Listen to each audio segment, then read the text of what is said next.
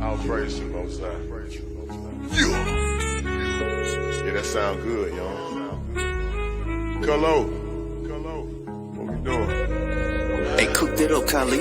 We still getting to the money, got these haters in they field. Lil' homie, let them chill. Most I told me, vengeance hit my enemies, my footstools. We ain't got no beef for real. Haunt this here, this how we live. Look here, homie, we still getting to the money, got these haters in they field. Lil' homie, let them chill. Most I told me, vengeance hit my enemies, my footstools. We ain't got no beef for real. Haunt this here, this how we live. Look here, homie, be still. They said you got the call, they trying to blackball you. Play what they own, bro.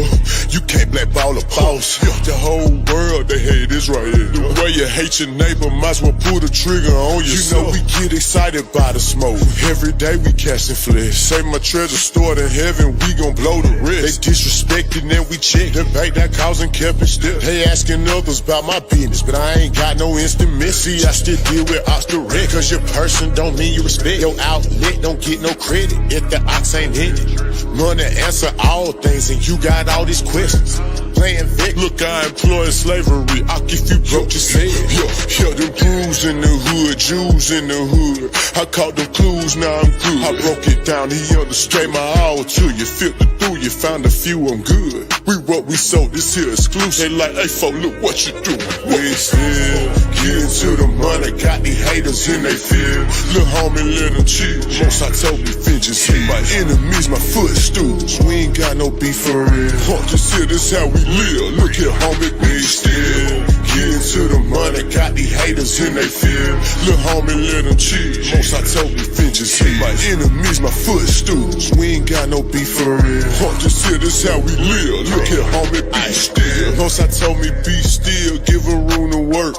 Know my movie work. Your faith ain't good, don't put the work in. In the spirit flexing, that my day job. Getting the mode out my own, I don't know what they are. Before I got the blueprint, and I'm too legit to quit. Let it spark in the dark, be a light, got it lit. Trying to map my movement, got my haters pondering. The odds set the questionnaire, they wanna know if you still lit. It hit different, you authentic, a lot of odds pretending. We do it for the Lord, got my own motion, who are you to judge? Put Most High first, none above. Take in the spirit, we locked in, they'll come against your plot. You know Judas said, yeah, we spit them scripts, they barely now. Came on slave ships, then you not blind. You know they tell you everything. Isaiah 30:20, yeah, we bad. You see what happened when they tried to rail the train up off the track. False witness, hypocrite. We throw shots back, now they feel heat. Must go get it. We still getting to the money, got these haters in they field. Lil' homie, let them chill. Most I told me, vengeance hit my enemies, my footstools. We ain't got no beef for real. Haunt this here, this how we live. Look here, homie, we still getting to the money, got these haters in they field. Lil' homie, let them chill. Most I told me, vengeance hit my enemies, my footstools. We ain't got no beef for real. Haunt this here, this how we live. Look here, homie, be still.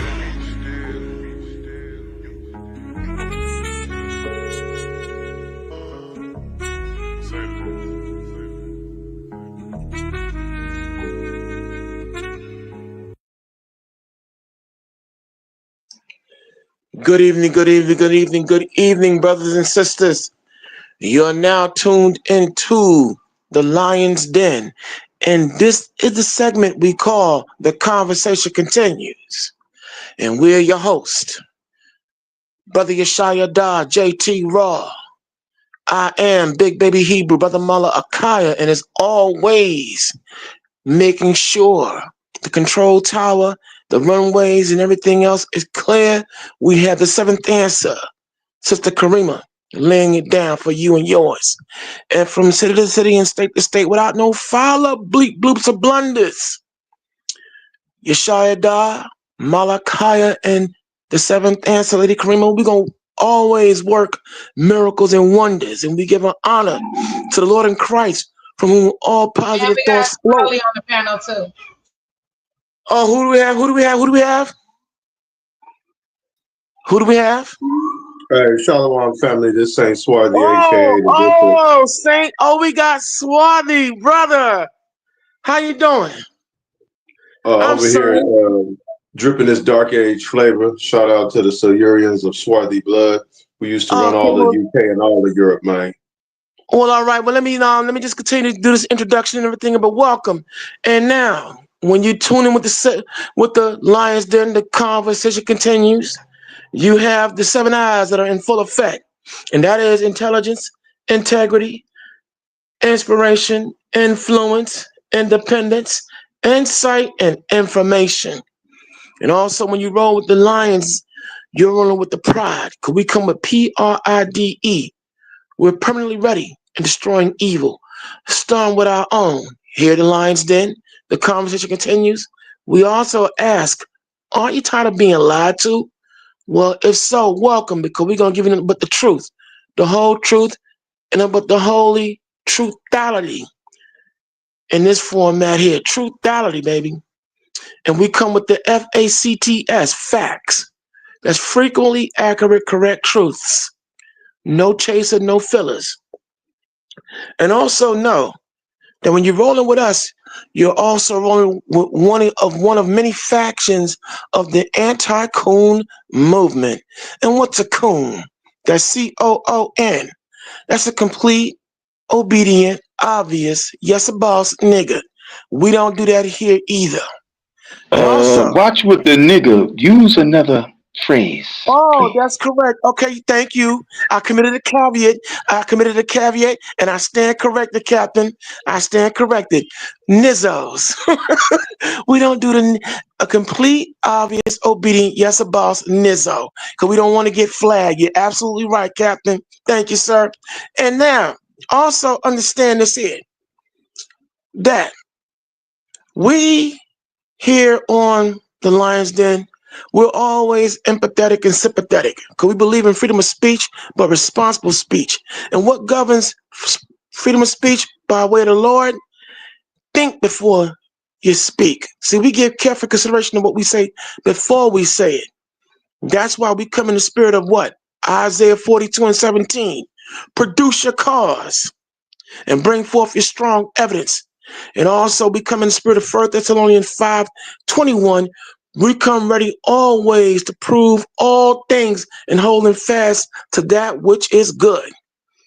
And so, last but not least, when you come into the Lions Den in the spirit of our other sister, our other lioness, Iron Manna, we want you to wipe your feet, mind your manners, conduct yourself in an orderly manner, and enjoy yourself, but be warned. Be warned. Again, we're very sympathetic and empathetic to any of you out there who have a phobia. If you can't handle truth, if you can't handle the facts, nor reality, we always want to extend to you our deepest sympathies, because we're not going to compromise it for anybody ever. And so unapologetically and respectfully, we're asking you right now to tune out and tune off and do yourself a favor if you can't handle the truth, if you can't handle the facts, and you can't handle reality. And so now with all the formalities of the conversation continue, the Lions Den out the way, we have back in the cockpit the one and only, the captain of the plane here, this flight, the one and only, Yeshaya JT Raw. And so, Captain, the seventh I just took a new title of. Hold on. Let me finish, Cap. The seventh answer has now given us the clearance for takeoff. The runway is clear, despite the drones that are out there in the sky. The runway is clear. So fly, Captain, fly. And what's on your mind, my brother? I done took the title of 14 Shield General Yeshaya. And, that's my new title. Okay, well, 14 your Shield Captain. Fat boy, your hunter claimed to be 13, so I'm a 14 Shield. Okay, let's be nice. Okay, we taking off, Cap. Let's get it. Let's get anyway, it and let's take point. What's on your mind? When you kill a lie, the truth can live. Y'all understand? And that's what this program is about. We're gonna kill all liars. We're gonna destroy your lies with truth, because it needs to be exposed. There's a lot of lies going out there about who the people of the Lord is, You know, these people over there have been in the land for 1948, and no Bible prophecy connects to them. I don't see nowhere there is any peace on this earth. Nowhere. I see nothing but chaos, people dying every day. It don't seem like a spiritual healing is taking effect on the earth. So we need to expose those that have told these lies and let the liars know that a sword of truth is coming for their neck. And it ain't coming from me. It's coming from the one that created mankind, the Almighty himself. So I'm going to let Swervy come in and introduce himself and what you got to bring to the table. Saint Swervy, it's on you. Hey, Shalom family, all praises to Yahweh Hashem Yahushai. I wanted to thank the Sister Karima for allowing us to have a platform to speak on. Peace and blessings to all the brothers and sisters on the panel, in the chat. And you know, what could make Israel great again? I mean, you know, first of all, to address the situation concerning the people that are in the Levant or the Near East right now, which is a more learned term to use instead of saying Middle East. You know, it's interesting that people call the children of Israel everything but what the Bible actually calls them. I've heard people call them Ish people, Ethiopian, Middle Eastern. But when you read Acts chapter 13 and verse 1, the Bible does call the Jews for so that we don't get a strike. We'll go with Niger, but it's really pronounced with the hard ER. So the Bible calls the Jews the same thing that Black Americans, as well as Black people that's been scattered throughout the four corners of the earth via the various slave trades are called. So it's amazing to me how the world calls the children of Israel everything but what the Bible actually calls them. And concerning what would make Israel great again, you know, we're not Israelites in BC times. We don't live in 70 AD. We don't live in the Dark Ages anymore. So I think our young men having resources, getting into science, engineering, and technology. I think the men of our race that struggle with certain levels of being misogynistic towards some of our sisters needs to stop. And then a lot of our sisters have to stop being misandrous towards a lot of the brothers. So there's a combination of the Israelite man and woman having to meet in the middle and come together and start adhering to the standards that the Most High gave us in the Bible as far as how we should carry ourselves. But I think it's important for us to raise our children to be virtuous. I think our young men should start their adult lives with resources. I think our young women should start their marriages off as virgins to their husbands.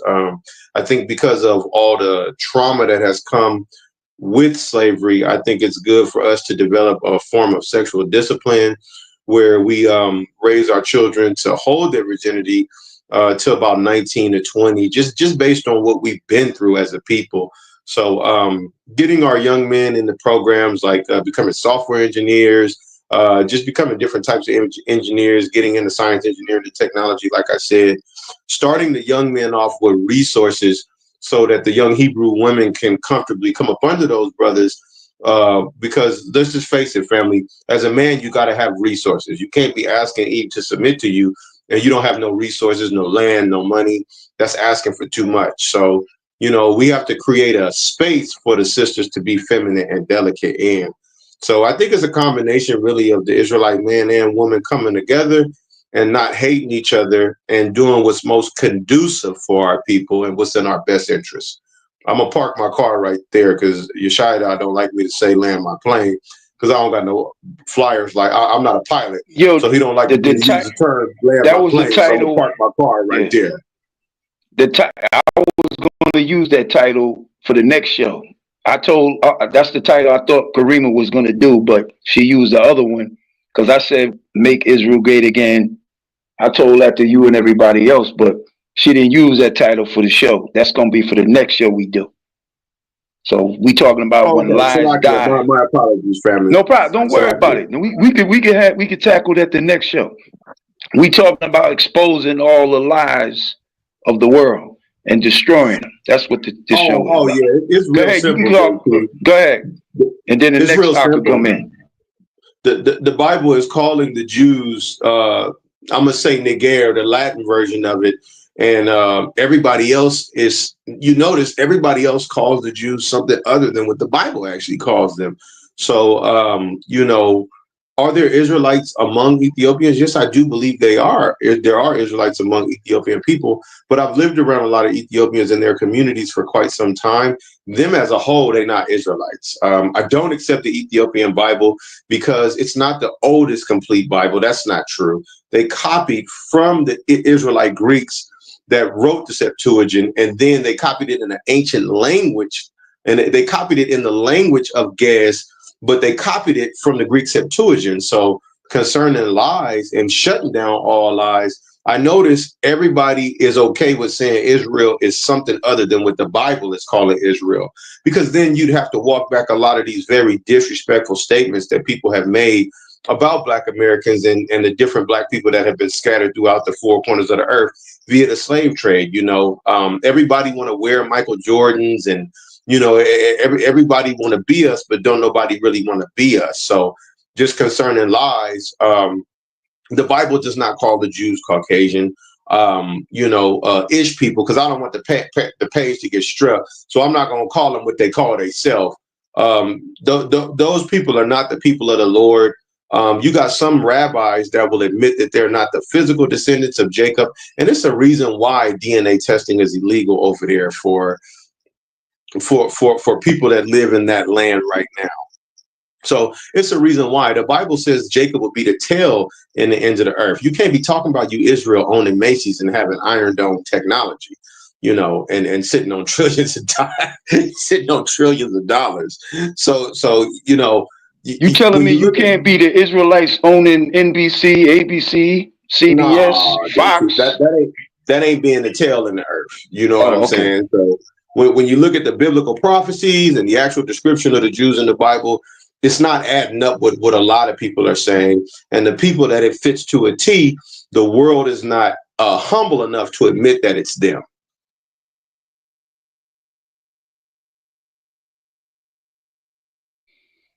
So we're going to let the next man come on in.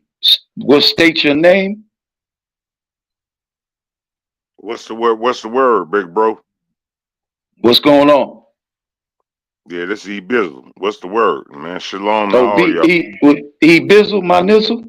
I'm sorry about that. Shalom. Nah, I'm just kidding, man. Go ahead, man. No, what you got? No. I'm enjoying the conversation, but I wanted to see when the brother said it was illegal for them to do something. So it's illegal to take a DNA test in Israel right now because a lot of the Ashkenazis are taking tests and they're finding out that they have absolutely no ancestry in the Levant, or what people will call the Middle East today. So, okay, I got you. Yeah, it's illegal. You know what? The test over there. Yeah, you know what? One of these Muslim brothers that I work with out here at the lab, he said when they was taking the Ethiopian DNA, you know what they was doing? They was throwing the shit out. I mean, I'm sorry, I don't mean to cuss, but they was throwing it out because they ain't want to know they was Israelites. Right. I like I said, I do believe it's actual biblical Jews and Israelites among Ethiopian people. You know, I just think some of the stuff they've been saying about the Ethiopian Bible, when you look at the Habesha Ethiopians, for example, in America, a lot of them go back to J-type Y chromosome haplogroups, which is actually not, and it's not indigenous to what we would call the Near East or the Levant or even Africa for that matter. So I'm sure that the Ethiopians that test with the E marker, they would throw that out the window because there's a lot of evidence as far as where E came from it comes from right around that area where we would call Israel today. So, you know, the E1B1A controversy and the EB31, that controversy is something I noticed that a lot of DNA companies tap dance around, because you do have Ethiopians, Eritreans, and East Africans that have that genetic marker. And 63% of African Americans also have the E marker as well. And, you know, they do admit that the E marker originally came from what they're calling Northeast Africa. You know, they just don't want to admit that it's Israel, but it comes from that area. So I'm sure the Ethiopians that test E, yeah, they're gonna go ahead and throw that kit in the trash, and they're not gonna let them results go. Okay, got you, brother, got you.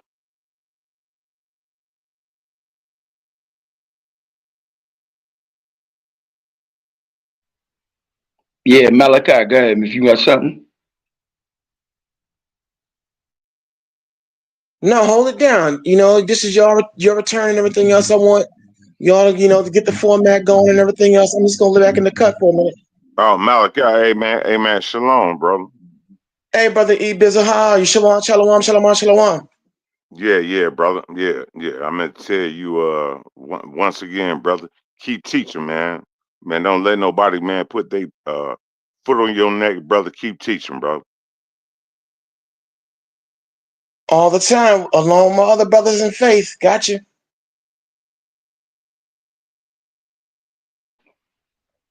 What do y'all think that the lies of this world have done to the people of this world? Each individual person, give me a Okay, statement. just like that, you got me triggered. Okay, let's look at what the lies of this world have done to us as a people since we've been locked down in this curse that we've been under for, you know, these last 4 centuries. And we're up 150 years from the brutal, and I mean absolutely brutal psychosis that we've had to suffer in this very vicious cycle of being traded like commodities, used, abused, hoard out, turned out. It has done a vicious job on us till this very day. So much so, up from Malcolm X, Martin Luther King, Medgar Evers, Fannie Lou Hamer, Sojourner, and so many other black men and women who put it down. Hey, look, bro. Hey, brother, don't forget Emmett Till, bro. Yeah, Emmett Till, from Emmett Till, all that. But I'm talking about the leadership more so, you know, who tried to campaign and deliver us. But, you know, we're talking about the fact that we still have to this day the psychosis of so many brothers and sisters selling us out for $1 or less. Okay, we're talking about, you know, now that this psychosis that is so deep that we're suffering. You got brothers and sisters taking on the ways of the heathen with all this pedophilia, rape, incestuous behavior. We're talking about the emphasized and fratricide that is going on among us, the self-hate, all these deep wounds that we have yet to close. Here we are in 2024, and yet even among, here it is, so-called Hebrew Israelite groups. We never mind the Christian, Baptist, Methodist, Episcopalian, and all the other spiritual whorehouses that our people are caught up in. Man, even among our Hebrew Israelite movement, where we proclaim to have the Most High's grand ultimate truth, we have a deep psychosis of the Pharisee, Sadducee, Hellenist, Essene, Epicurean, and monstrous renegade enclaves of Israelites of yesterday. That same attitude of what I'm going to use from Umar Ibn Tunda. He always says religious narcissism. We got some deep, these are all the heavy wounds, cuts and bruises that we're still suffering from, that have done a job on us, because Jeremiah 7:8 says it best. Behold, we still have among our people who trust in lies that have not and will not profit us. No, leave the main one out. Oh, okay. I'm done talking. You know, I think one of the biggest things that affects people worldwide concerning lies that have been told throughout, you know, Leslie over there. the course of history is that anytime you tell a truth or acknowledge something Jazz that's over true, it's extremely frowned upon and shamed and silenced quickly and canceled, if you will, is the term they use. You know, a really good example is Caitlin Clark recently admitting that Black women built the WNBA and admitting that even though she earned everything she got, which, I mean, when you look at her ability to play basketball, you don't get that good not practicing and working on your craft. But she was even humble enough to admit that white privilege is a real thing. And now all of a sudden, these white people who said she was God and Jesus and the GOAT and the greatest basketball player of all time, now she's kind of okay. They want her to go up against LeBron James. They want to take her endorsements now. They're putting words in her mouth saying she's apologizing for being white. So the most recent situation with Caitlin Clark is a great example of how even when the other nations tell the truth, it's extremely frowned upon. And that's one of the things that hurts society the most about lies that have been portrayed as the truth. When the truth finally does come out, a lot of people are not humble enough to adhere and acknowledge it.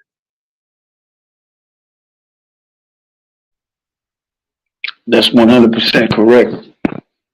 I want to ask the question of the image of white Jesus, how it has greatly affected the Black community in America or the world, where our people who have been beaten down, murdered, raped in this country, in the world, you got people making you believe that the color of the man that walked this earth doesn't matter. But you telling me that the same image that did all these things to destroy you will come back and free you from the very image that looked like himself that has destroyed you. I mean, it's a master. I'll let you get. It's a mastery of deception that these people have played upon us. A mastery of deception. Go ahead. It doesn't matter his image now because he's been revealed as being a Negro man. So, you know, going back to what I said, the Bible actually calls his family that in Acts chapter 13 and verse 1. And Jesus's color meant everything. This is how America established white supremacy. This is why Batman is white, Superman is white, Barbie is white. Everything that's seen in the likeness of righteousness, good, moral, is always been portrayed as so-called white. So, you know, it's just it's extremely convenient for people to say it doesn't matter how he looks now that it's been so obviously revealed that he is a Black man. So the convenience of them going blind, dumb and deaf is amazing to me. But that's the reason why it doesn't matter, because he's been revealed as Black. So that means imagine believing your whole life that you're better than Black people, and the Bible is describing the chosen people of God as Black. You'd have to walk back a lot of nasty statements that you made about Black people. So you'd have to. It's a lot of apologizing. Swerve, you got your scriptures? Your Bible reading near you? I wouldn't be able to pull the scripts on my phone because it would kick me off of the StreamYard. No, do you have your sword near you? Let me see if I can grab another device. Give me 1 second. Yeah. Well, yeah, what he said makes a lot of sense. They have built this kingdom upon lies.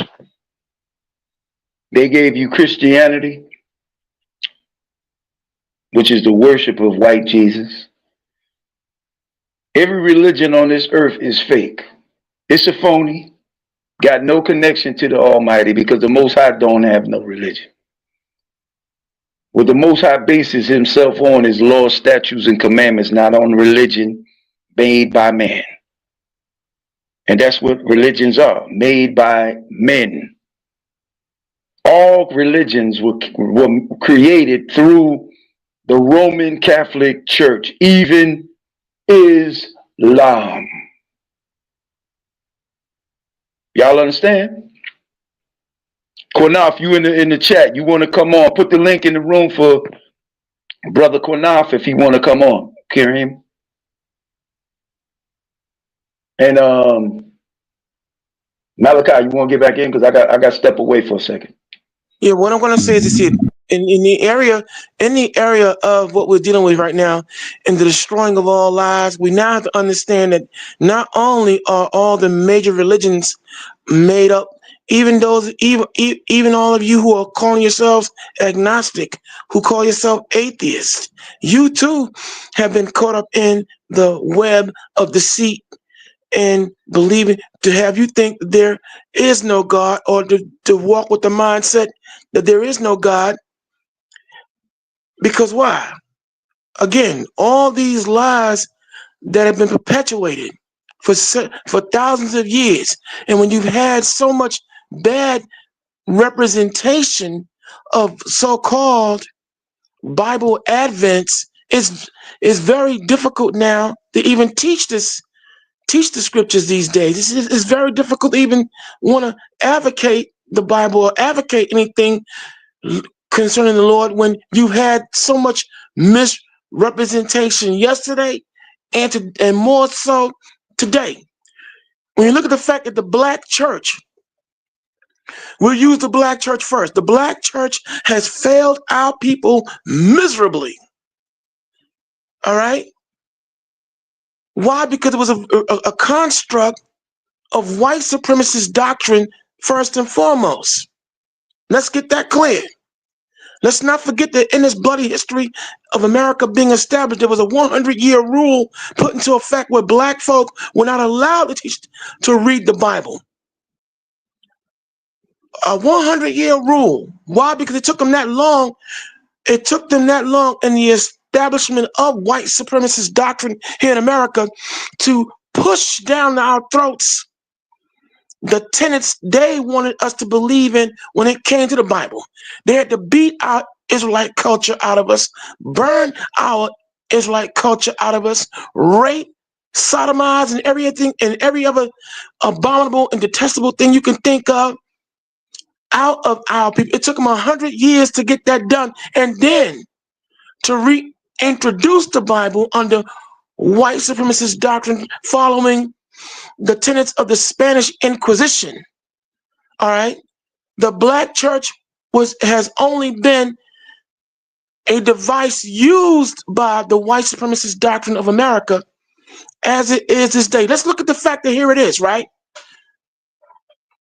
After Martin Luther King was assassinated and all other real live ministers who were trying to do the right thing by our people were eliminated, the black church has become a multi-billion-dollar operation, but it does not serve the majority of the people who go there. You have Citibank, the Bank of America, you have Chase Bank, and all these other white-owned, operated, government-owned institutions that have their tentacles all in the black church coffers. Here it is weekly. It has been estimated, because I use the word estimated because I don't have any direct ways and means to conduct my own research due to my being indigent, a fancy word for poor. So using other reports, it's been reported that weekly, the black church generates about $40 million weekly, collected, and this is collective, y'all. And thus annually, we're talking about almost $15 billion plus, but yet still, here it is. We don't own the businesses in our neighborhood. Citibank and all these other white corporate-owned banks get all that black money and give sweet loans to everybody but us. The black church has failed us miserably, when at one time, the black church used to be instrumental in the fight for justice and for freedom. There was at one time a moral compass, but of course, when you had Nat Turner and other real live ministers and preachers doing, because it was not only just Nat Turner, but other ministers who read the Bible, were given divine insight that we're the children of Israel and took up arms, and oh hell nah. That kind of movement had to be annihilated when Martin Luther King took up arms. And when I say take up arms, let me clarify what I mean by take up arms. The last 4 years of his life, when he started allowing H. Rap Brown and a whole host of other young men and women like Stokely Carmichael, he called himself he took on the name of Kwame Nkrumah or something Kwame, but Stokely Carmichael and so many others, SNCC, the Student Nonviolent Coordinating Committee, who started taking up the Black Panther mantra of putting us first. Oh, hell no. The government had to come in with the QU Ignis and break that whole institution up. And then the Black church has become nothing but a launching pad for what? All kind of debauchery, all kind of evil. And now here it is under the control of what is called the hold on, bear me for a second. I'm getting the brain freeze. It's gonna come to me. I'm having a brain freeze right now. But anyway, with all these different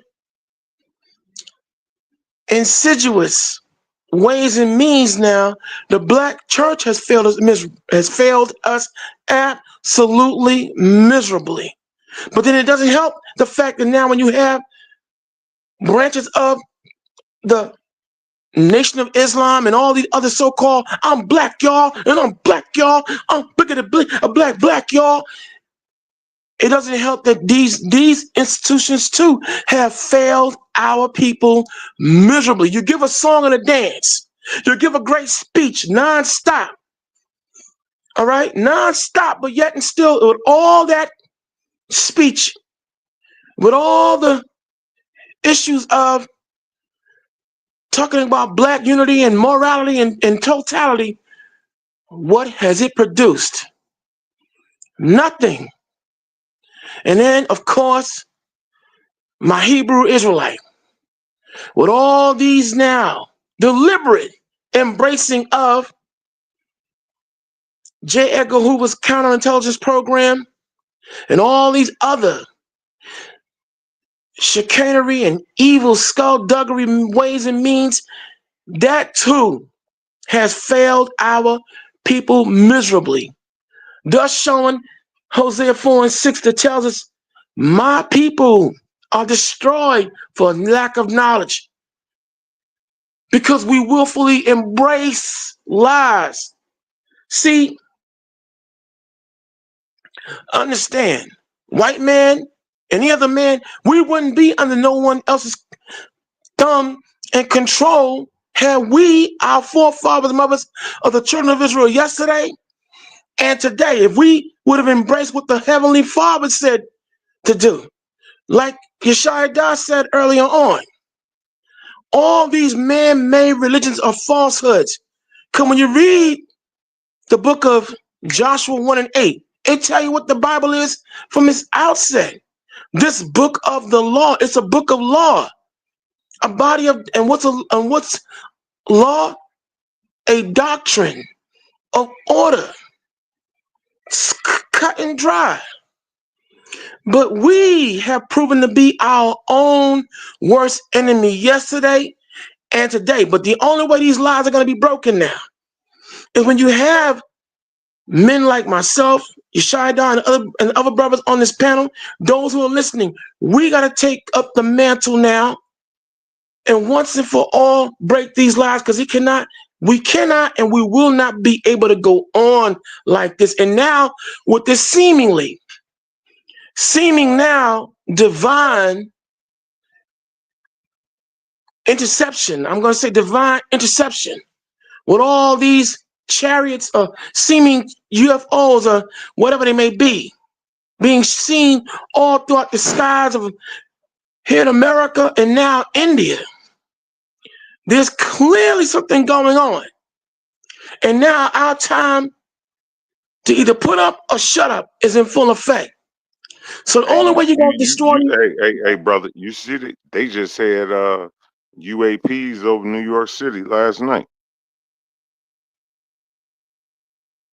Yes, sir. Unidentified alien phenomenon, as they call. I think that's what they're calling it. Yeah, But yeah, whatever, yeah, yeah. but whatever these Yeah, things they are, just whatever. had it, man. They said, man, everybody in the Bronx, man, they was scared as hell. Well, you know what? Yeah, I'm not man, gonna. what is I'm that not. shit flying around? Well, I won't lie and say that I'm not scared myself. You know, the fact that here it is, with the United States government now being absolutely afraid or refusing to right now engage whatever this phenomenon may be, is let me clear cut know this may not be something of man origin.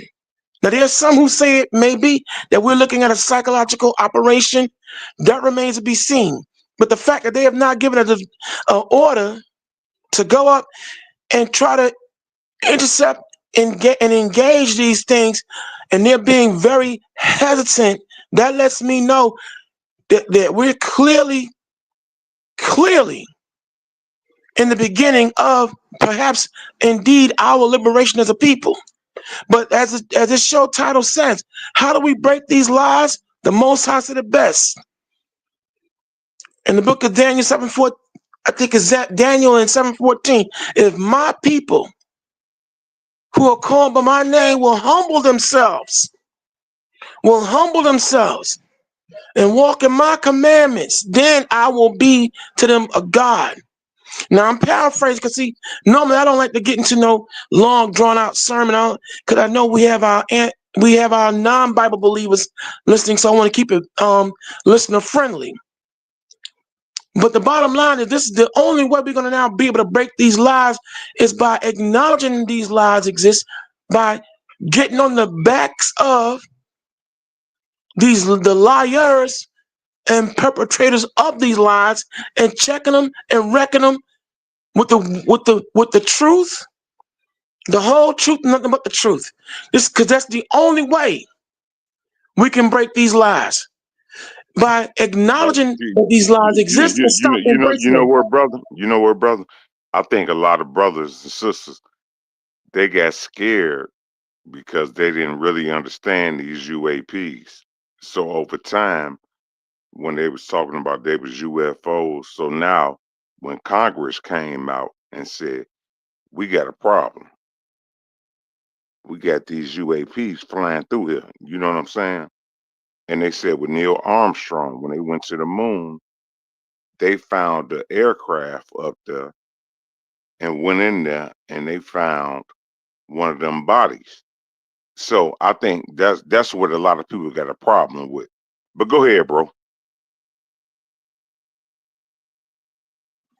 So the bottom line, so this is the only way that this is going to be able to be done. Okay, and there are many voices out here, all right, that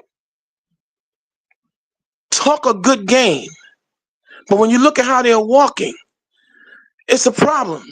All right, and so that's the only way we're going to break these lies is by being able to be willing now to engage the liars and shut them down completely.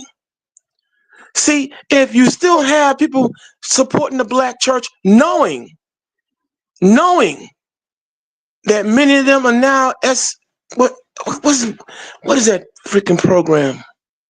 501c3 advocates. They're under the 501c3. You know that many of these people have cut deals with the Rosicrucians, cut deal with the Illuminati, cut deals with the wicked rulers of the society. How are you going to be free if we have vagabond Israelite groups who are now under the 501c3 and are willing apostates of hell who are out here doing things they ought not to do, and you got brothers and sisters looking the other way because they're getting a little dollar or a few dollars? How are we going to break the lies? As the Most High said, you know, it's a little leaven, leaven the whole lump. And we have too many people out here faking the funk. And unfortunately, just like the book of Jeremiah 5:31 tells us that, I've seen a wonderful thing. The leaders of the people teach them lies, and the leaders and the people love it so. That's the problem.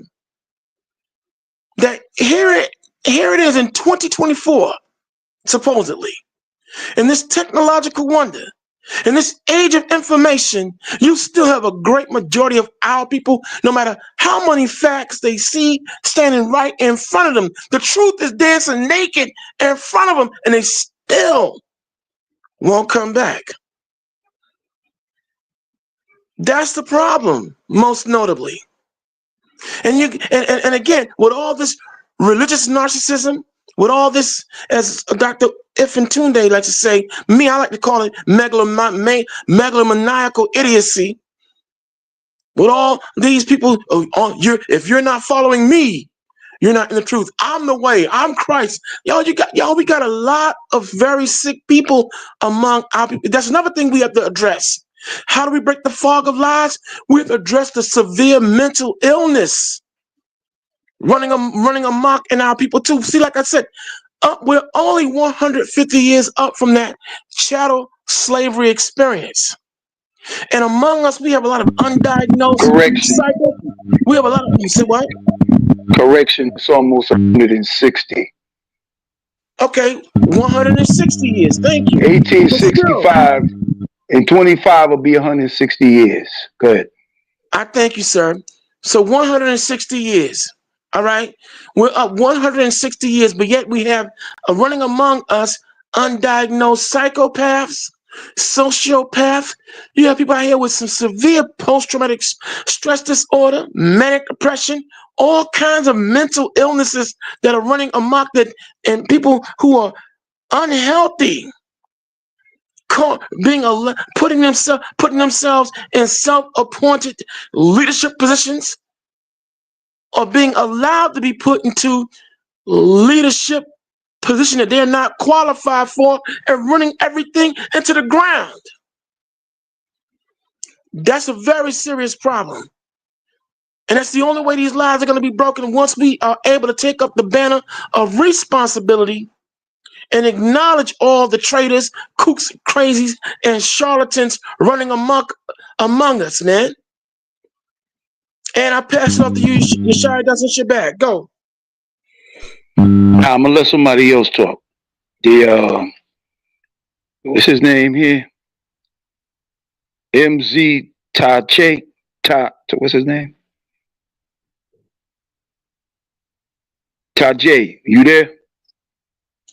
That's Tawana. Oh, let her talk. Shalom, shalom. Peace. I'm just sitting here listening to you guys, seeing what the dialogue is. Shalom. Trying to see what the dialogue is. I'm hearing, certain opinions on certain things, in regards to the time and the unity. And basically the situation of where we're at right now, only thing that hasn't happened is revelations. Now we have these things that are happening live and direct in front of us. We see in New York, and we see in that area of the region that there's been some type of sighting out there in the sky.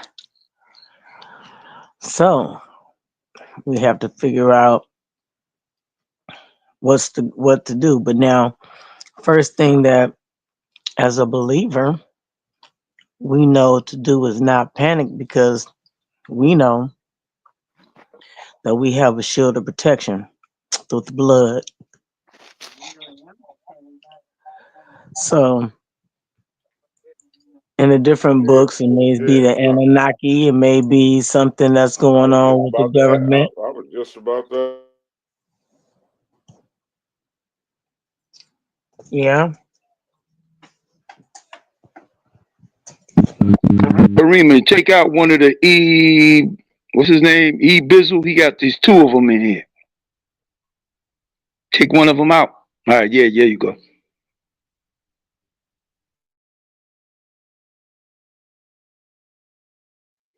Okay, sister, you have the floor.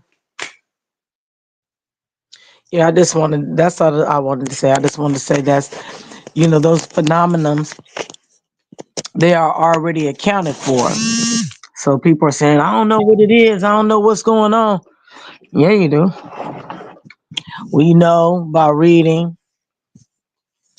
everything has already came to pass. But one part, we know that we're in that part right now.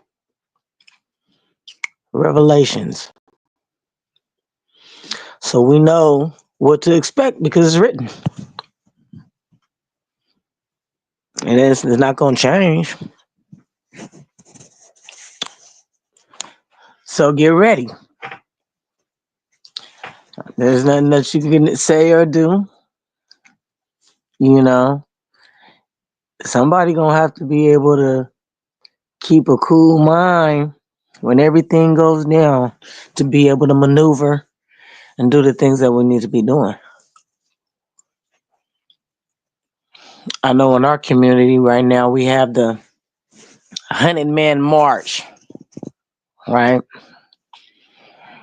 Different communities doing their outreach, the 100-man march. So these are different organizations that's going to be coming together and doing stuff, try to figure out what's going on. But they're 501Cs, seems like everybody wants to go ahead and get a nonprofit, get some profit with the nonprofit. So I don't have anything to say in regards to that. I don't have a 501c. So I don't know. But what I do know is that these phenomenals are things that we're saying that's happening shouldn't be a surprise if you already seen, read, and know what it is. And you know that every single thing from the beginning all the way down to Revelation already came to pass. But this one part. So when we go and reread, we going back and seeing everything. We can do it in precepts, but the bottom line is there's only one book that has not come to pass yet. We're in it. We're part of it right now. That's a very, very good observation, sister. Very good. And now we have Mulatto. Generation Multi. What are you're now on? What's on your mind, friend? Peace, family. How y'all doing? Hope all is well. Peace, brother. What's going on? What's on your mind? Just to be Peace. brief, peace, sister. And I'll get right to it. I have to admit, and I think I've said this on the platform before, no, I'm not religious at all, but I definitely believe in a positive force, a creator force, and a sustaining force that, helps us survive as long as we are positive. The reason I bring that up is because I want to promote stepping into our truth. No matter who you are, if you're listening, whatever you feel in your spirit that you was put here to do, don't get derailed. Don't allow yourself to be discouraged. I'll give you an example. Right now, and you see that my handle right now is Mulatto Rights Activist. Right now, we have an initiative to establish a Mulatto History Month, particularly a Mulatto American History Month, most likely in May, because this is the birth month of Malcolm X, a mulatto. Additionally, we are lobbying to create a congressional mulatto caucus comparable to the Congressional Black Caucus, even though I know that the Congressional Black Caucus has been ineffective at addressing the issues in the African American community. But we as mulatto Americans, we have to practice self-determination, really, and establish. But hold on, let me All stop right, you for go a ahead. second. First of I'm all, listening, King. Malcolm X's birth month is May. He was born May 19th. We're far from his birth month, Yeah, May I said 19th. May. I said May, brother. Were you not listening? No, I don't. You said we're in his birth month. You said that we're in his birth month. You didn't say No, anything, brother. which I heard December. That's not what I But said, also, brother. well, okay, if you didn't say that, I'll take the correction. But also, let me correct you one. Malcolm X was not mulatto.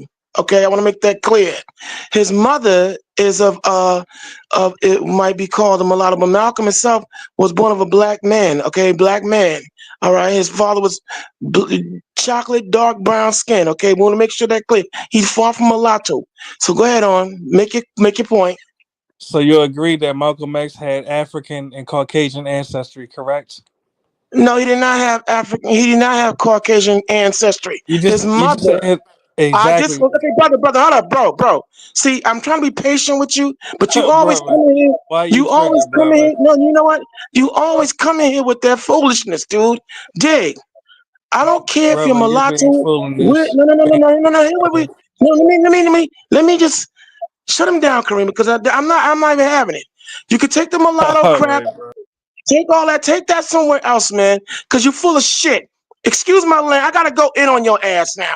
Cause see, I'm tired of being patient with you. You're racist as hell. And whatever you got with black Americans, man, take that somewhere else, dude. I don't mean to lose it, but this right here, every time you come through here, you always come with that, man. And I've had it up to here with you, dude.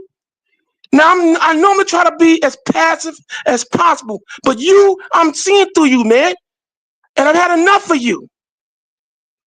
Straight up. Now, for those who are listening, you have to forgive me, but I am not gonna have all this anti-black energy come through here with some slick shit. And I know we don't cuss, but I've had enough, man. This is another aspect of the Lion's Den. If you get out of line and out of pocket, we're gonna tear you apart and kick you up out of here. Now, for my listeners out there, if you got your kids listening, I do apologize. But I'm sick of this dude, man. Every time he come in here. So with that being said, welcome to the Lion's Den. Yeshaya, take it away, please. Yo, man, please don't come on the platform with this confusion. Because basically, I don't want to hear about it, man. If that's what the hell you think you are, so be it. But the topic of the show, let's deal with the topic. We're talking about destroying liars, people who lie for a living. You understand? The lies that are being taught on this earth of who the Most High's people are and other things. I don't want to hear about your mixed race confusion. You can sell that somewhere else, bro. Don't come on here with that. If you're not coming on here and speak about what we talking about, then don't come on. Because I don't want to hear it. There's enough damn confusion in the world as it is. Now, if these things are drones, or if these things are the chariots of the Most High, I've been saying that for a long time, that he needs to show himself to this world. Now, I got Malachi as a witness. He could tell you I've been talking to him on the phone quite a bit about this. He got to do something to make the world know that he exists. So maybe these are drones, or maybe these are the chariots. Because they seem like they're afraid to intercept, send any fighter jets up there and shoot it out the sky. because they don't really know what it is. They're being seen all over the country, basically, almost. I've seen them. They've been seen here in New York, New Jersey, which is close, right next door to New York, Pennsylvania, which ain't that far away, other cities, India. I don't think that this is no drone. I think they really don't want to put the public in fear of what it really is. Because what these people do, they lie about everything. They make movies about aliens and people people coming from different planets like Mars and Jupiter. They ain't no aliens. Okay? That's all made up. The Bible just gives you a description of what the chariots look like. In the book of Ezekiel, the first chapter, gives you a clear description. It said it looked like a wheel on a wheel within a wheel. I seen a report maybe about a little more than an hour ago, maybe an hour and a half ago or 2 hours. White man in New Jersey said the thing he seen in the sky was as big as a school bus. Big as a school bus.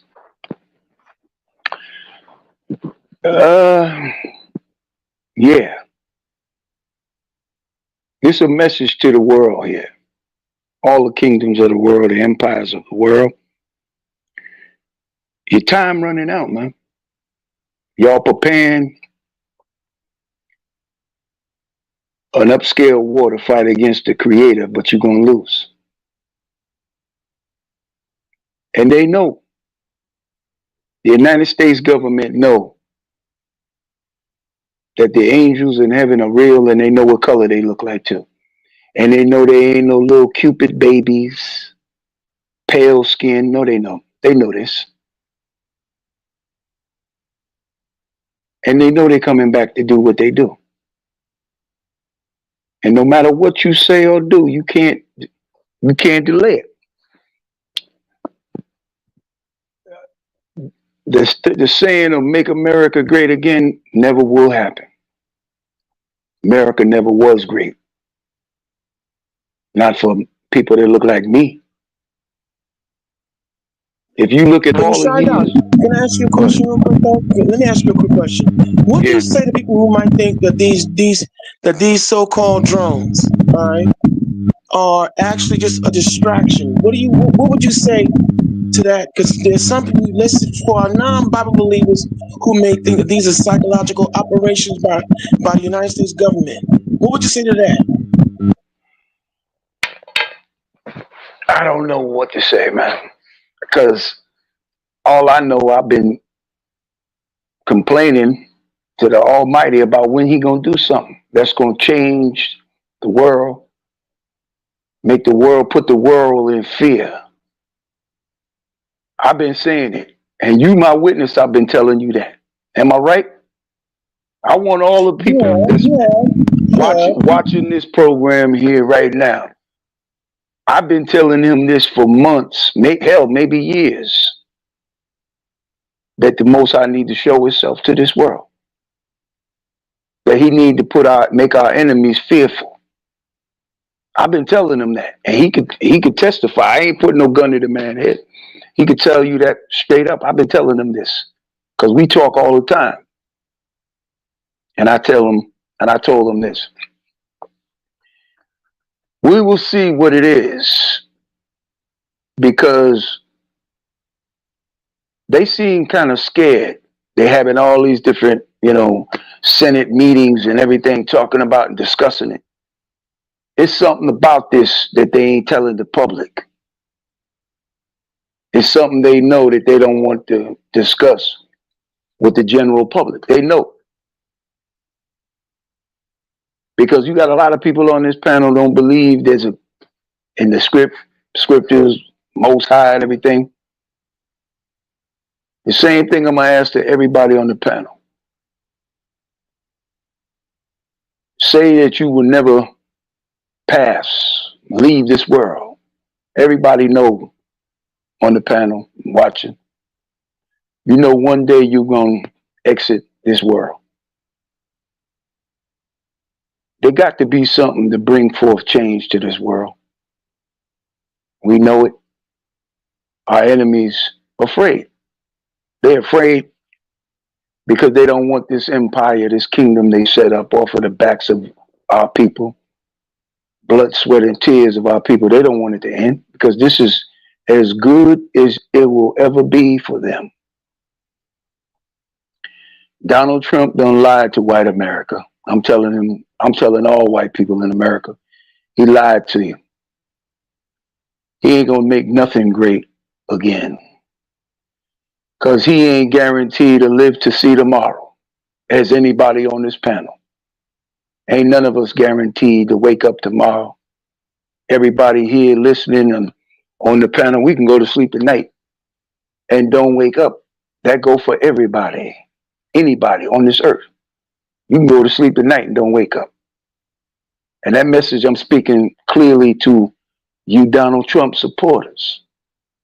Your hero, your idol, your Messiah. He might go to bed tonight and don't wake up. What you gonna do then? He can't deliver the promise that he promised you because it's in the hands of the Most High. All time frames of all kingdoms ruling on the earth is in the hands of the Most High. And when he says it's time for all empires and kingdoms to fall, they will fall. Point blank, period. There ain't nothing your boy can do. Anybody else? Well, I'll come back and forth. I'll come back unless the sister. Wait. Unless the sister has something to say, I'll give the platform to her. Or Seventh Answer, if you want to chime in, all points are welcome if they are relevant and intelligent. Well, okay, if not, I'm going to come in behind you and say this to you. Look, here's our thing. We make no qualms in saying that we are Bible based on what we believe and everything that's happening socially, politically, economically, and militarily, spiritually, intellectually, emotionally, all throughout the planet Earth is all Bible based and Bible ordained. We understand that there are a great many of you out there who don't believe in the Bible. We always try to make this here platform listener friendly by being able to talk about the Bible without giving you a sermon. Okay. We also try to be as emotionally detached in our discussions as possible. But I'm going to again apologize to some of you who I see are offended by my outbursts. But let me just say this to you. Typically, we're always open-minded here. We always welcome anyone to come in with a voice. But when someone comes in with the same thing over and over again, and I'm low-key now detecting anti-Black energy, anti-Black racism at all times, every time they come on, and Salaya Ben Yah, I'm glad at least you said you saw it coming. I'm glad you understand. That's why I ripped into that individual, because I'm tired of it now. All right? And when we try to do it passively and through understanding and gentle prodding that we're going in another direction, and that person wants to continue to insist. We told you at the top of this presentation, as Iron Manna laid out, when you come to the Lion's Den, wipe your feet, mind your manners, and conduct yourself in an orderly manner and enjoy yourself. But if you prove to be stubborn, if you prove to get out of line, and you want to come and get low-key slick, now we won't be so nice, because this is our home. This is Yeshayada, Malachi, and most notably the control tower, Karima, the Seventh End. This is her home and platform. And we're not going to have, and if we're going to be rude, we're not going to be rude hosts, but most notably, we're not going to accept rude guests. I want to make sure you understand that, yeah, my voice, yeah, okay, when the Lord created me, he decided to have some fun. He decided to put my voice box in backwards. Okay, cool. But I'm sure you hear me when I lose it, though. I'm still a lion. I'm still a man. Don't get it twisted. Okay. What's wrong? Is you all right? Oh yeah, I'm fine. We just unfortunately had we just had something happen earlier on, and I had to clean house. Is all. That's Okay, all. That's all. okay. See, understand that. Listen, the Lord tells us to be temperate and cool, calm, and collected, but at the same time, don't forget when Christ had enough of people trying to be slick, coming at him funny, and coming at him crazy. He checked them. He checked them hard. Mm-hmm. And so, and the theme of the show is we're gonna be we gotta destroy all lies and liars. See, don't come in here with this. You're coming in peace, but every time you coming in here, you always coming in here with this. I'm gonna call it anti-black energy. Now, I don't care what your nationality may be, but if you come in here talking slick about my people, I'm not having it. And Yeshada's not gonna have it. And I know the lioness, she ain't gonna have it. We're not having that. Can we go on anyone else's format and platform when they're allowed to come in? I've been here don't. too. Say again? I said I've been here too. Don't count me out. Oh yeah, I'm sorry, sister. You're right. That's right. You're not having it either. And that's just what it is. Cause see, look, and we do this here, and we do it from our heart. We all coming here because we're heartfelt looking for solutions. But we can't have no interlopers, and we can't have anybody coming in here pretending to be a friend of ours, and they're not friendly. After a while, I'm gonna shut you down. Okay? And I don't like losing my cool. Like, I don't like that side of me coming out. But if I tell you once, I tell you twice, I tell you 666 times to stop. And you want to insist in the Lord, now the Lord gonna speak to me, and like Christ, I'm gonna pick up a whip and beat the devil up out you. That's all. It's just that simple. So we're out here destroying lies. Yeshaya, can I go see who's talking in the comment section? Go Let's see who's ahead. talking. Go ahead. Let's see who's talking. Well, all right, we got I see we got Black Forever in the house. I want to welcome SMH. I guess S shaking my head 369. We got Black World Forever. And Tawana, you're on the panel with us, sister. Welcome. Silos Congus. Tyrone, Brother Tyrone, Brother Mississippi, welcome. We got Salaya Ben Yaha. FOPE Quanab. Quanab, you want to come on the panel? You're more than welcome. And of course, we got Indigenous Black Men. Hey, and Yaheli, Sherelle, Yasha'Allah, welcome. Now let's see who's talking. Okay. Shalom to you too. Shalom, Carlton Moore, Brother Carlton, Brother Yaquab, welcome. Shalom. I'm gonna get at you, man. I haven't been able to call you, but I'm gonna call you late when I get a chance. Salaya Ben Yah, Shalom. Peace to the viewers and peace to you too, brother. Let's see, Tyrone. Yeah, okay. Tyrone said today there was a 3.5, 5.3 magnitude earthquake near Ferndale, California. Yeah, we concerned about Karima too, Brother Tyrone, but she's all right. Let's see. We got okay, and it's just Black Man. Are you talking about me that this guy is regurgitating info I've been in a few months ago and years ago? Because I don't regurgitate anyone's information, or if we're on the same train and same track, why would you say I'm regurgitating something that you said? He might not be talking about you. See if he's talking about you first. Well, I hope not.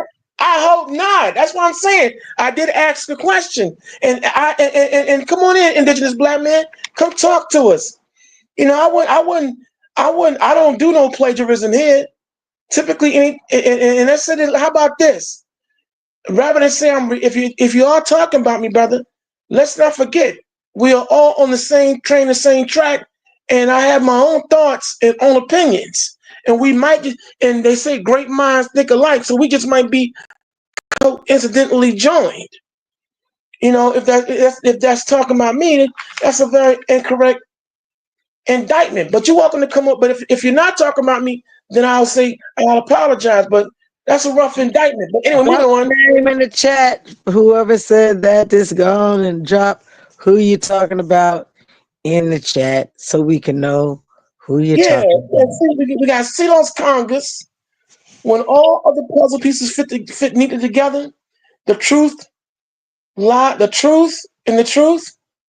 lies are the opposite. The pieces don't fit. Exactly, Celos. Very beautiful indeed. And Indigenous Black men said, what about the phonies who hear others' opinions, then regurgitate them? You're still asking that question. And we got, let's see, Saint Swarthy. You're writing out the scripture. That's good. Thank you, Saint. And okay, Indigenous Black men, I do agree. We do need transparency. We allow the rulers to hold back way too much from us than tell us 20 years later. I agree with you on that. Let me see. What else is happening? What else is going on? I am Manna. Welcome. Welcome, sister. Welcome. Now, you Indigenous Black man, you say the drones are not a species, nor new to our planet, though. This could also be a diversion like like Diddy. You know what? How about this, Indigenous Black man? Would you come on and explain what that means? I would like, can we looking for counterpoints on this issue?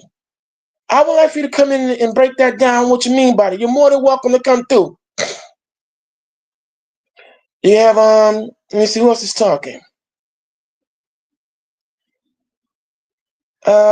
Lola, we got Lola, Lodi, Denise Brown. You better recognize the Most High is awesome. I agree, sister. You're absolutely correct.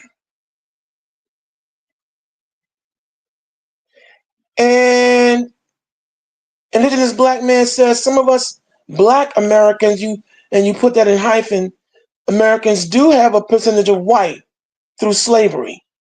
That's not the issue, though, brother. My point is when someone comes into this platform, and here we are amicable, and we receive everyone, and they repeatedly come through here with the same nonsense, with the same, I'm going to call it what it is, anti-Black energy. See, I know a faker when I see one, when every time they come through, it's always the same. Oh, I'm going to promote a mulatto. Oh, mulatto. Man, I don't care about you being mulatto, a macchiato, whatever. If we're talking about unity, why you always got to come in with the individualism? That's somebody with some serious issues. And mulatto generation, he got serious issues. And I'm going to call it like it is. And I'm sick of it. That's all I'm saying. If you got a percentage of white, okay. Let's say a quick point. Go. When he came on here the first time, you could have explained yourself and left it at that. Every time you come on here, you talk about the same goddamn thing. I don't want to hear it no more, and nobody else don't want to hear it. We heard it already. Move on to something else. Let's deal with the topic. What we talking about here? If that's what you think you are, that's your business. I don't care. But I don't want to hear it no more. And nobody else do. Exactly. Like I said, okay, we don't get up here. When we come in here, we don't come in here and inundate you with, we're Israelites, y'all. Israelites, y'all. We Israelites, y'all. Yasha, Allah, yaka. We don't do that. We don't do that. We're showing you that we are, unlike other Israelite groups out here who are Bible bullies, browbeat you, don't know how to talk to people. We can talk about everything. And we do just that. What's the topic tonight? So the absolute topic tonight is The destruction of all lies from here on out. From the root to the tooth. We're destroying all lies and all liars. Because that's the only way we're going to be able to get our problem. We see that we're going to get our problems rectified. When I So continue, what topic is that? I mean, like what are we gonna, let's get a category. So what type of lies are you or you trying to expose? And we could go to script to see about those lies. What lies are you talking about particularly?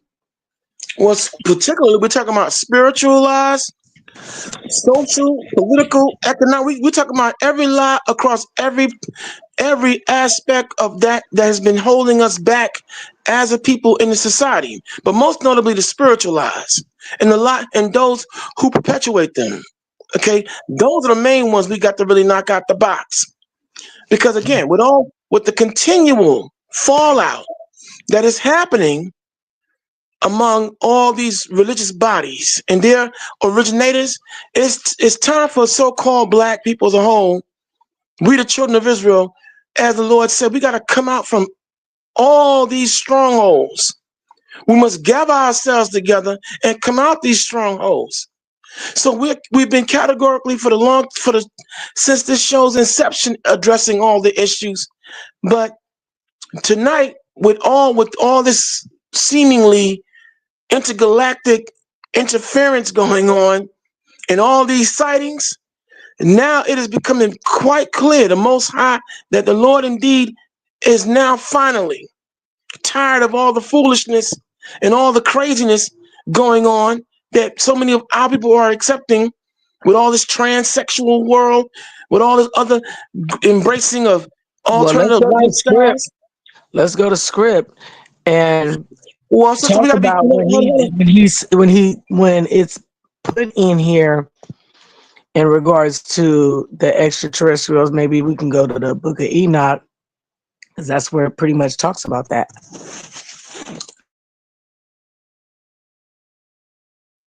And you have that in front of you? Yeah, I could pull it up. And that's fine. So that's what the topic is. We're talking about now going into being able to acknowledge all these truths from a biblical standpoint first, and then be able to exorcise, hopefully, all these demonic strongholds, as Ephesians 6 and 11 tells us that we're under, to destroy all these things, because it is now paramount that we do so. Because clearly white America, they're losing their grip. They're losing their power. When you see all the outbreaks of violence among their own, and all these other nations are losing their grip and they're losing their power structure, because our time now. See, I know that normally we don't do sermons in here, but if we have to go to the Bible tonight, then so be it. But the bottom line is this: we are seeing the divine paradigm, the shifting of it. And like you said, sister, and like anyone else, we're saying this here. We don't care what your system of belief is. What we are seeing now, without a doubt, is the God of Israel, the God of the Bible. His will is happening throughout the entire planet Earth. And the gods of Kemet, the gods of Egyptology, the gods of Baptist, ain't none of these gods, their wills are not happening at all. But the God of Israel, the God of the Bible, the prophecies that are contained in the Bible, which makes the Bible the one book that stands above all other books. We hear, oh, there are books who predate the Bible. But you know what? None of those books contain prophecy.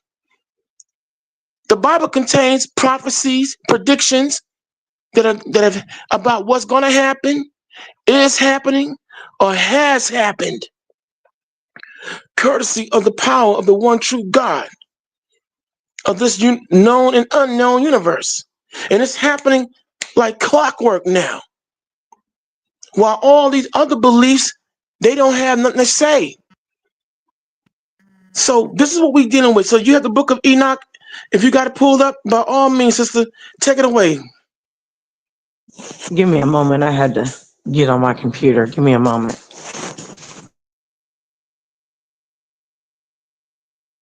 Because the spirit, that's how the spirit, because just the other night, we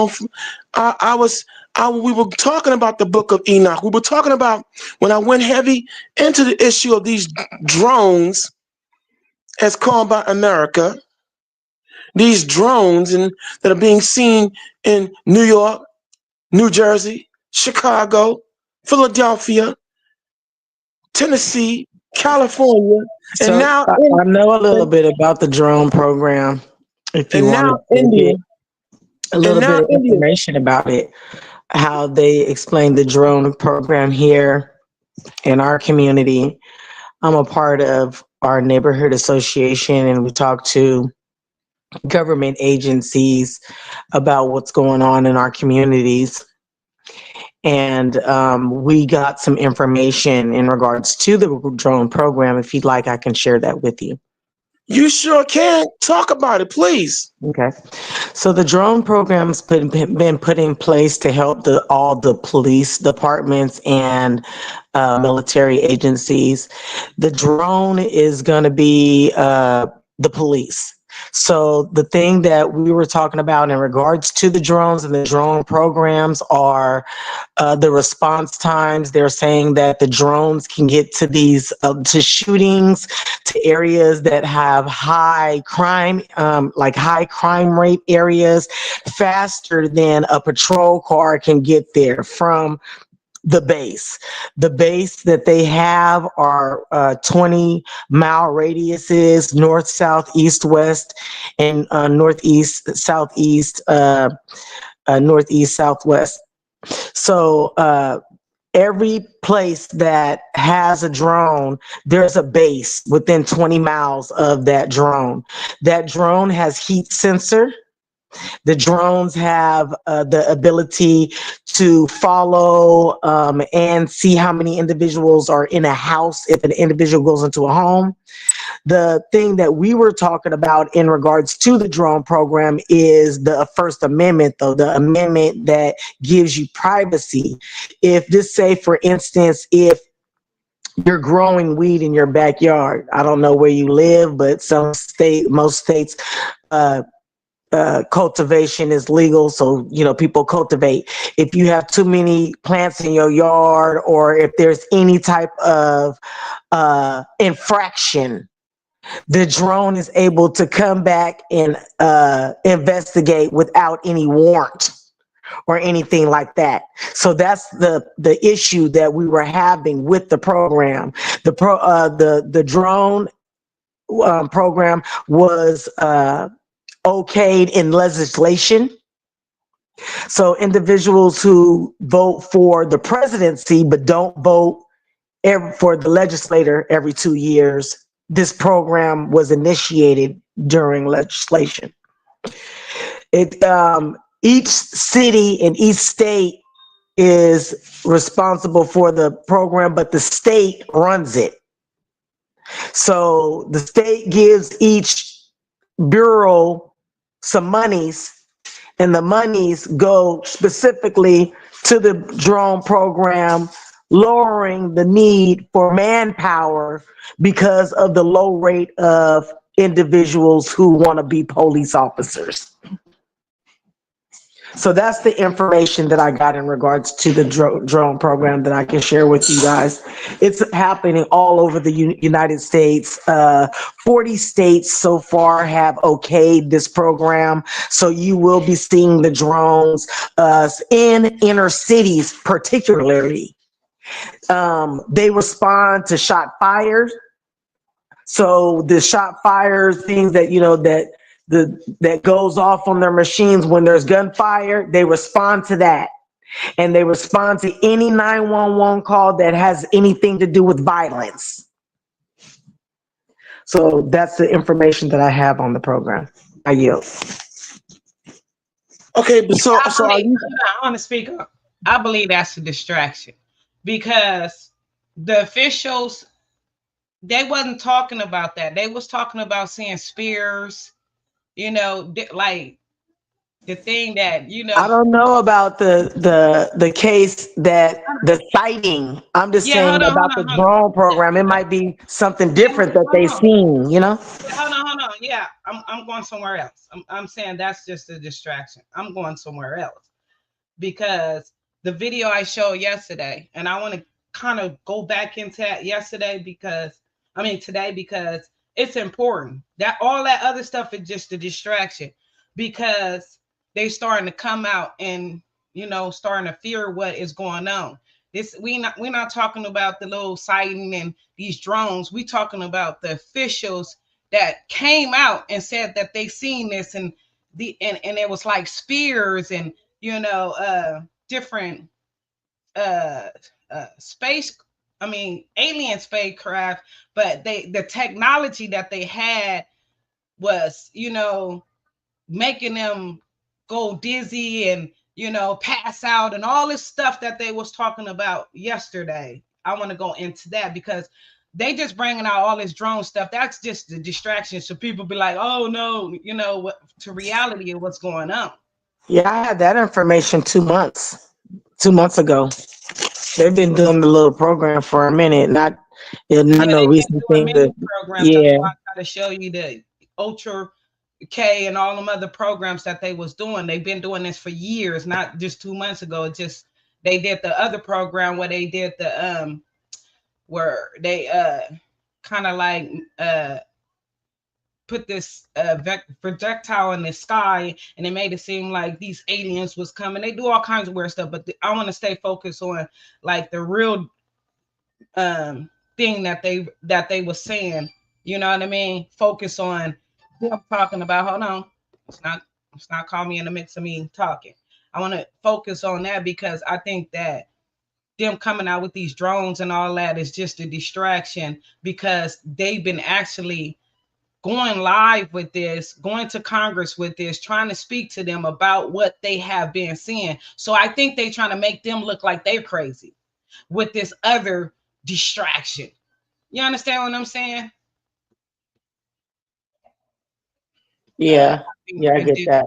Call me, but yeah, at the end of the day, I want to get into that while y'all talking because that is very important to what's going on. Because if they're scared of what's going on, and these are the people that actually research and deal with this type of stuff, and they're trying to come to the public and the Congress and the people about it, and people brushing it off, talking about some drones. I think that's a major distraction because that's not what they said they seen. Not no drone. You know what I mean? They Right. show they seen things that Some what I other mean? stuff. Huh? They seen something else. Right. They seen what Ezekiel seen. Right. And they described it. So yeah, and I'm gonna play it back, but y'all get into it. Okay. So let's go in here to the book of Enoch.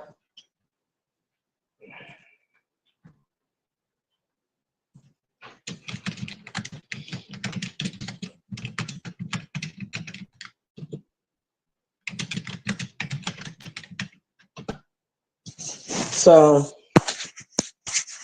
it says the book of Enoch describes angels as aliens who take Enoch into outer space and introduce them to advanced technologies. Right. Now, what Karima just now said was when these people said that they seen these beings or what was going on, they had technology, and this technology made them incoherent and everything. So that's why I was saying the book of Enoch describes these angels as aliens who take Enoch into outer space and introduces him to advanced technology. The book of Enoch is considered controversial, but let's get into it.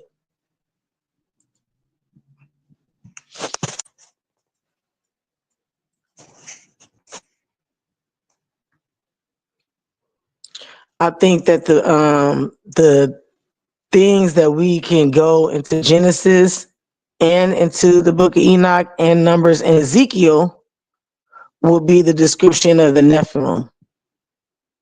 Okay, so Okay, I'm gonna start at the beginning so okay, you can walk through this with me. okay.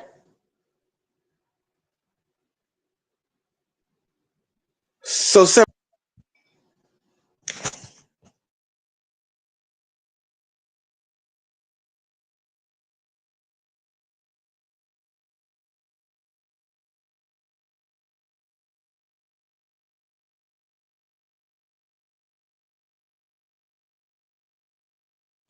He didn't knock himself off. I was trying to wait for him to come back, but we're gonna get started.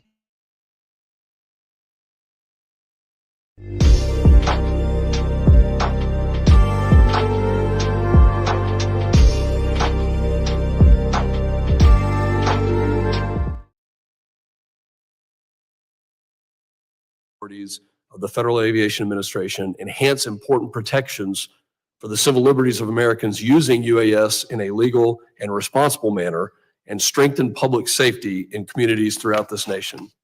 For instance, the legislation requires DHS to establish a counter-UAS mitigation pilot program under which selected state and covered law enforcement agencies may operate approved counter-UAS mitigation systems and mitigate unauthorized UAS operations on behalf of covered entities at a number of sites each. Today, we're going to hear from experts in the fields of national security, law enforcement, defense, and technology who will provide insights into the threats posed by the UAS and family of systems to our homeland and efforts to address these challenges. And I just want to say, if you're watching the news today, we've had several incidents that have occurred and are occurring right now in places like New Jersey. Recently, we had an incident at Langley Air Force Base. The threat is real. This hearing, I think, will address many topics. Maybe we don't have all the answers that come out of this hearing, but my hope is that by having this hearing, by asking both the government and non-governmental panel, that we can get to the right questions, and we can, if we don't have the right policies in place, then let's get those policies in place. If we do, and the authorities are there, then let's figure out what we can continue to do to keep our homeland safe. There's many aspects of this, but the most important aspect is the safety and the security of every American citizen and the life that we live here. I look forward to hearing from our distinguished panels today and working in a bipartisan manner. I now recognize the ranking member of the Subcommittee on Counterterrorism, Law Enforcement, and Intelligence, the gentleman from Rhode Island, Mr. Magaziner, for his opening statement. Well, I thank Chairman Pfluger for calling this important hearing and all of my colleagues for participating. The proliferation of unmanned aircraft systems has created a technological arms race between criminals who use UAS technology to plot acts of terror, traffic fentanyl and other illegal substances, and invade the privacy of ordinary Americans, and law enforcement agencies tasked with keeping our homeland safe.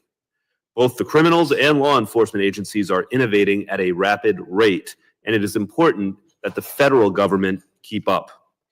The time has come for Congress to expand the authority of federal, state, and local law enforcement agencies to better utilize monitoring, tracking, and signal jamming technologies to protect critical areas, including our borders, large public events, prisons, and sensitive government facilities, while also ensuring the civil liberties of drone operators. This is the goal of H.R. 8610, the Counter-UAS Authority, Security, Safety, and Reauthorization Act, authored by Chairman Green and Ranking Member Thompson, which I am proud to have co-sponsored. For years, DHS, DOJ, and other agencies have briefed this committee on the threats posed by malicious and authorized UAS. We have seen drones shot down at airports in this country and around the world. Major sporting events have been interrupted with players rushed from the field when unauthorized drones with unknown motives entered restricted airspace. And just a few weeks ago, the FBI arrested a white supremacist in Tennessee who planned to use a drone with an explosive payload to attack a power grid. However, it must also be said that drones are useful tools for many occupations and hobbyists. They can be useful for search and rescue, navigation, agriculture, and more. And these positive aspects remind us that we must take a measured approach to the issue. I look forward to hearing from today's witnesses about how best to balance the benefits and risks of UAS. Moreover, I hope that this hearing will help lay additional groundwork for getting HR 8610 over the finish line. Thank you to our witnesses for being here today. I yield back. I thank the gentleman. The chair now recognizes the chairman of the Subcommittee on Transportation and Maritime Security, the gentleman from Florida, Mr. Jimenez, for his opening statement. Thank you, Mr. Chairman. Today, we're examining the growing threats posed by unmanned aerial systems, UASs, or drones, and exploring solutions to better protect our homeland from this evolving technology. The popularity and accessibility of drones have skyrocketed in recent years. Today, there are more than 880,000 registered drone operators in the United States, with countless other operating drones without proper registration or training. While many of these operators use drones for legitimate purposes, recreational, commercial, or otherwise, there is an undeniable threat from those who misuse this technology either through ignorance of the rules and regulations or with malicious intent. Uninformed operators can inadvertently disrupt air traffic or encroach on sensitive areas, creating safety risks that strain our law enforcement and the aviation systems. While uninformed operators present a risk, their potential impact is negligible compared to the dangers posed by nefarious actors with malicious intent. Nefarious actors, including transnational criminal organizations, terrorists, and foreign adversaries, can exploit drones to evade traditional security measures, gather intelligence, smuggle contraband, disrupt transportation systems, or even launch attacks on our homeland. The threat from nefarious actors is both real and escalating. Along our borders, drones are increasingly employed by cartels to smuggle drugs and surveil law enforcement operations. We must consider all appropriate actions to ensure that foreign adversaries like the Chinese Communist Party next year to advance legislation to extend and devoted significant time to understanding. Listen, you want to skip this ad.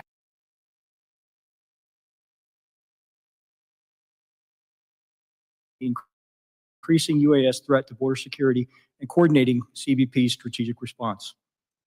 Air and Marine Operations is CBP's executive agent for counter UAS operations. We work alongside our U.S. Border Patrol and Office of Field Operation counterparts to detect, track, and mitigate the threat of these aircraft along our borders.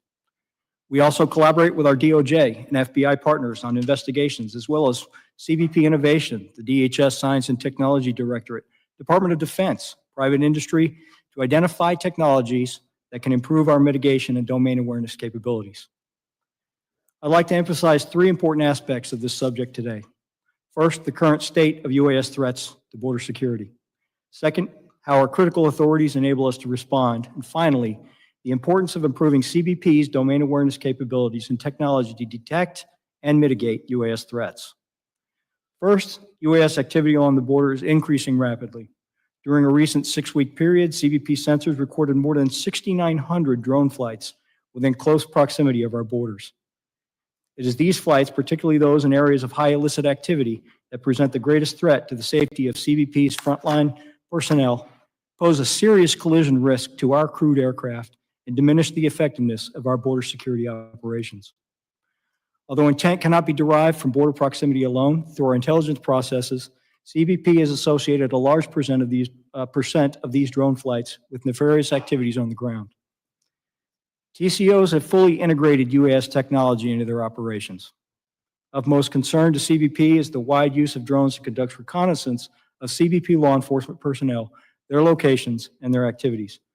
This technology enables smugglers to guide non-citizens or transport contraband across the border without encountering any law enforcement. Additionally, to a lesser extent, TCOs have used drones to fly contraband over the border. And most drones have limited payload capacity. An average recreational drone can carry only a few pounds, but the potential risk is still significant. A few pounds of narcotics, specifically fentanyl, or a few pounds of explosives could cause serious harm.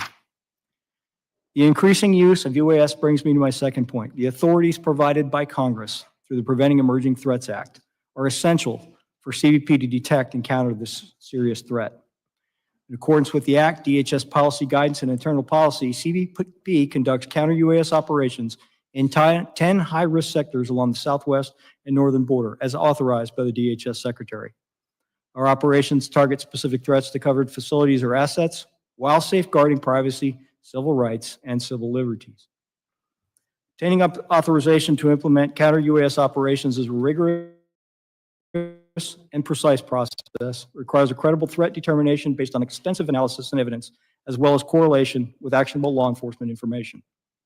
Using our authorities and targeted approach, CBP mitigated 86 UAS threats at the border in fiscal year 2023 and 60 in FY24.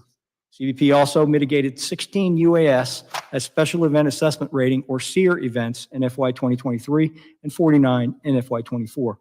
CBP has mitigated 3 unmanned aircraft systems so far in FY25. Finally, TCOs are rapidly obtaining larger, more maneuverable drones with a higher capacity for payloads and the ability to fly longer, higher, and farther. We're also tracking the threat of drones used for kinetic attacks with payloads of explosives, firearms, or weapons of mass destruction. We're already seeing drug cartels in Mexico use drones to attack the military, police, and their rivals. This means CBP needs these critical authorities, advanced technology to maintain the strategic advantage and continued commitment to achieving persistent domain awareness. CBP is dedicated to our security mission, and with your support, we will continue to counter this rapidly evolving threat and expand our risk-based implementation of counter-UAS operations along the border. Thank you for the opportunity to appear today. I look forward to your questions. Thank you, Mr. Jones. The chair now recognizes Mr. Wheeler for his opening statement of 5 minutes.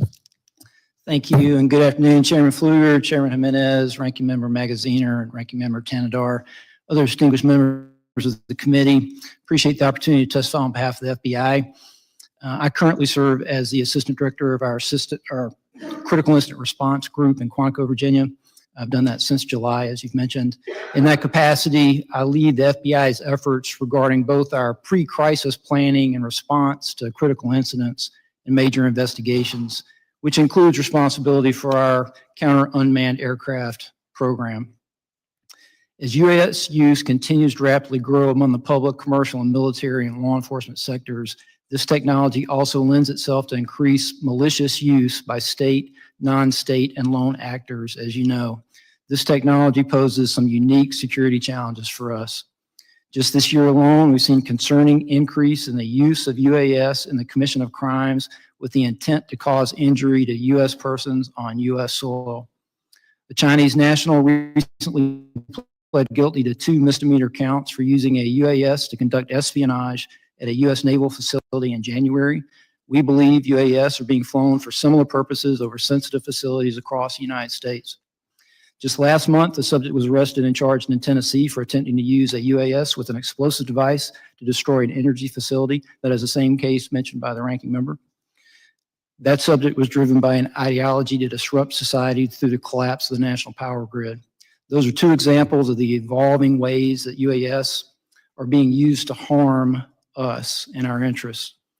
With the enactment of the 2018 Preventing Emergency Threats Act, the FBI was granted the authority necessary to mitigate a range of UAS threats in the protection of special events, emergency response, federal investigations, personnel, and facilities.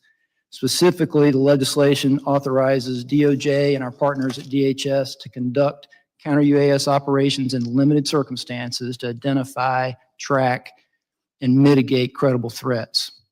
I'd stress the importance for reauthorization of the counter-UAS authorities, as you know, expire December 20th. Failure to extend the authorities beyond then would cause significant impacts on our ability to protect the public. A durable extension is also extremely important. Our experience has taught us that short-term extensions to counter-UAS authority effectively prevent the Bureau and our partners from budgeting and staffing in ways which would allow us to execute a long-term strategy. We know that Congress is considering extensions of 5 years or more, and we thank you for that consideration. The FBI strongly supports pursuing expanded counter-UAS authorities for state, local, tribal, and territorial partners as robustly and swiftly as prudently possible. SLTT partners have repeatedly informed us that existing counter-UAS authorities are inadequate. You wanted to say something before you dropped off? No, I was just telling you that I dropped off. I was talking about Baby Hero. Yeah, let me just say this. For those of you who may not understand what UAP stands for, when you hear UAP, that is unidentifiable alien phenomenon. And if you hear UAS, that's unidentified alien spheres.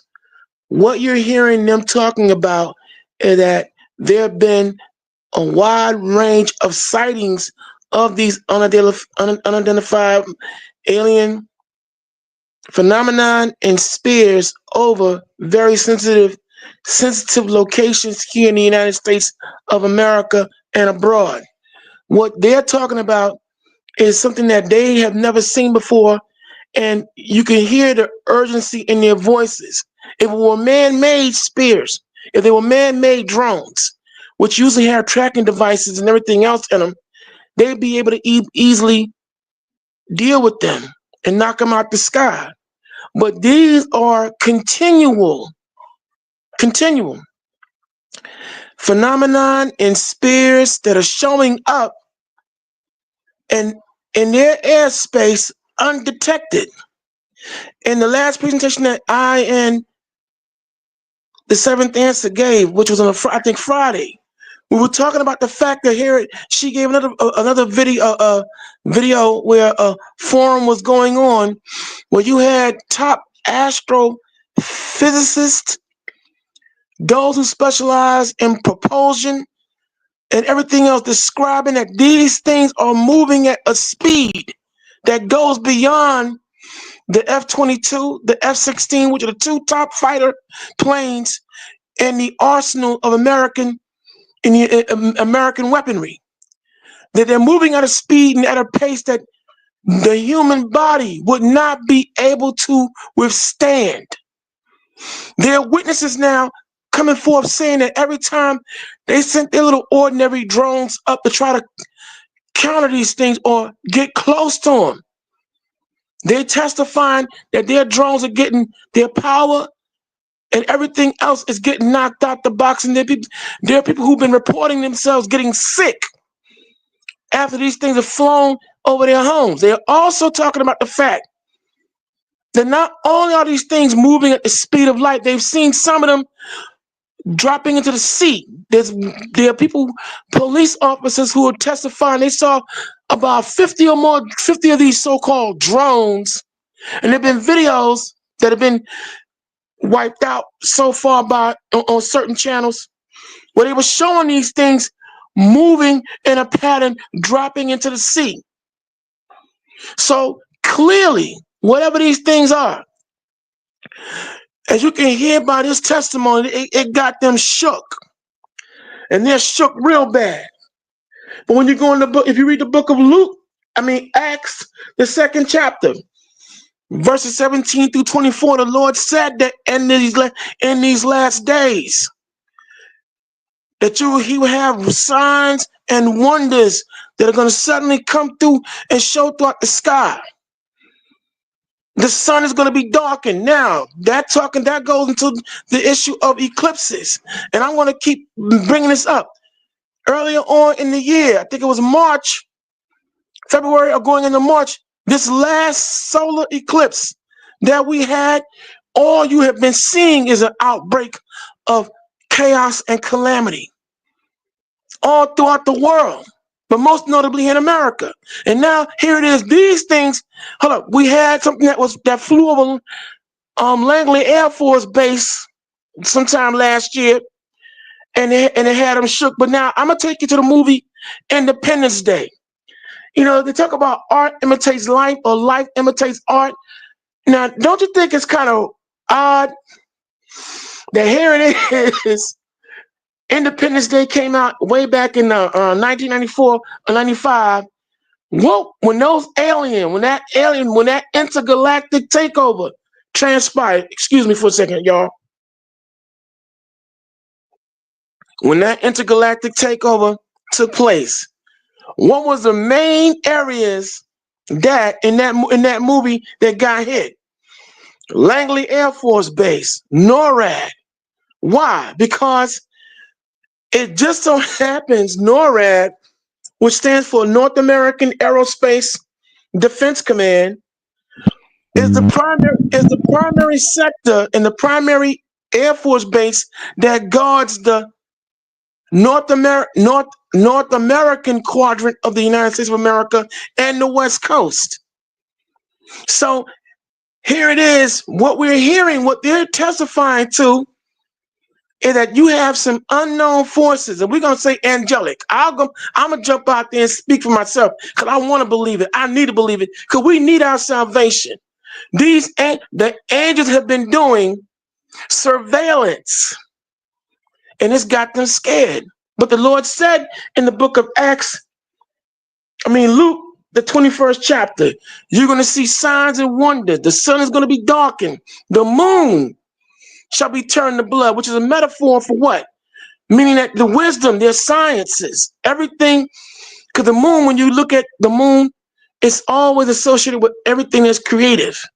That's why we have what is called the new moon Sabbath.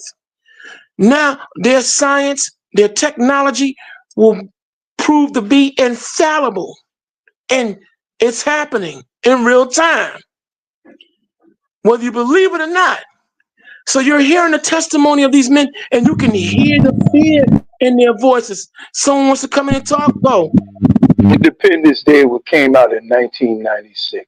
That's the original year it came out. Okay, thank you, sir. Thank you. But now also, when you hear them talk about the spear and the way these things move, do me a favor, Yeshaya, look up the year that Fire in the Sky came out. This is 1993. Thank you, sir. So what we're looking at are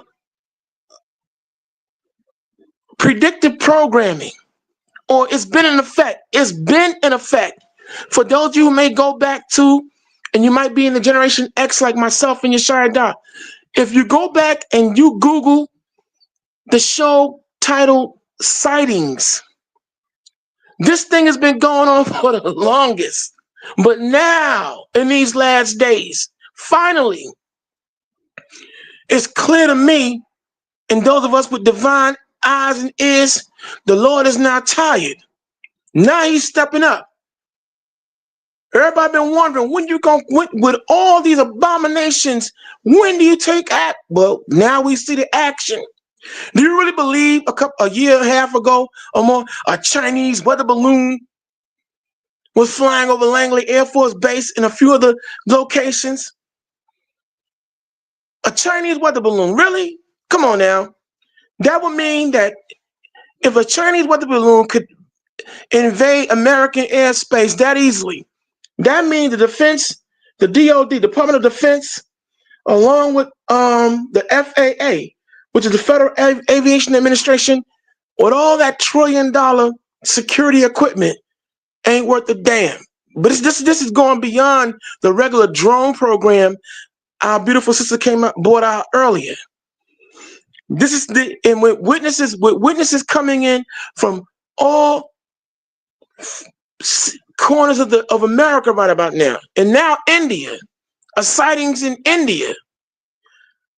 Now they're coming in we're getting reports internationally.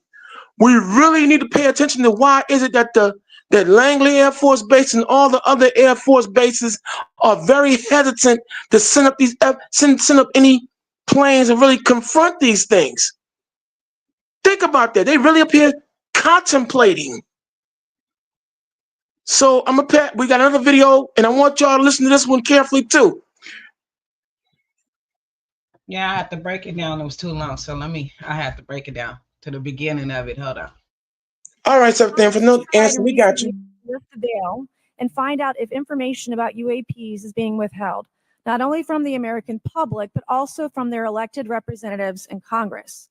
Part of the transparency effort was legislation created in the Pentagon, the All-Domain Anomaly Resolution Office, or AARO, but the new office is struggling to get its footing. A recent statutorily required report from AARO, intended to illuminate the government's historic assessment of UAPs, was heavily criticized by those seeking UAP transparency. The report has stoked suspicions AARO is unable, or perhaps unwilling, to bring forward the truth about the government's activities concerning UAPs. I'm disturbed that AARO itself lacks transparency. Even its budget is kept from the public. So if there is no there, then why are we spending money on it, and by how much? Why the secrecy if it's really no big deal and there's nothing there Why hide it from the American people? Because I'm not a mathematician, but I can tell you that doesn't add up. I expect some of our witnesses to share their views on that AARO report. We will also hear from the witnesses today allegations of UAP-related misinformation and disinformation by government officials, of which they are personally aware and directly experienced. And we will hear testimony today concerning recent revelations about a purportedly secret UAP program whose existence and findings may have been improperly withheld from Congress. But before we get to the witnesses, we're going to have a few more opening statements from our colleagues. And one thing I wanted Okay, to stop add. the video. Now, brothers brothers and sisters, do you hear what she's saying? Do you hear what this woman is saying? That she's finding it very disturbing that parts of the government have been hiding this information. They've been hiding and sitting on this thing. And now here it is with all this stuff just happening seemingly out the blue. They've been knowing this has been going on. Like, I was shocked to find out this has been happening since last month. I didn't hear anything about it on my end. And to Water Blue Ezekiel, you're funny. Yeah, some of them are moving at 16 miles per hour, but then there are other reports of them things. As soon as you lock on to them, they move and zip out of our sight in a minute. I've seen the videos, so don't be a funny guy. Go ahead, run the video, Seventh Answer. There is a document that will be entered into the congressional record today.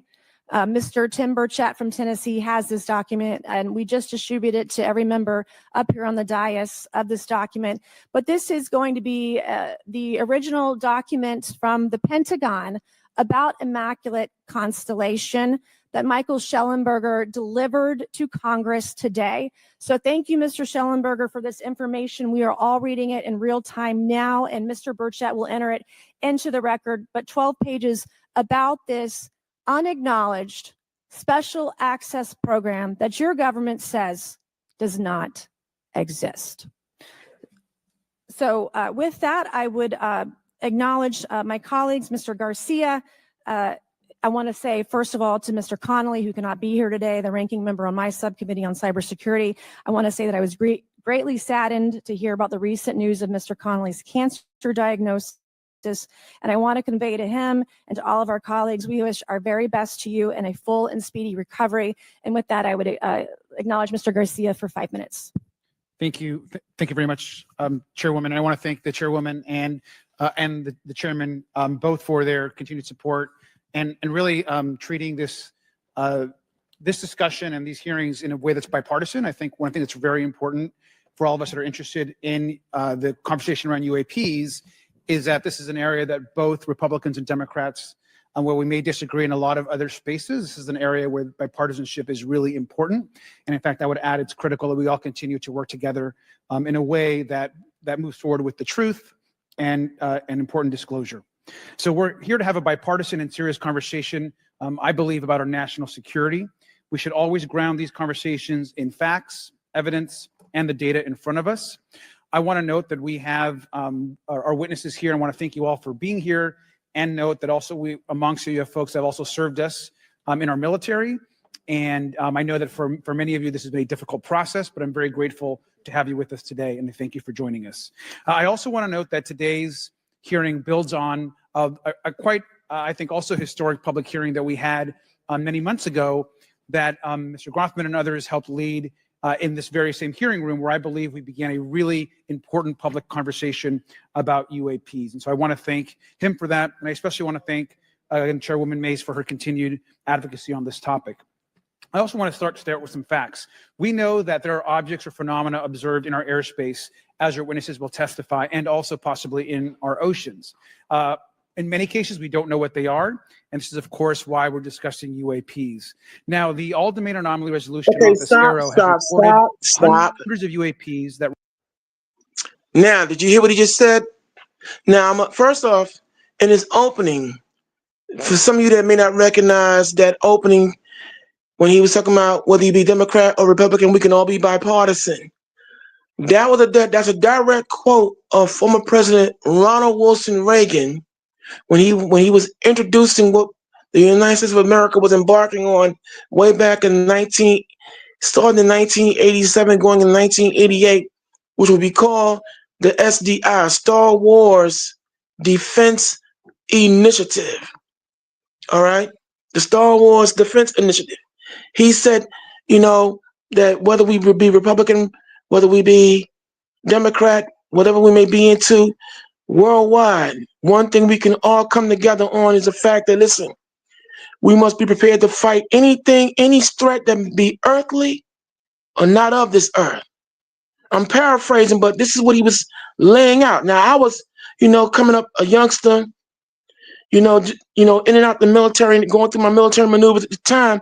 But when he was talking about the Star Wars Defense Initiative and what it was designed to do and what they were embarking on doing, putting out what was called the Hubble telescopes, designed to see millions of miles in space. The first question I asked when that was being launched was, what, or more importantly, who are they looking for? And you heard what he just said early on, that we've been knowing that we've been encountering and seeing things out here in space and here in our oceans that we don't know what it is. And let me clarify what he's talking about, because it's got undertones.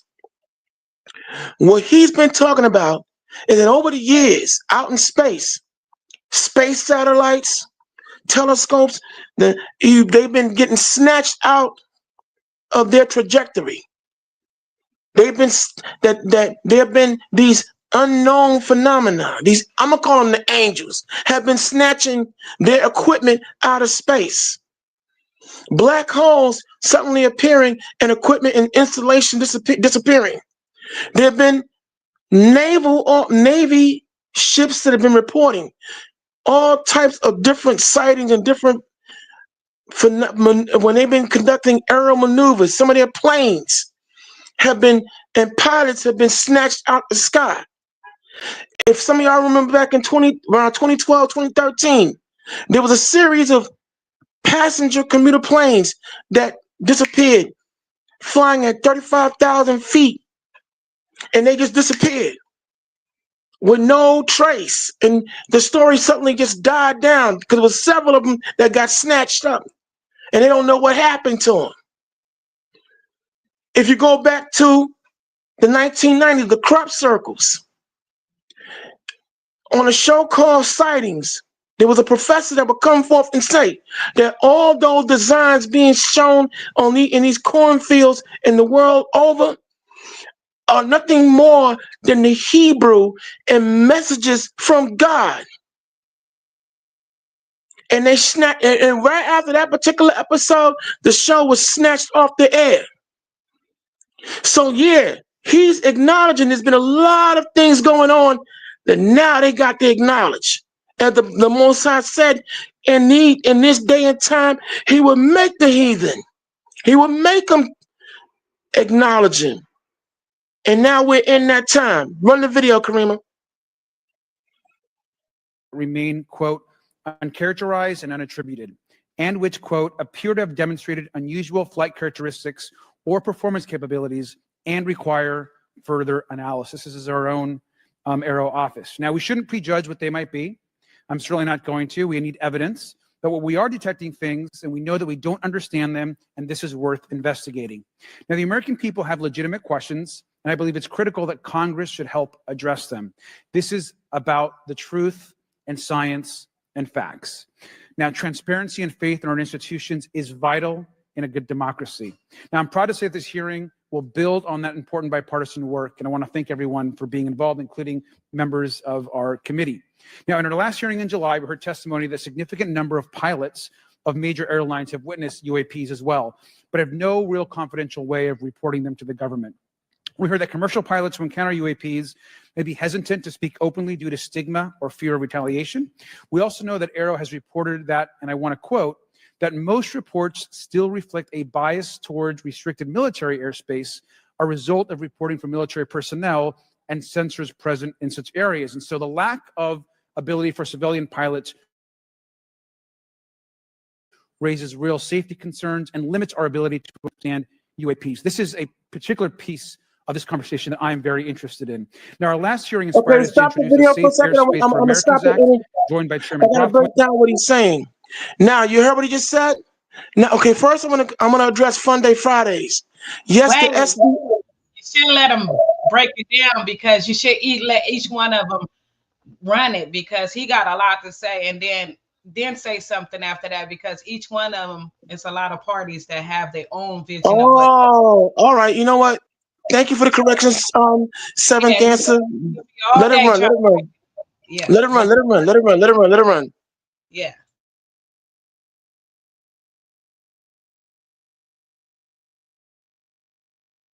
Chairwoman Mace, and a bipartisan group of co-sponsors.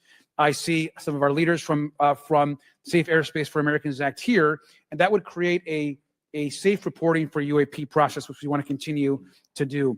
Now, members of both parties and senior officials in multiple administrations have now taken an interest in this issue. Mainstream media, in many cases, is beginning to take more of an interest in this issue, and we should all be proud to carry that work and build confidence for the American people. I believe we can always be more transparent. To me, this hearing and others are simply about the truth and getting to the facts of what these UAPs actually are. It's very important that we show that Democrats and Republicans in Congress can work together to cut through misinformation and look for a serious and thoughtful way to have the discussion in public. Many of us have also called for additional public hearings to discuss UAPs. This should be a topic that continues on throughout the Congress so we can gather more information, data, and work with the relevant agencies to gather more information. Finally, just want to add that those that are here on this dais, many of us have participated also in classified briefings as well, and where we have also gained a lot of important, I think, and interesting information, at least I personally have. And so with that information, we want to continue today's hearing, and I thank all of our witnesses for being here. And with that, I'd like to yield back.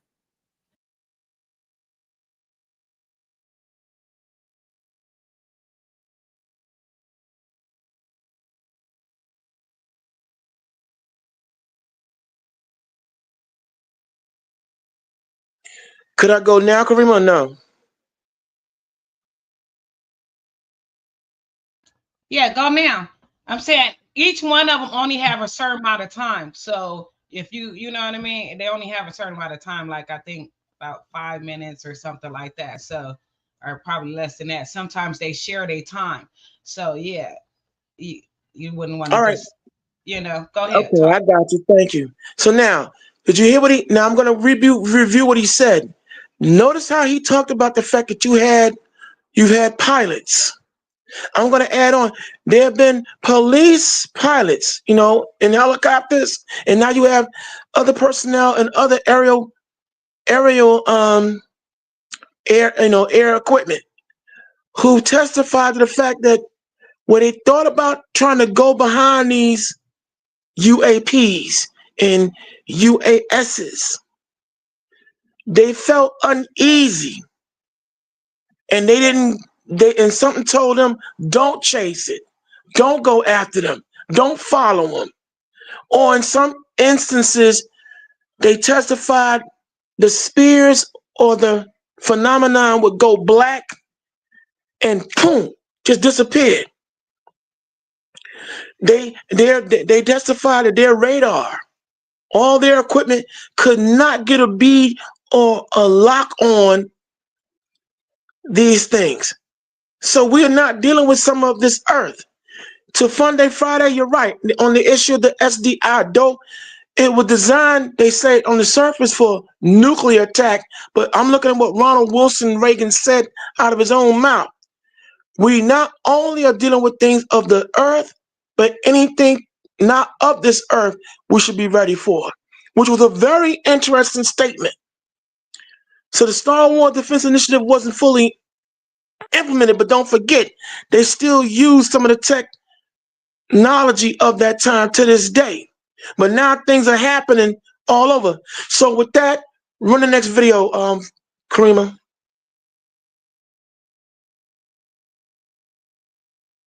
And I'd now like to recognize Mr. Grothman for a 5-minute introduction. Thank you. Good morning. I'd like to thank our witnesses for being here one more time. This is a topic I've been interested in since 8th grade. I'd like to thank Ms. Mace for working with me on this topic and for making this a joint subcommittee hearing. Last year, the Subcommittee on National Security, the Border and Foreign Affairs here held an historic hearing to understand the potential national security risk of unidentified anomalous phenomena, or UAPs. We heard from former Navy Commander David Fravor, who shared firsthand experience with a UAP engaged while on duty in the Pacific. We learned from David Gresh, a former member of the intelligence community, who revealed the supposed existence of secret government programs hidden from congressional oversight. Additionally, former military pilot Ryan Graves informed us of the limited ways in which the military and commercial pilots can report UAP sightings. Since that last hearing, I've led several briefings with government agencies to deepen my understanding with these issues. First, the Department of Defense Inspector General's Office informed us that the Department of Defense does not have a streamlined process for service members to report UAP activity. Since then, the Joint Chiefs have implemented standards for UAP reporting across the services. The Intelligence Community Inspector General informed us that whistleblowers often fear retaliation for reporting mismanagement of highly sensitive government projects or information. Finally, AARO has expressed to the committee that, like any other federal government agency, it's faced challenges in its establishment, specifically in hiring staff to manage UAP historical records and coordinating with other federal agencies. While these agencies have been helpful to us in understanding the challenges that come from collecting UAP data, none of them have been able to substantiate the claims made at this hearing last year by David Grush. Despite our committee members' report on UAP sightings. Of the 366 sightings included in the report, 171 remain uncharacterized, with some of these appearing to have demonstrated unusual flight characteristics or performance capabilities. That's a nice way of saying we don't want to tell you what they are. In March, AARO revealed a report on the historical record of U.S. government involvement with UAPs, which covered investigatory efforts going back from 1945 to the present day. Earlier this year, I was pleased, as I know all of us are, on the bipartisanship that existed in last year's hearing. And even though we can't talk about what happens in the classified settings, the bipartisanship that has existed in those settings with the questions members have asked. Last year's hearing was a great example of open dialogue about UAPs, and we must remain committed to sharing information with the American people. And I think you see that commitment based on the people here and the commitment across the political spectrum. I personally have worked with multiple members of this committee, but I want to particularly thank Congressman Burchett, Mace, Luna, and Garcia for working on bipartisan pieces of legislation. In recent years, Congress has taken numerous bipartisan steps towards greater transparency. In 2022, in the NDAA, we created the All-Domain Anomaly Resolution Office to investigate unidentified flying objects. Following AARO, along with ODNI, released an unclassified report on UAP sightings. Of the 366 sightings included in the report, 171 remain uncharacterized, with some of these appearing to have demonstrated unusual flight characteristics or performance capabilities. That's a nice way of saying we don't want to tell you what they are. In March, AARO revealed a report on the historical record of U.S. government involvement with UAPs, which covered investigatory efforts going back from 1945 to the present day. Earlier this year, I joined Congressman Burchett to introduce the UAP Transparency Act, which would require the declassification of all documents related to UAPs with many other members of this committee. In fiscal year 2024, the NDAA required the National Archives and Records Administration to establish the Unidentified Anonymous Phenomena Records Collection. This collection will include digital copies of all unidentified UAP records that can be publicly disclosed. This commitment in transparency is vitally important, and unnecessary overclassification has led to a void of information, which has allowed theories over the decades to foster. When the American people and members of Congress ask, are reports of UAPs credible, we're met with stonewalling. We're met with responses of, I can't tell you. And in fact, we're met with people not wanting us to have hearings. We're met with people not wanting us to ask you questions. In fact, many of us were told not to ask some of you certain questions on certain topics. In a time of heightened distrust of our government institutions, I believe more transparency is not only needed, but is possible. And obviously we can respect national security limits, but we also have to provide our constituents with the information and oversight that they have tasked us for. As part of this, government agencies must maintain open lines of communication with members of Congress. And there are regular questions that Americans have. What are UAPs? Are they real? Are they ours? How has this technology been developed? How do they get funded? Right? And now we've seen this has gone from a long time ago where you could discredit people because it's some guy living in a Winnebago. You're able to see people now. These are pilots. These are military. These are folks with serious backgrounds. This has changed the face of this because now we have video. People have questions. We know there are advanced technology programs.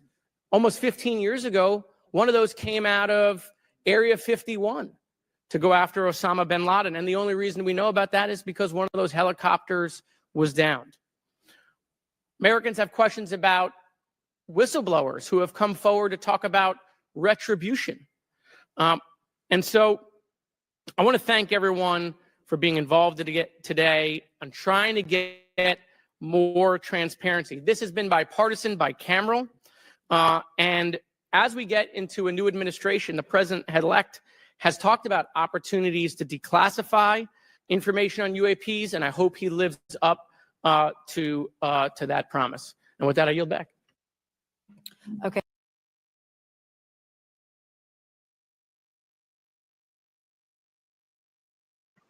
So yeah, as you can see more and more, here you heard his testimony, and now we have top-ranking pilots giving testimony of what they've been encountering. And I want to read Fun Day Friday. You're right. I remember that incursion in 2019. I see you know your stuff. That's a good thing. But an indigenous black man, you're right. These mofos been lying to us so much, but now they can't lie about this one. Now they can't hide it. When the Most High has it where people, here you got ordinary people in the Bronx, New Jersey, Philadelphia, Chicago. When you got Taekwon and Laquita in the ghetto seeing these things, okay? Now it's real, you know something is afoot. And they can't lie about it because, and again, not only that 2019 incursion took place Fun Day Friday, and let's not forget, I'm gonna take some of y'all back to the 1980s. Okay, there were Navy pilots in what was called the Gulf of Sidra, a conflict involving the Gulf of Sidra and the late Muammar Gaddafi.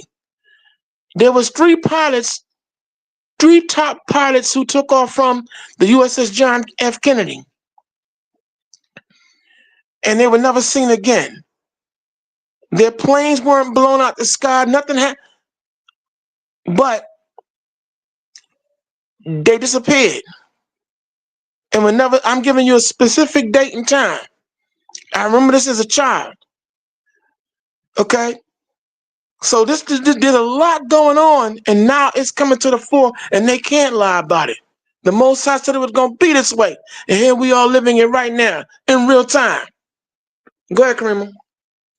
Yeah, so what's going on right now is the congressman you ain't even hear from the witness yet. They didn't even speak yet. They are thanking them for coming in with the information. So I'm trying to skip through the little thanks and all that. The congressman kind of thanking them for coming in to speak on it, the whistleblowers, and they're, trying to, I guess, ease it to where, they'll feel comfortable, but they about to start talking and they have not talked yet. So I'm a brush, you're going to see me brushing past it, get past them the congressman, but the witness, the people, the air pilot, these other people, they ain't came up yet. They're about to speak on their encounters, and most of the information, what he's saying right now, which is that he's letting them know that some of the information y'all talking about is like classified. Y'all can't even really speak on it. So I hope y'all get the point where y'all can be able to speak on some of the information, because you're gonna hear them saying we can't speak on certain things. Like we got this, we talk to these people, but we can't speak on certain things. So a lot of things is gonna be classified in this hearing, but a lot of things are gonna be spoke on, like the spear and the things that and they witness, and the pilots going to sleep and things like that. That's going to come up. That's all that's about to come up. But that's these Congress people. They's just people thanking them for coming in and talking about the hearing that they witnessed, that they was talking about when I guess a few years back or last year or whatever. They just basically just kind of warming the committee up of what's going to happen today. Thank you, Karima. Thank you, y'all. Thank you very much. Okay, thank you, Mr. Moskowitz. And I would now, committee staff asked me to go ahead and I will do it, to enter into the congressional record this 12-page document that Michael Schellenberger brought today that describes the Immaculate Constellation government program. So we will do that now. Everyone has a copy of it. The first section talks about the unacknowledged special access program called Immaculate Constellation. And the second section about USG imagery intelligence. And Representative Luna just told me if I say Immaculate Constellation, I'll be on some list, maybe a FISA warrant. So come at me, bro, I guess. But without objection, entered in the record. All right, so next we will introduce our witnesses for today's hearing. Thank you so much for being here. Our first witness is retired Rear Admiral Tim Gallaudet, who retired from the U.S. Navy and is now the Chief Executive Officer at Ocean STL Consulting. Our second witness is Mr. Lou Elizondo, a former Department of Defense official and author of a recent bestseller book about UAPs. Our third witness is Mr. Michael Schellenberger, founder of the newsletter Public and author of a recent journalistic piece about special access programs, including one widely identified as Immaculate Constellation. I swear the staff wants me on a list. Okay. And our last witness today is Mr. Michael Gold, a former NASA official who is also a member of the NASA UAP Independent Study Team. Welcome, everyone. We are pleased to have you today. Pursuant to Committee Rule 9G, the witnesses will please stand and raise your right hands. This is where it gets real. Do you solemnly swear to affirm that the testimony that you are about to give is the truth, the whole truth, and nothing but the truth, so help you God? Let the record show that the witnesses all answered in the affirmative. We appreciate all of you being here today and look forward to your testimony. Let me remind the witnesses that we have read your written statements and they will appear in full in the hearing record. You guys may be seated. Please limit your oral statements to 5 minutes. As a reminder, please press the button in front of you so the microphone is turned on so that everyone in the room, members included, can hear you. When you begin to speak, the light in front of you will turn green. After 4 minutes, the light will turn yellow. When the red light comes on, your 5 minutes has expired, and we would ask that you please wrap it up. So I will first recognize Rear Admiral Gallaudet to please begin your opening remarks. Thank you, Chairwoman Mace, Chairman Grothman, Ranking Members Connolly and Garcia, and members of the committee. Thank you for this opportunity to testify today regarding unidentified anomalous phenomena, or UAP. Confirmation that UAPs are real came to me in January of 2015 when I was serving as the commander of the Navy Meteorology and Oceanography Command. At the time, my personnel were participating in a pre-deployment naval exercise off the U.S. East Coast. It included the USS Theodore Roosevelt Carrier Strike Group, and this exercise was overseen by the United States Fleet Forces Command, led by a 4-star admiral who at the time was also my superior officer. During this exercise, I received an email on Navy's secure network from the operations officer of U.S. Fleet Forces Command. The email was addressed to all the subordinate commanders, and the subject line read in all capital letters, "Urgent Safety of Flight Issue." The text of the email was brief but alarming, with words to the effect, "If any of you know what these are, tell me ASAP. We are having multiple near mid-air collisions, and if we do not resolve this soon, we are going to have to shut down the exercise." Attached to the email is what is now known as the Go Fast video, captured on the forward-looking infrared sensor of one of the Navy F-A-18 aircraft participating in the exercise. The now declassified video showed an unidentified object exhibiting flight and structural characteristics unlike anything in our arsenal. The implication of the email was clear. The author was asking whether any of the recipients were aware of classified technology demonstrations that could explain these objects. Because the DoD policy is to rigorously deconflict such demonstrations with live exercises, I was confident this was not the case. The very next day, that email disappeared from my account and those of the other recipients without explanation. Moreover, the commander of Fleet Forces Command and the operations officer never discussed the subject. Even during weekly meetings specifically designed to address issues affecting exercises like the one in which the Theodore Roosevelt Strike Group was participating. This lack of follow-up was very concerning to me. As the Navy's chief meteorologist at the time, I was responsible for reducing safety of flight risks. Yet it appeared to me that no one at the flag officer level was addressing the safety risk posed by UAPs. Instead, pilots were left to mitigate these threats on their own without guidance or support. I concluded that the UAP information must have been classified within a special access program managed by an intelligence agency. That is a compartmented program that even senior officials, including myself, were not read into. Last year's UAP hearing before this oversight committee confirmed that UAP-related information is being withheld from senior officials and members of Congress. And just this week, I learned from former DoD official Chris Mellon that satellite imagery of UAP from a few years ago still has not been shared with Congress. Equally concerning, last year's UAP hearing also revealed that elements of the government are engaged in a disinformation campaign to include personal attacks designed to discredit UAP whistleblowers. Having never signed a non-disclosure agreement regarding UAPs, and now as a private citizen, I've become an advocate for greater UAP transparency from the government. The continued overclassification surrounding UAPs has not only hindered our ability to effectively address these phenomena, but has also eroded trust in our institutions. While I applaud previous bipartisan legislation passed by Congress concerning UAPs, a more comprehensive approach is needed to address the broader implication of UAP on public safety and national security, as well as the socioeconomic opportunities that open UAP research could unlock. Therefore, I recommend Congress take the following action, which I believe will receive support. First, establish robust oversight of the executive branch's management of UAP information by directing key officials, beginning with the director of the DoD's All-Domain Anomaly Resolution Office, to provide comprehensive briefings on what the government knows about UAP and does not know. Two, enact the provisions of the UAP Disclosure Act that establish a UAP Records Review Board to ensure independent oversight, transparency, and accountability in the government's handling of UAP information. And three, strengthen the UAP Disclosure Act and future reauthorizations with provisions that mandate a whole-of-government approach to addressing UAP. In closing, I will share my personal reasons for speaking out on this topic.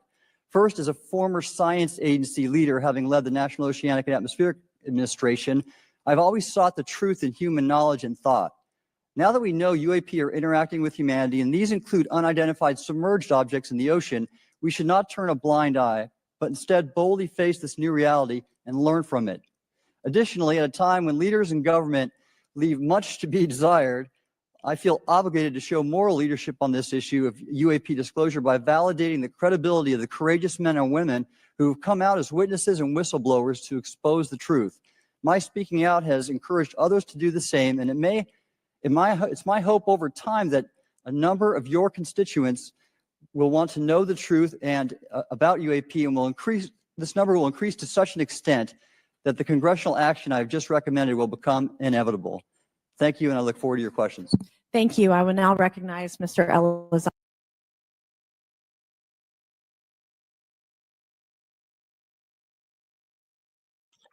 You can let it run, Karima. I'm gonna come back to it. Okay, and you heard him say the government trying to make them look like they crazy about what they said. You feel me? That's why I say this drone is just a distraction. Yeah, I agree. But I'm gonna say this. You know what? Go ahead. Let it run. Let it run. Let it run. Statement. Greetings, Chairwoman Mace, Chairman Grothman, ranking members Connolly and Garcia, and members of the committee. It is my honor and privilege to testify before you on the issue of unidentified anomalous phenomenon, formerly known as UFOs. On behalf of our brave men and women in uniform and across the intelligence community, as well as my fellow Americans who have awaited this day, thank you for your leadership on this important matter. Let me be clear, UAP are real.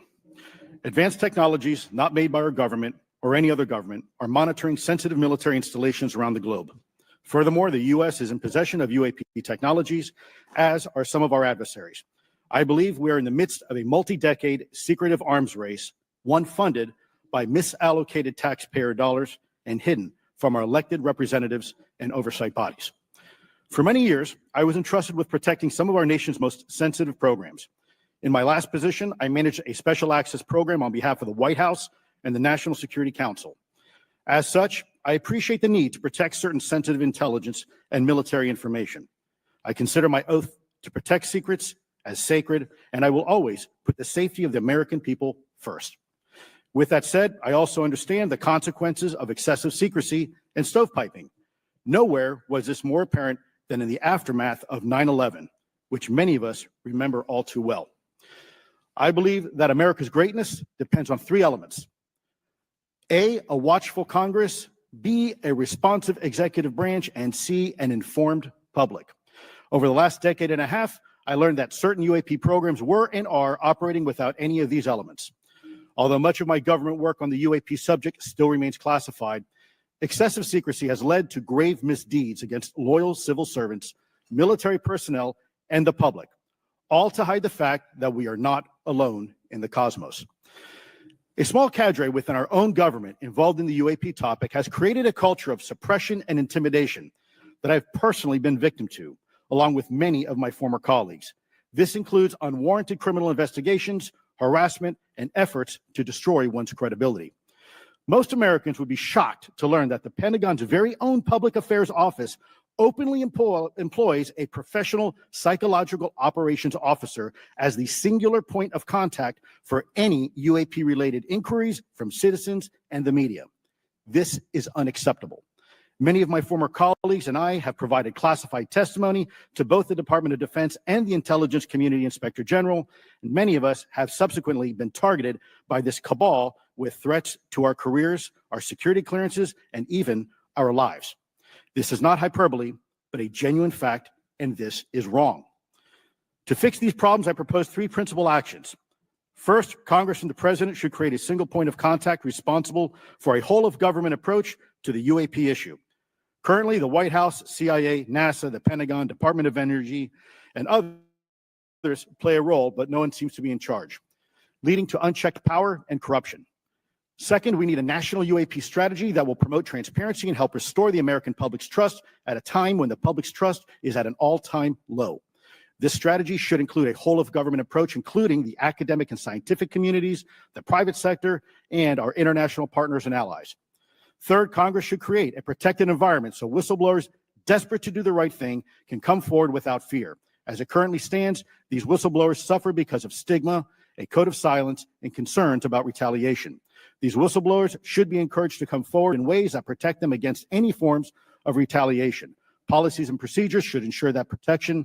And for those who refuse to cooperate, it is up to the members of this committee and the other lawmakers to wield their subpoena power against hostile witnesses and prevent additional government funding to those UAP efforts that remain hidden from congressional oversight.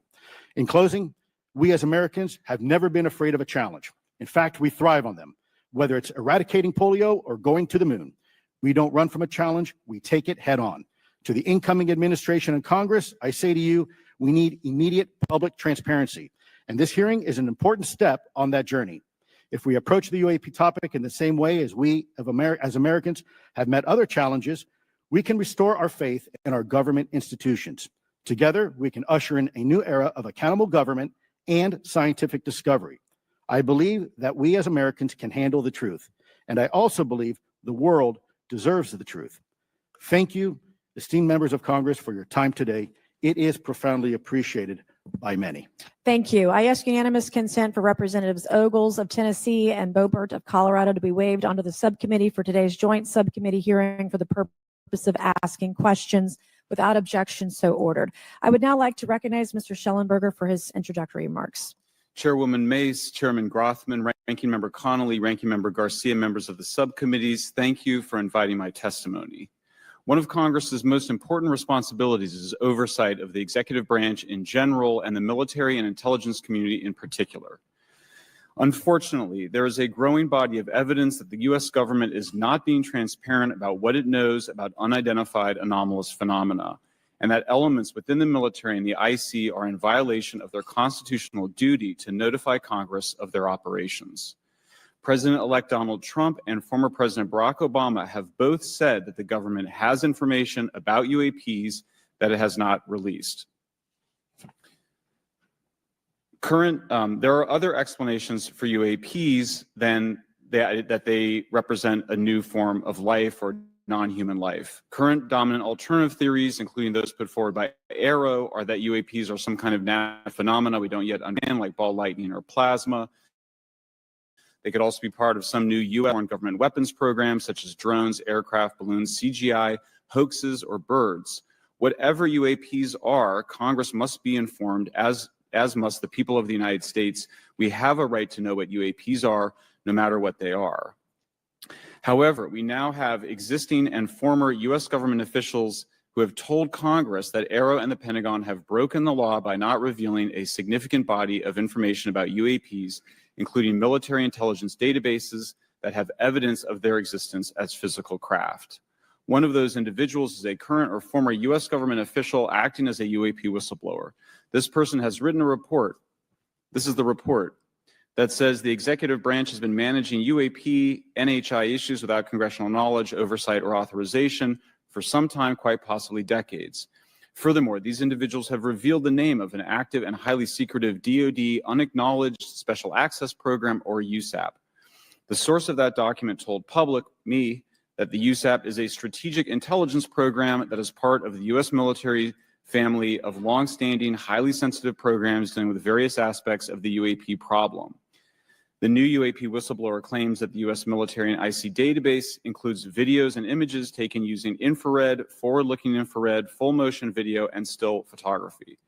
The report that was just shared with Congress says Immaculate Constellation serves as a central or parent USAP that consolidates observations of UAPs by both tasked and untasked collection platforms. Immaculate Constellation includes high-quality imagery intelligence and measurement and signature intelligence of UAPs, the whistleblower's report adds. The sources of this intelligence are a blend of directed and incidental collection capabilities, positioned in low Earth orbit, the upper atmosphere, as well as military and civilian aviation altitudes and maritime environments. The report to Congress details in detail various UAPs, including spheres, orbs, disks, saucers, ovals, triangles, boomerang, arrowhead, and irregular organic. The report describes various incidents found in the human intelligence databases. One involved orbs surrounding and forcing an F-22 out of its patrol area. In another incident, the crew of a Navy aircraft carrier watched a small orange-red sphere rapidly descend from a high altitude of 100 to 200 yards directly above the flight deck of the CVN, or aircraft carrier. And since my reporting on this Immaculate Constellation last month, another source came forward who told me that they saw a roughly 13-minute long, high-definition, full-color video of a white orb UAP coming out of the ocean approximately 20 miles off the coast of Kuwait. It was filmed from a helicopter. Then halfway through the video, the person said the orb is joined by another orb that briefly comes into the frame from the left before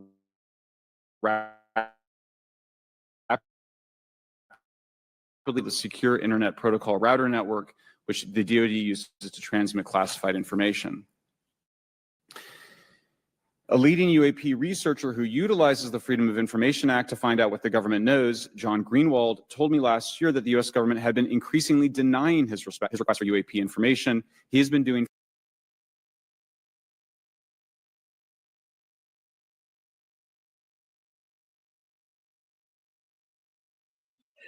May I make a comment, Karima? Of course. Did you hear All that? right. Did I? Yeah, I did. Okay. This gentleman here and the previous gentleman both are laying out to you, for those who are listening, that what we're experiencing right now, what we have been and what you haven't been hearing about. You hear these testimonies of I just gave you a naval experience back in the 80s, and here it is. This gentleman here is now giving you testimony of what the people in the Navy have been seeing and experiencing off the coast of Kuwait and all other areas. But look what he testified to: the speed of these orbs and these spirits, the way they're moving. Brothers and sisters, this is the thing. The United States government, all other intelligentsia agencies, do not want we, most notably Black America, the children of Israel, they don't want us to know the depth of what we're dealing with here. If all of our people had the understanding that the Lord God Almighty and an intergalactic angelic war force headed by Christ are on standby and now finally being unleashed to come here and render our freedom, if they had that full understanding, do you know how America would fall overnight? This is the main reason why they don't want this out. They'll kill their own. You heard what dude said earlier on, that there have been those whistleblowers who've been afraid to come forth because because of their lives. You know, like how those people who work for Boeing all came up with a severe case of death. This is how deep this thing is going. So even what we're doing right now, the fact we're daring to bring this out, the way we're bringing it out and digging it up, you know, who knows? But the truth must be told, and this is our time. So run the video, Karima. FOIA request for 27 years and has an archive of 3 million pages. The government has for decades denied any interest in UFOs, he told me, but the documents that he has assembled show that behind the scenes, it was a completely different story. Contrary to the hopes of many advocates of transparency, the government has been restricting more information since the leak of 3 UAP videos in 2017. The DoD organization AARO has been labeling many documents with a B7 exemption, which Greenwald says does not make any sense. They're stating that anything AARO does is involved in law enforcement investigation, which allows AARO to not release it. Greenwald says that the DoD has denied the existence of a UAP and ATIP-related records on multiple occasions, only to acknowledge them after an appeal was filed. He found no additional UAP videos. It seems strange that they had 3 and only those 3, but other requests have been filed by the Black Vault, that's John Greenwald's group, to seek out more places UAPs might be hiding. Then in September 2022, the Navy admitted that the UAP-related videos and photographs existed, but denied the request in full for their release, saying that the requested videos contain sensitive information that are classified and exempt from disclosure. The DoD will deny things on a Monday and then admit to it on a Friday, said Greenwald. He said the government can and does release videos that protect secret methods of capturing it. They fall back on the sensitive platform excuse a lot, he said. However, the on-screen information can be blurred and scrubbed. The metadata can be removed. I'll show you this example here. This is a presentation from the UATP task force. This is completely absurd. It's nuts, this level of censorship, of redaction on a document. It shows the redaction of how many reports they've collected, for how many years. 2 of the 3 potential explanations are blacked out. The Pentagon, the intelligence community is treating us like children. It's time for us to know the truth about this. I think that we can handle it. Thank you very much. Thank you. I would now like to recognize Mr. Gold for 5 minutes. Thank you, Chairwoman Mace, Chairman Grothman, Ranking Members Connolly and Garcia, Representative Moskowitz, and distinguished members of both subcommittees.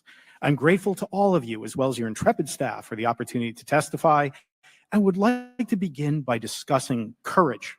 Courage is what it takes to tackle this topic, and courage in the face of adversity is what I see in front of me, beside me, and behind me. Per my introduction, I am currently the Chief Growth Officer at Redwire Space and have had several leadership positions at NASA. That being said, I want to be clear that I am speaking exclusively on my own behalf and not for Redwire, NASA, or any other organization. However, I am here today to speak out for science. Science requires data, which should be collected without bias or prejudice. Yet, whenever the topic of UAP arises, those who wish to explore the phenomena are often confronted with resistance and ridicule. For example, members of the NASA UAP independent study team, particularly those in academia, were mocked and even threatened for simply having the temerity to engage in the study of UAP.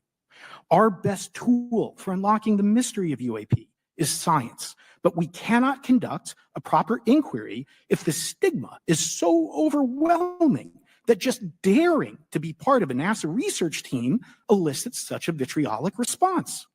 Therefore, one of the most important actions that can be taken relative to exposing the truth of UAP is to combat the stigma. And this is where I believe that NASA can be eminently helpful. The NASA brand is synonymous with hope, optimism, and credibility.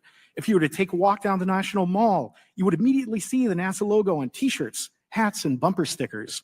Few federal agencies enjoy this kind of popularity. I've never seen anyone wearing an Office of Personnel Management t-shirt, which is why NASA could play such an influential role. Specifically, NASA could, with relatively little cost and effort, host symposia on UAP, or even just participate in existing panels examining the topic. NASA personnel stepping forward and participating in such discussions would make a powerful statement to the scientific community that UAP should be taken seriously and researched accordingly.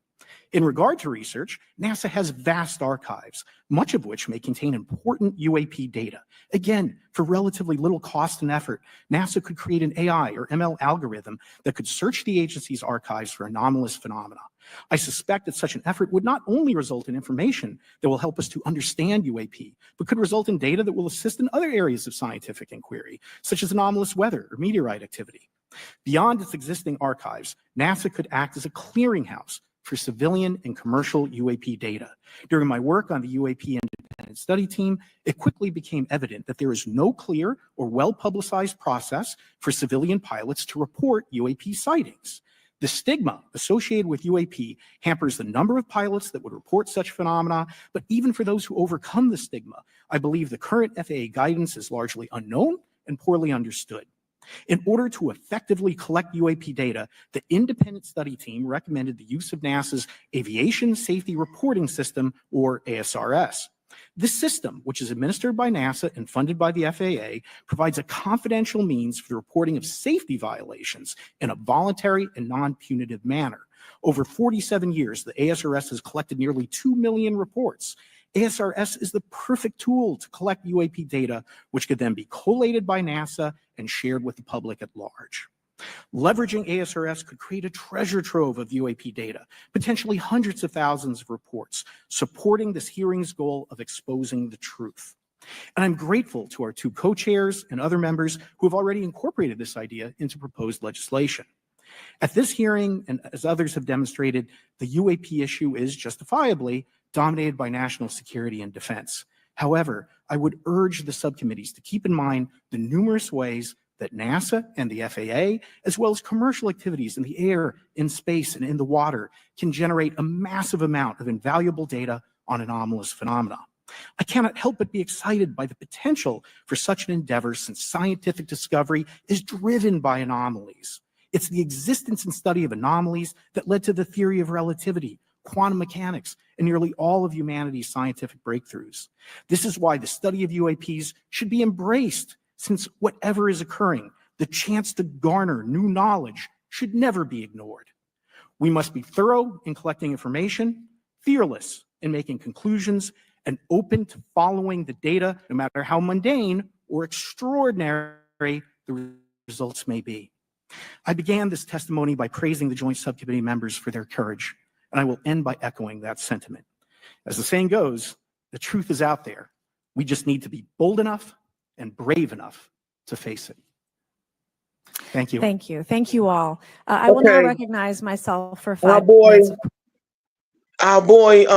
minutes. apparently the true life Ned Flanders, he said something that was significant, that NASA and all these other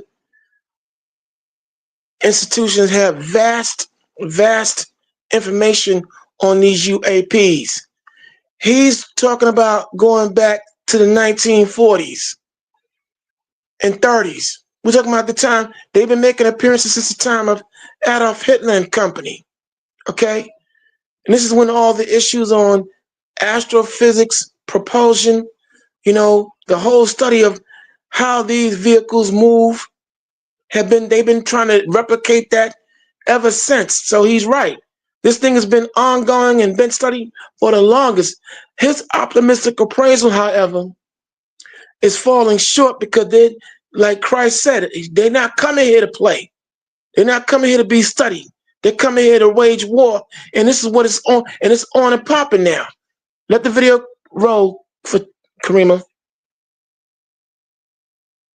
Questioning. I have a lot of questions and I have a lot of witnesses. So I would just ask if it's yes or no to please just tell me yes or no. If it requires more than that, be very succinct because I would like to go down the line and ask as many questions as possible. So for the Admiral this morning first, former DoD official Chris Mellon reached out to you about satellite imagery from 2017 that depicts a UAP. What were the dates in 2017 when this occurred? I can't share with you the details, ma'am, but I can do it in a closed setting, and I can also tell you the agency that wrote a report on it. Okay, so who has the imagery? I can tell you that in a closed setting. Can you describe what was depicted in the satellite imagery? Just a description. It was a UAP, ma'am. That's it? No other description? The term that the analysts used, they called it the button. It was a disc-shaped object. Okay, where was it? I can't tell you that, ma'am. Okay.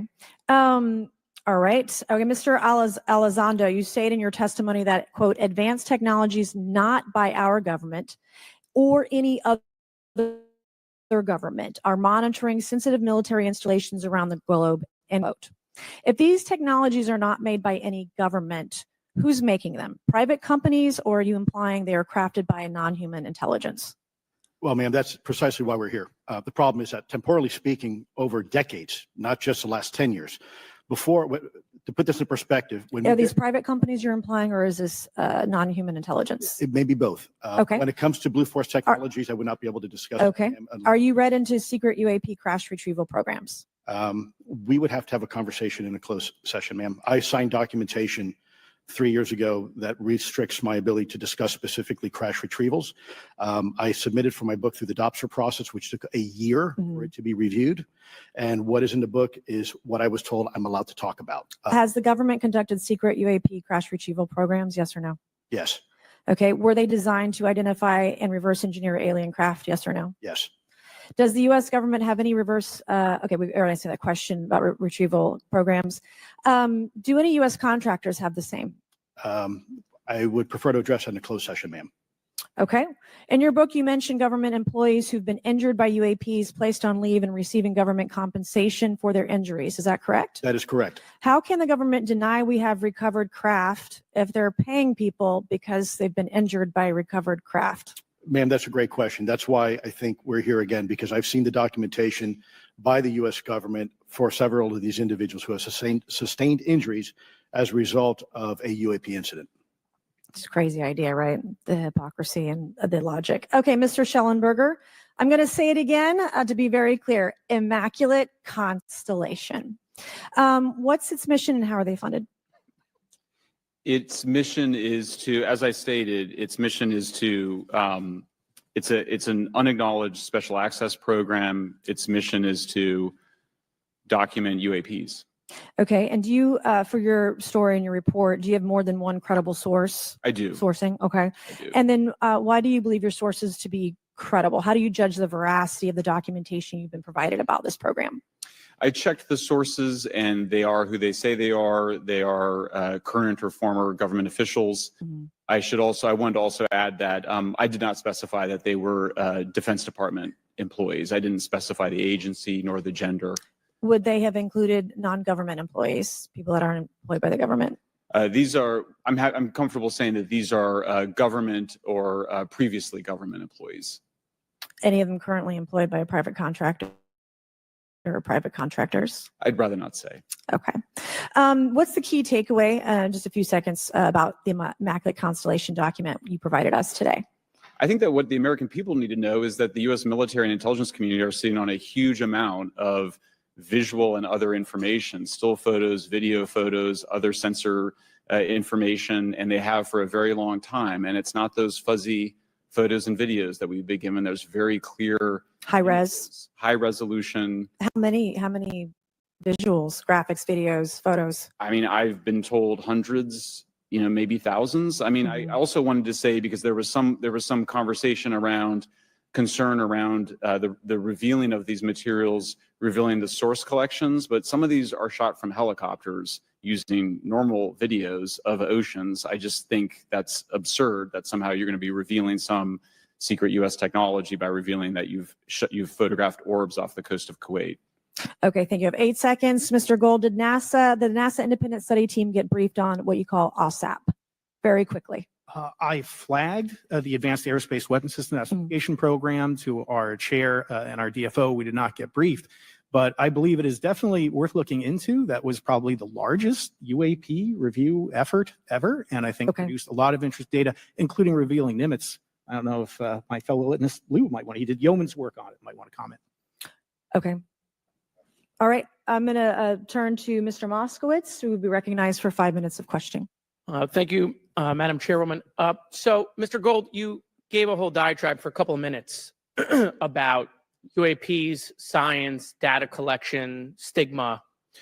A lot of non-believers in all of this would just ask a very simple question. Why? Why is it so hard? Right? Like, why are people, anytime they ask, why are they always thwarted? Why are they always judged? Why is they always have misinformation spread? Why is there always retribution? Why is it always met with an ear? What's the why? If it doesn't exist, why is it such a problem? I think if you go through the history of science, Representative, it is always difficult for breakthroughs and new information, regardless of whether it's UAP or any other kind of discovery. And in science, we're supposed to be open, but when you break with the orthodoxy of what's believed, whether it's Galileo saying that the Earth doesn't rotate or the Earth rotates around the sun or the sun doesn't rotate around the Earth, it's always challenging for new beliefs. And the more extraordinary those discoveries, the more extraordinary those new beliefs, it's very difficult. So I think this is natural. There's natural conservatism that when it comes to science, but this issue in particular has been very difficult where, again, even to attempt to study it becomes problematic. But every hearing like this, every news report, every video, documentaries, I was privileged to be a part of something Dan Fair is putting together. I think many of us have interviewed for it, documentary over 30 different government officials. Every brick in the wall will help get us closer to getting to the truth. I appreciate that. Mr. Elizondo, did I have that correct? Sir. I'm a recovering lawyer, so I'm going to put my hat on for a second. You said you signed a document. Love that. Who gave that to you? The U.S. government, sir. Okay. You have a copy of it? It is stored in the SCIF right now. I do not have possession of it. The U.S. government does. What department of the U.S. government gave you this document? I will say the Department of Defense. Unfortunately, I can't say in this forum much more than that. You specifically said the document said you can't talk about crash retrieval. Well, you can't talk about Fight Club if there's no Fight Club. Correct. Okay, I'm just making an observation. Yes, sir. So that document that you signed, that you said exists, specifically said you can't talk about crash retrieval. Correct, sir. It was a limitation on because already I'd been speaking publicly about the topic. And so the document said you can continue saying X, Y, Z, but you cannot discuss the topic. When you, of crash give me the atmosphere of signing this document. You're in a room by yourself?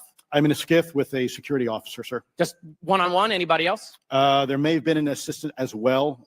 It was in a SCIF within a Department of Defense facility. Give me your background real quick.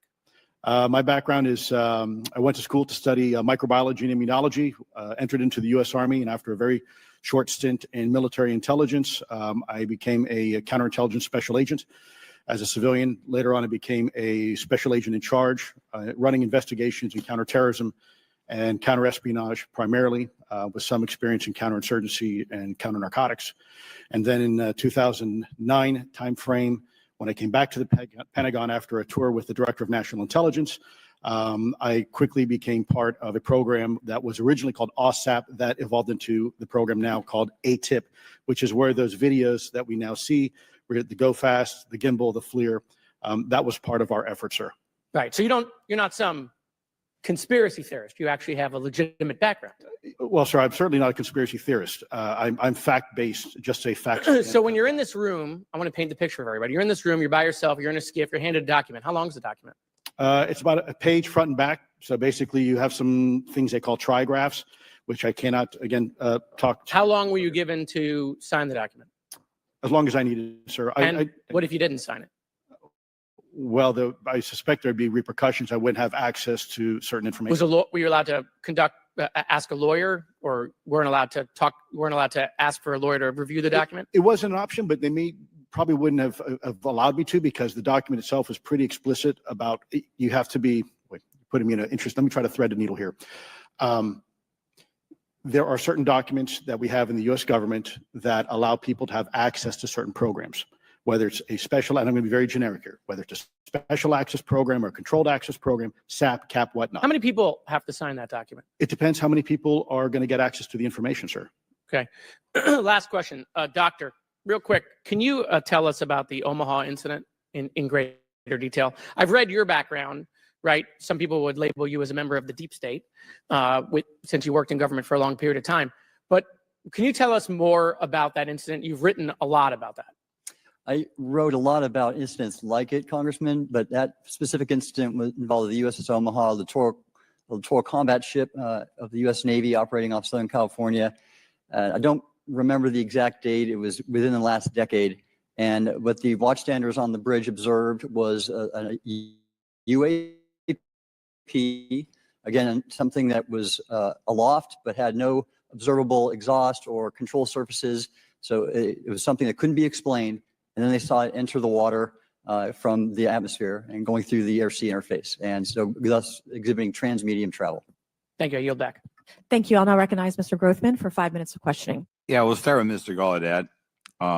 During a previous UAP hearing, Navy Commander David Fravor discussed the TikTok object engaged in 2004. You familiar with the incident, the TikTok incident? Yes, sir. That's almost 20 years ago, right? Yes, sir. It's been said there are more videos, documents, and reports related to this incident. Do you believe the information regarding the TikTok incident should be available to all members of Congress? And in your expertise, what reason would the Department of Defense possibly have for not releasing information that's over 20 years old? Thank you, Congressman. I don't think there's any good reason to withhold information and important data, especially of national security concern from Congress. Well, what would they say?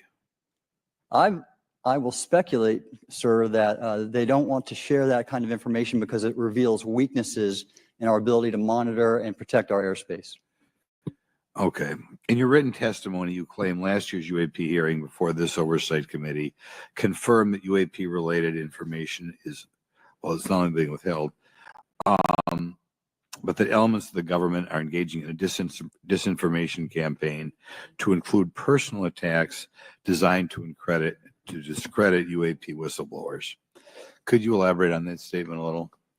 Yes, sir. Earlier this year, I met with the DoD's All-Domain Anomaly Resolution Office, and what I thought would be a 90-minute meeting just to meet with leadership turned out to be an hours-long influence operation on me, where they attempted to convince me of the validity of the very flawed and error-ridden historical records report.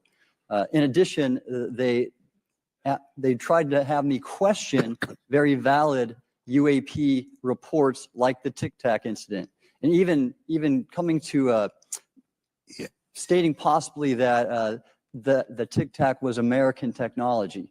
And then, of course, if you ask David Fravor or Alex Dietrich, the two witnesses, they were convinced it was otherwise.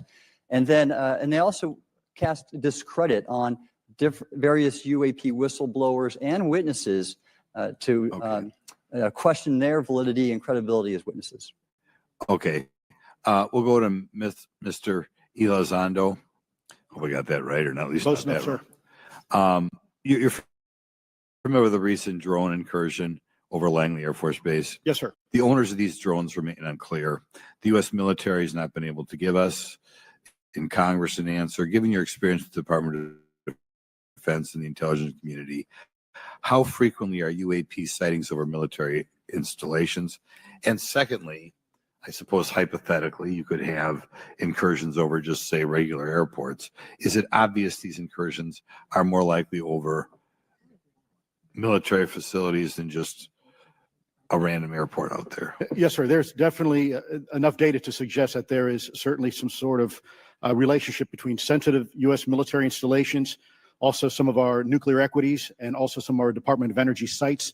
There is a long historical record that some of your colleagues may have documentation that demonstrates this. This is not a new trend. This has been going on for decades, and that information has been obfuscated, unfortunately, from folks like you in this committee. And I think that's problematic because ultimately, at the end of the day, we have a significant situation here. We have something that can enter into U.S. airspace completely with no attribution. And how long has this been going on?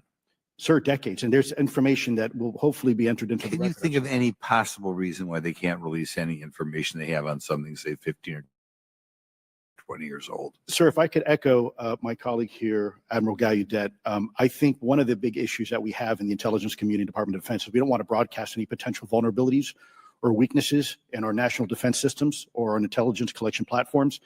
Therefore, when you have a conversation where you address a problem for which there is no solution, it makes that a very uncomfortable conversation to have. Okay, we'll switch to Mr. Schellenberger. The primary reason you're here today is because you published an article on the news publication that you own called Public, right? Alleging that a new unnamed government whistleblower has come forward asserting that a highly classified program exists dedicated to recovery and reverse engineering of UAP technologies. What can you give us what specific evidence you have or that your source provided you to substantiate the claims about the existence of the Immaculate Constellation program? Well, you have the report in front of you now, so you can see it for yourself. I checked the report and I did not find it based on existing cases. It was new cases for me. I hadn't found anybody. So that answered for me that it was not obviously circular reporting, which is one of the big concerns in this space. I also had the name of the program confirmed by more than one additional source. So yeah, and then of course I checked to make sure that the source was who they claimed to be. Okay.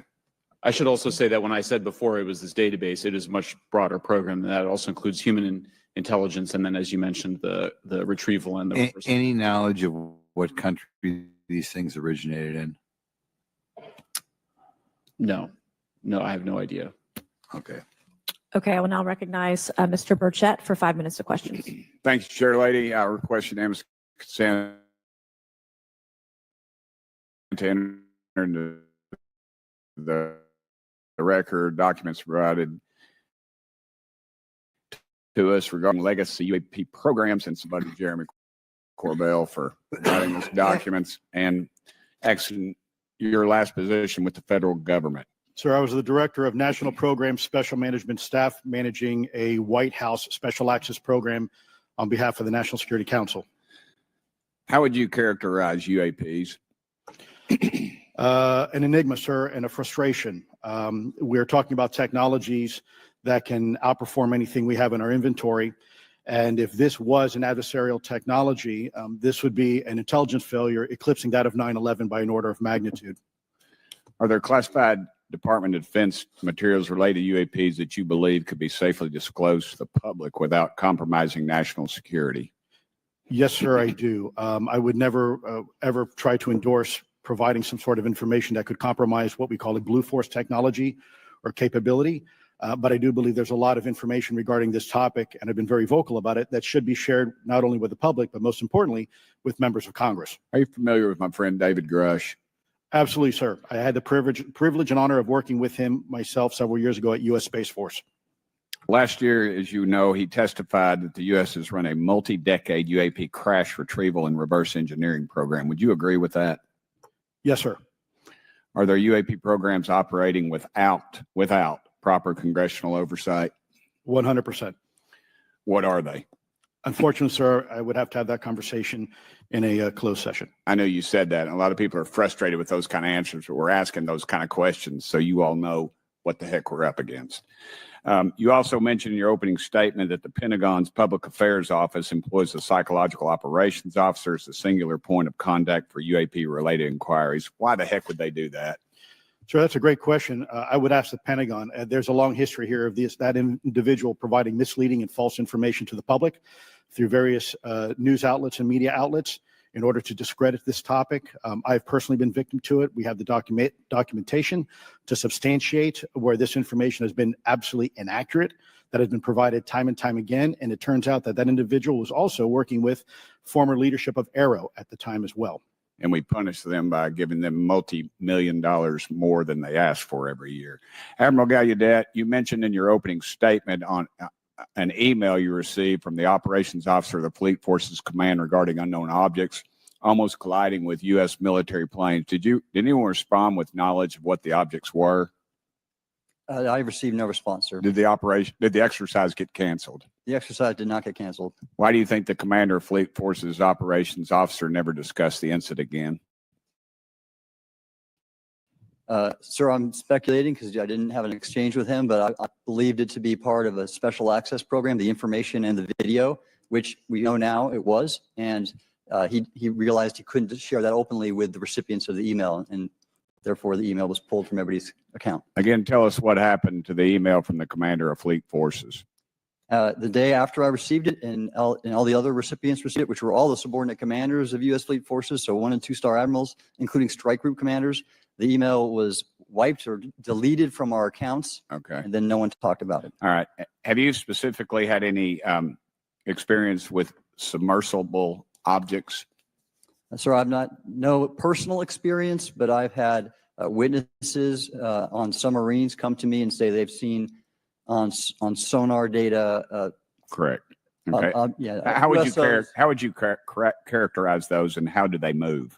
The one instance that was revealed to me was in the 80s on a nuclear-powered submarine, a ballistic missile submarine, that the object exhibited the characteristics of a Russian torpedo in terms of its speed of movement and closing rate with the submarine, and then it slowed and followed the submarine slowly in its wake for a period of minutes, and then rapidly exited the scene. And nothing that we know of and technology-wise could replicate that. And the speed of these objects was faster than anything that we have or anybody else has that would be manned. Is that correct?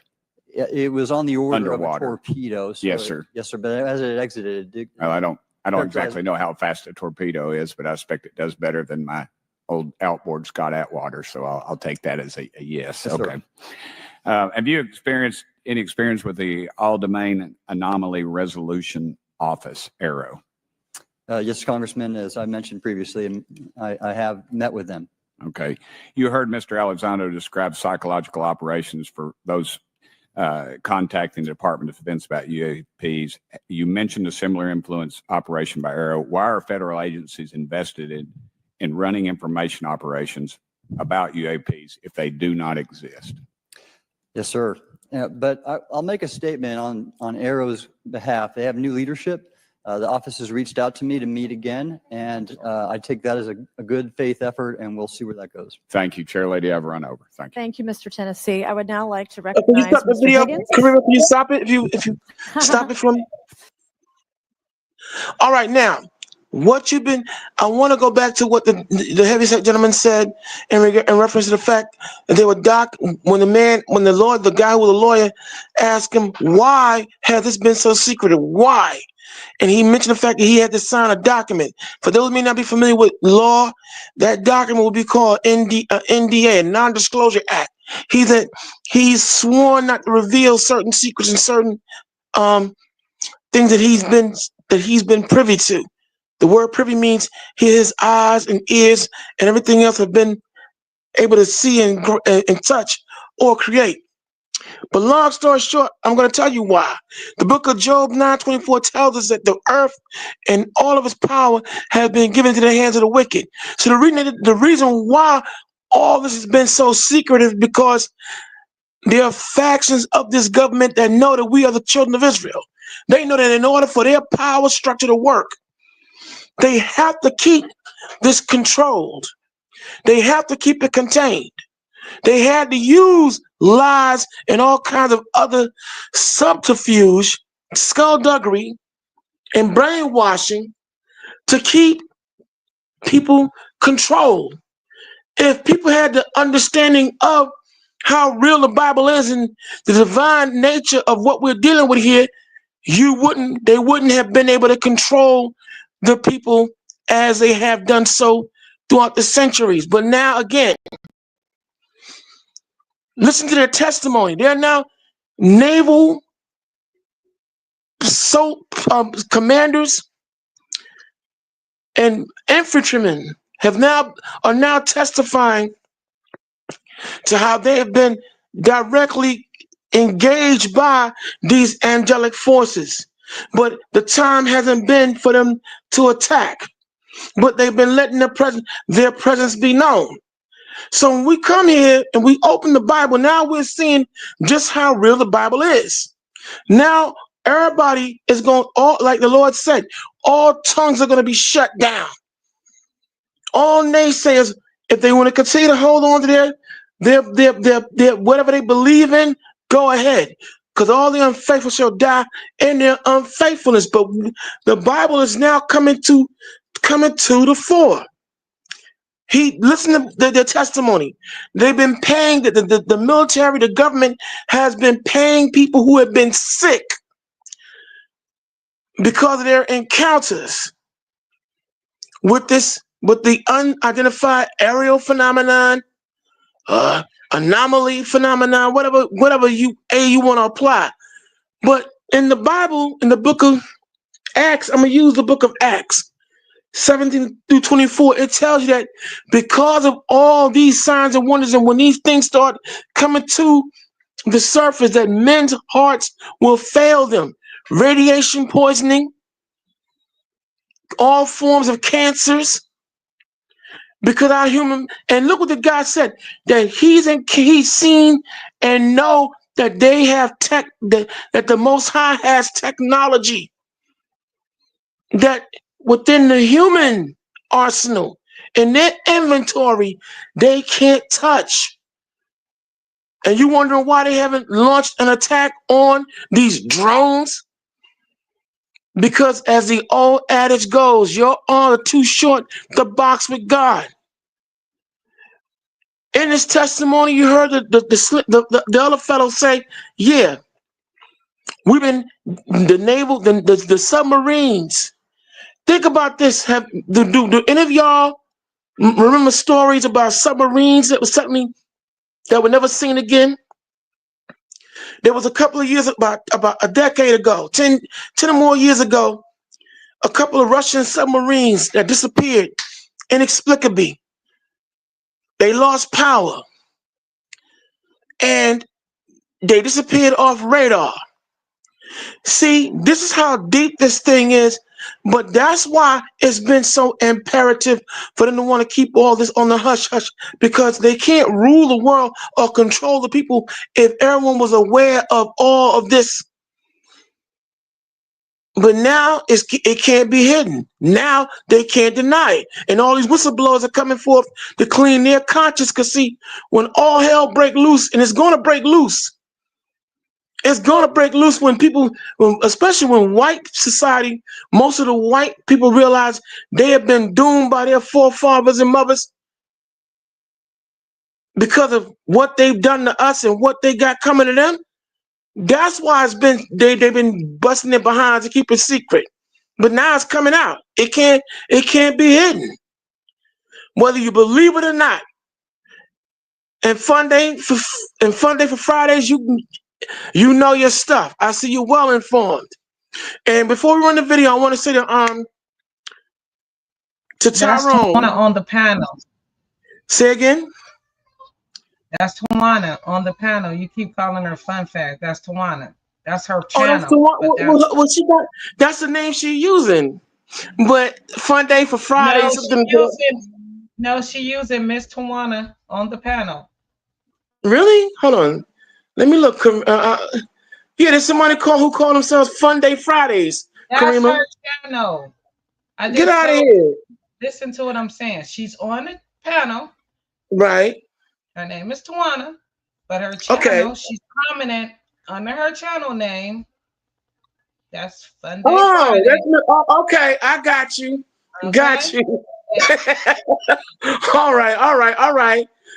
Well, she cooking with gas out here in the comment section going in. And I'm glad. And I'm gonna get back to the video, but let me just say that Brother Tyrone, whoever your partner was, Yeah, and I want you to stay focused on what they said they seen, okay? You know what, Seven? You know what? You're right. You know what? You're right. You kind of Let's get missed back to over what's that. important. Let's get more. Yeah, you brushing over that, but yeah, go Okay, back what am I missing? what they described of what they were seeing, because that's important. Okay, well, Seventh Answer, how about you bring it out? Because there's so much that I'm trying to I'm gonna absorb. rewind it, because no, I'm not about to bring it out. I want you to hear it because you were supposed to speak on it. You brushed past Okay. All right, go back to it then, and I'll get back on it. You're the king of Tennessee. Mr. Higgins, you're recognized.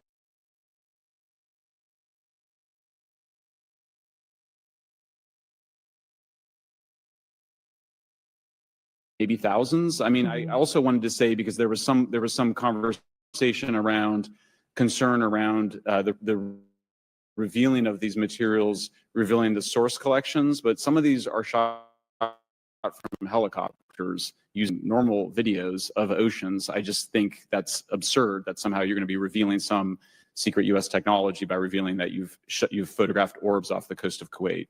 Okay, thank you. I have 8 seconds. Mr. Gold, did the NASA Independent Study Team get briefed on what you call OSAP? Very quickly. I flagged the Advanced Aerospace Weapon System Investigation Program.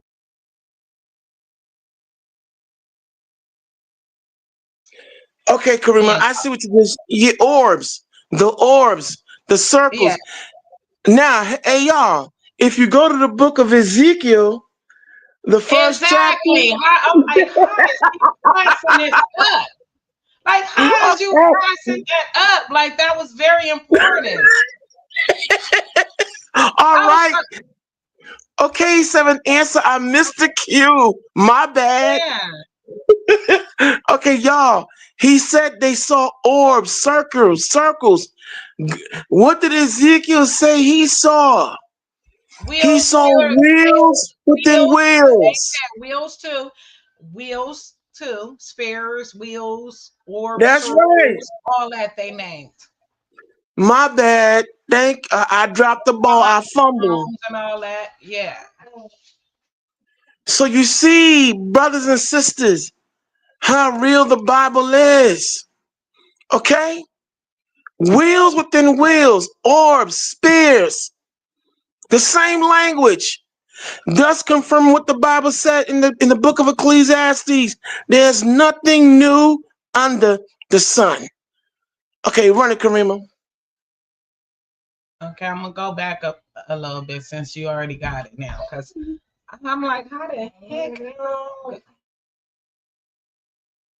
Program to our chair and our DFO, we did not get briefed, but I believe it is definitely worth looking into. That was probably the largest UAP review effort ever. I do. I would never, ever try to endorse providing some sort of information that could compromise what we call a blue force technology or capability. But I do believe there's a lot of information regarding this topic, and I've been very vocal about it, that should be shared not only with the public, but most importantly, with members of Congress. Are you familiar with my friend David Grush? Absolutely, sir. I had the privilege and honor of working with him myself several years ago. Utility. And let me just say for the record, I never read the report that or the article that Mr. Schellenberger put out. The reason That's a good point. We're just referencing it. Yes, sir. For just The author's sources are described in the report. These databases, the Immaculate Constellation. right, but you expressed some confidence in the sources. I would. Earlier in I do. testimony, you expressed confidence. So do you know those sources? I do. Are they within the Department of Defense? I can't say. You can't say, or you won't say? I won't say. Okay, why not? Because I protect my sources, and I think the But you're not naming them. It's a big department. But many of us on my side of the aisle would say it's far too big. So you're talking about the Department of Defense, sources from within the Department of Defense? I'm not willing to reduce the Okay. potential universe of where my sources might be. Okay, moving on. In this report, Mr. Elizondo, for reference, several types of allegedly alien craft or possibly alien craft or unknown aerial phenomena, what we used to call UFOs, are described. Spheres and orbs, discs and saucers, oval or tic-tac, triangular shape, boomerang and arrowhead, and irregular or organic. Mr. Elizondo, does that summarize to you the types of craft that we're discussing today? Sir, that is a general morphology, historically speaking, of many Okay, UAP. so those descriptions are very different craft. Is it your assessment that they would come of different origins? It's possible, but it's also could be in sense a matter of utility. And let me just say for the record, I never read the report that or the article that Mr. Schellenberger put out. The reason That's is, a good point. We're just referencing it yes, sir. for descriptive purposes for the American people. Mr. Schellenberger, in this report, it's striking to me that regarding the descriptions of experiences with these various craft, several of them include biological effects and several do not. Are you familiar with what I'm talking about? Yes. Okay, so spheres and orbs, triangular craft, and irregular or organic craft include some descriptions of biological effects, including feelings of unease, electronic device malfunctions, long-term psychological effects such as anxiety or insomnia have been noted, feeling of being watched, a shared awareness with the triangle craft, and under the irregular and organic craft, biological effects include physical sensations of warmth or cold and unexplained smells and psychological distress. So these are very specific descriptions of the reactions of human beings, which allegedly have been noted from a study here, a report. All of those experiences would have been described by the sources that the author used.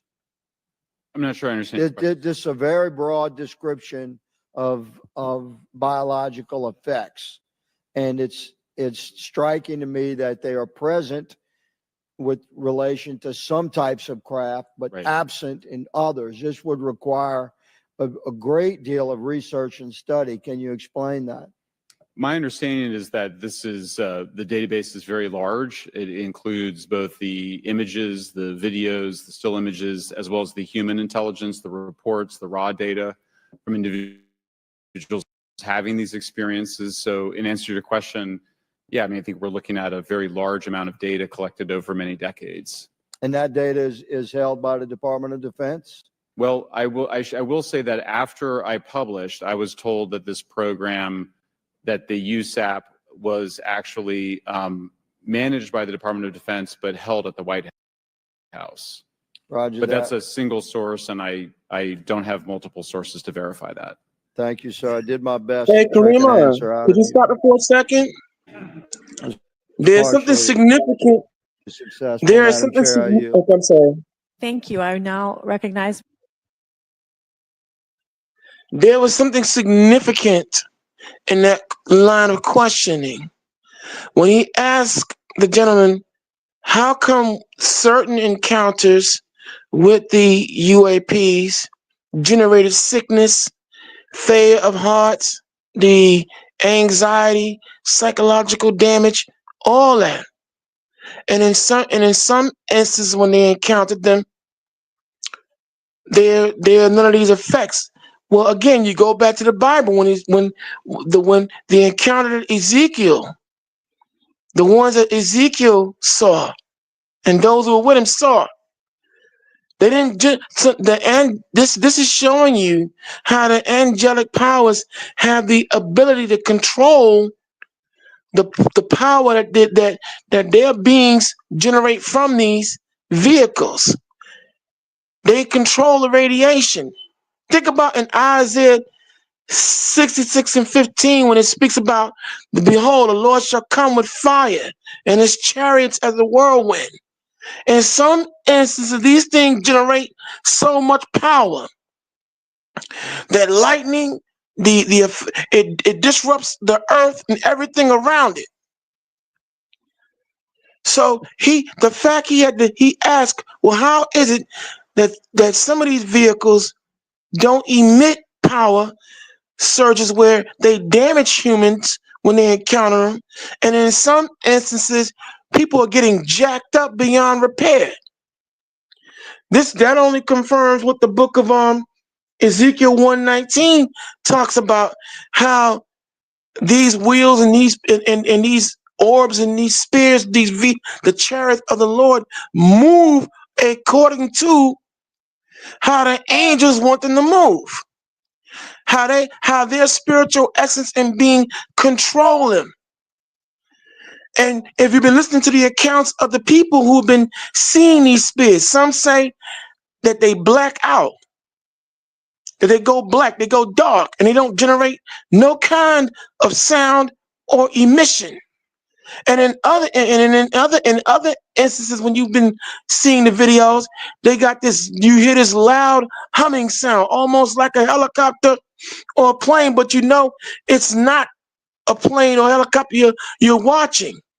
So that's significant that he asked that. And when you go in the Bible, it tells you how these things are controlled by the angels, the power and the force that they use, depending on who and what they're confronting, or who they're landing in front of, or they're encountering. Go ahead, Karima, take it away.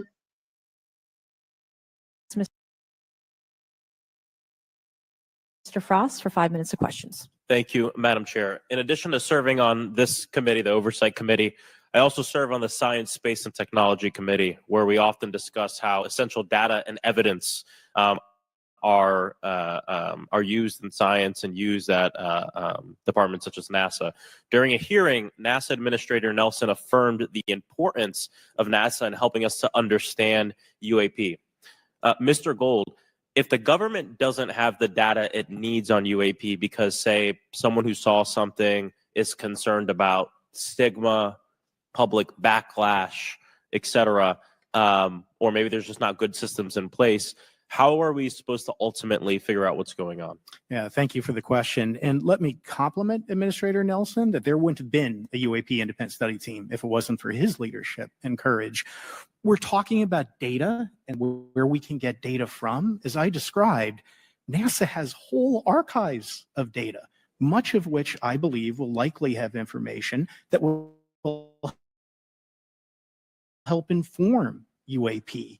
We need only look. And again, in an era with AI and ML, we can relatively quickly and easily go through it. So I think it's something that we should encourage NASA to do. However, per Chairman Grothman's comment about UAP focusing on national security sites, I believe there's something, sir, that you may have heard of called sensor bias.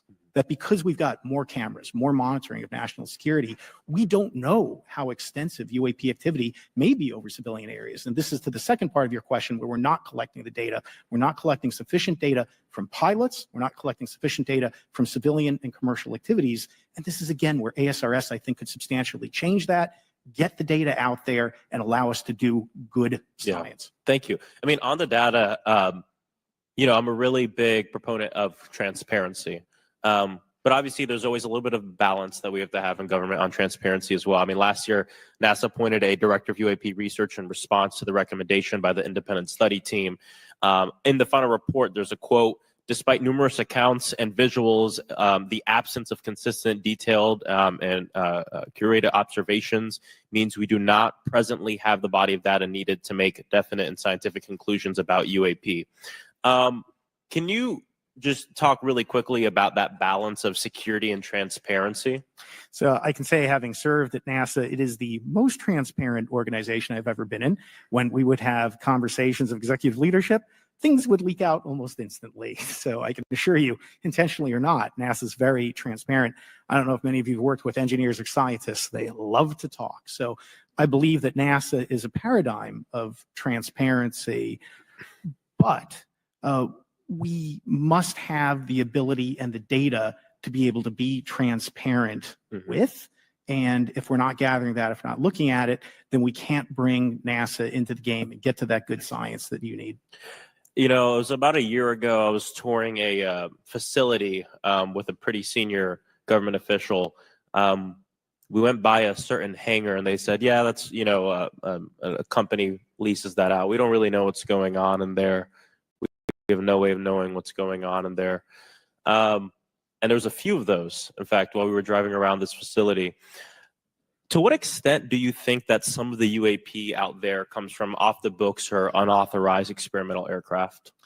I mean, I think probably the vast majority of UAP are drones, experimental aircraft, weather conditions, which is again why I say if we review the data, I think we're going to discover a lot about things we weren't even thinking about. But there is a percentage that isn't.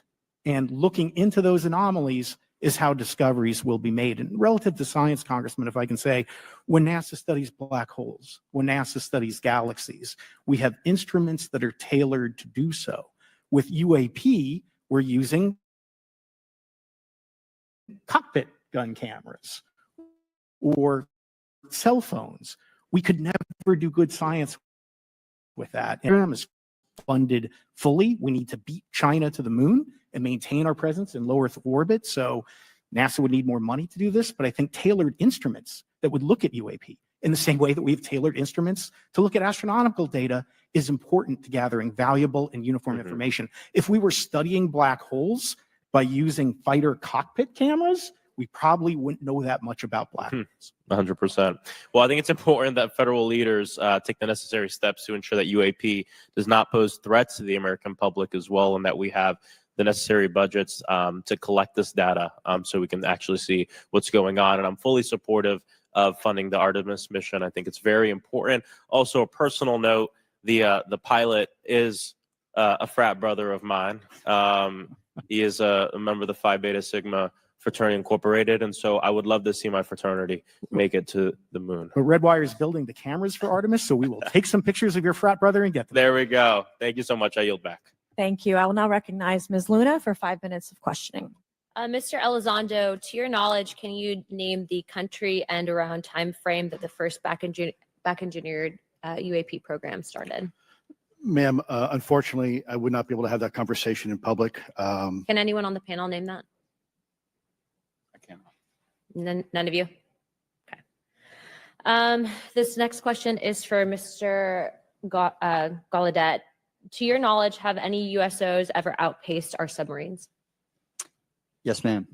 At what magnitude? I don't have the exact speed, but again, a witness came to me, a credible former submarine officer who observed it on sonar data.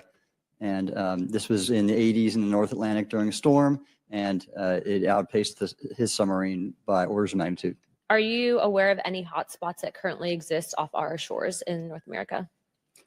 Not with sufficiently credible data, ma'am. Okay, we've heard reports of there potentially being hotspots, maybe entry and exit points. Have you heard of any of that? I have not, ma'am, but my colleague here, Mr. Elizondo, does discuss some USO activity that he's observed in certain DoD databases. Mr. Elizondo, in regards to these aircraft being piloted by whatever they might be, non-human biologics, would you agree that it's likely that they are being piloted by some mind-body connection? Ma'am, I think it is safe to presume here that they are being intelligently controlled because some cases seem to anticipate our maneuvers, and in other cases they seem to I came across an email where the word stalked was used in a very secure email between Navy officers discussing their ships being pursued by a UAP. In our previous panel, we had Grush, and he had testified to say that some of these were interdimensional beings. Can you speak on that at all? Ma'am, I'm not qualified, certainly as a scientist or otherwise, to speculate points of origin. I looked at everything from a scientific perspective. So if you look at, for example, instantaneous acceleration, which was one of the observables of the program that I belong to, ATIP, the human body can withstand about 9 G forces for a short period of time before you suffer negative biological consequences, blackouts and ultimately redouts and even death. Comparison, our best technology, the F-16, which is it's an older platform, but one of our most highly maneuverable aircraft, manned aircraft, made by General Dynamics, can perform about 17 or 18 G forces before you start having structural failure, meaning that the airframe begins to disintegrate while you're flying. The vehicles we're talking about are performing in excess of 1,000, 2,000, 3,000 Gs. So are you, I guess, would it be safe to infer that they're living craft? I'm not prepared at this point to state for the record Karima, alive or not, because even that definition. Yeah, brothers and sisters, did you hear her line of questioning? She said, what? Mr. Alessandro, are you willing to testify that these vehicles are being manned by living creatures? When you go to the book, I'm right there, right? Ezekiel 1:19. Listen, and when the living creatures went, the wheels went by them. And when the living creatures were lifted up from the earth, the wheels were lifted up. And whithersoever the spirit was to go, they went. Thither was their spirit to go, and the wheels were lifted up over against them, for the spirit of the living creature was in the wheel. She just asked that man that those creatures who are manning those vehicles, are they controlling? And you heard his own testimony say that when they engaged some of these, it was almost as if whoever was in that with those orbs and spears anticipated what they were going to do and then beat them to the punch. But the fact she asked him that, they know the Bible. They know who's in those vehicles, y'all. She just asked him a biblical question. See, this is they know. In this show, we breaking all the lies now. This is what we doing. That was a very interesting question she just asked him, and the Bible confirms what living creatures. And wherever the angels say that wherever the angel directs it to go, through their willpower, they will these things, and they go according to what where the angel wants them to go. She knows. They know, y'all. Run the video, Karima. There was a time in science we thought that life required oxygen, and we now know that's not true. There are anaerobic bacteria that thrive in oxygen environments that lack oxygen. And so also same with photosynthesis. When I was in college, I was told everything is derived from photosynthesis as a form of energy. In reality, that's not true. There are things that live off of chemosynthesis. So we're constantly having to reevaluate our understanding of what the definition of life is. Mm-hmm. Do any of you ever come across reports from people that claim to have firsthand experiences with these entities, whatever they might be, or these aircraft, and then as a result, whether or not they're religious, find that these things will automatically disappear? Anyone, and this is open to any of you on the panel. So just real quick, because I'm running out of time. Lou? Ma'am, I've always been a nuts and bolts kind of guy. When I was at ATIP, I was focusing more on the performance characteristics and less on the potential occupants. Okay, the reason I ask is because it seems like, just based on our conversations, that we've had people that say that there are good and bad of whatever these things are. And so my concern from a national security perspective is A, that true? B, are you guys hearing the reports of that? And C, I think moving forward in regards to technology, Mr. Gold, if you can answer this real quickly, some of these aircraft, it seems that they are operating off of energy that we don't currently have. But just yes or no, in your opinion, if we were able to obtain that, would that impact humanity for the better or negative? Would certainly save us some money on funding on Artemis. Definitely. this is a national security issue, that if there is such technology out there, we're not the only country that might have access to it. We don't want to be on the wrong end of technological surprise. Okay. Thank you guys for your time.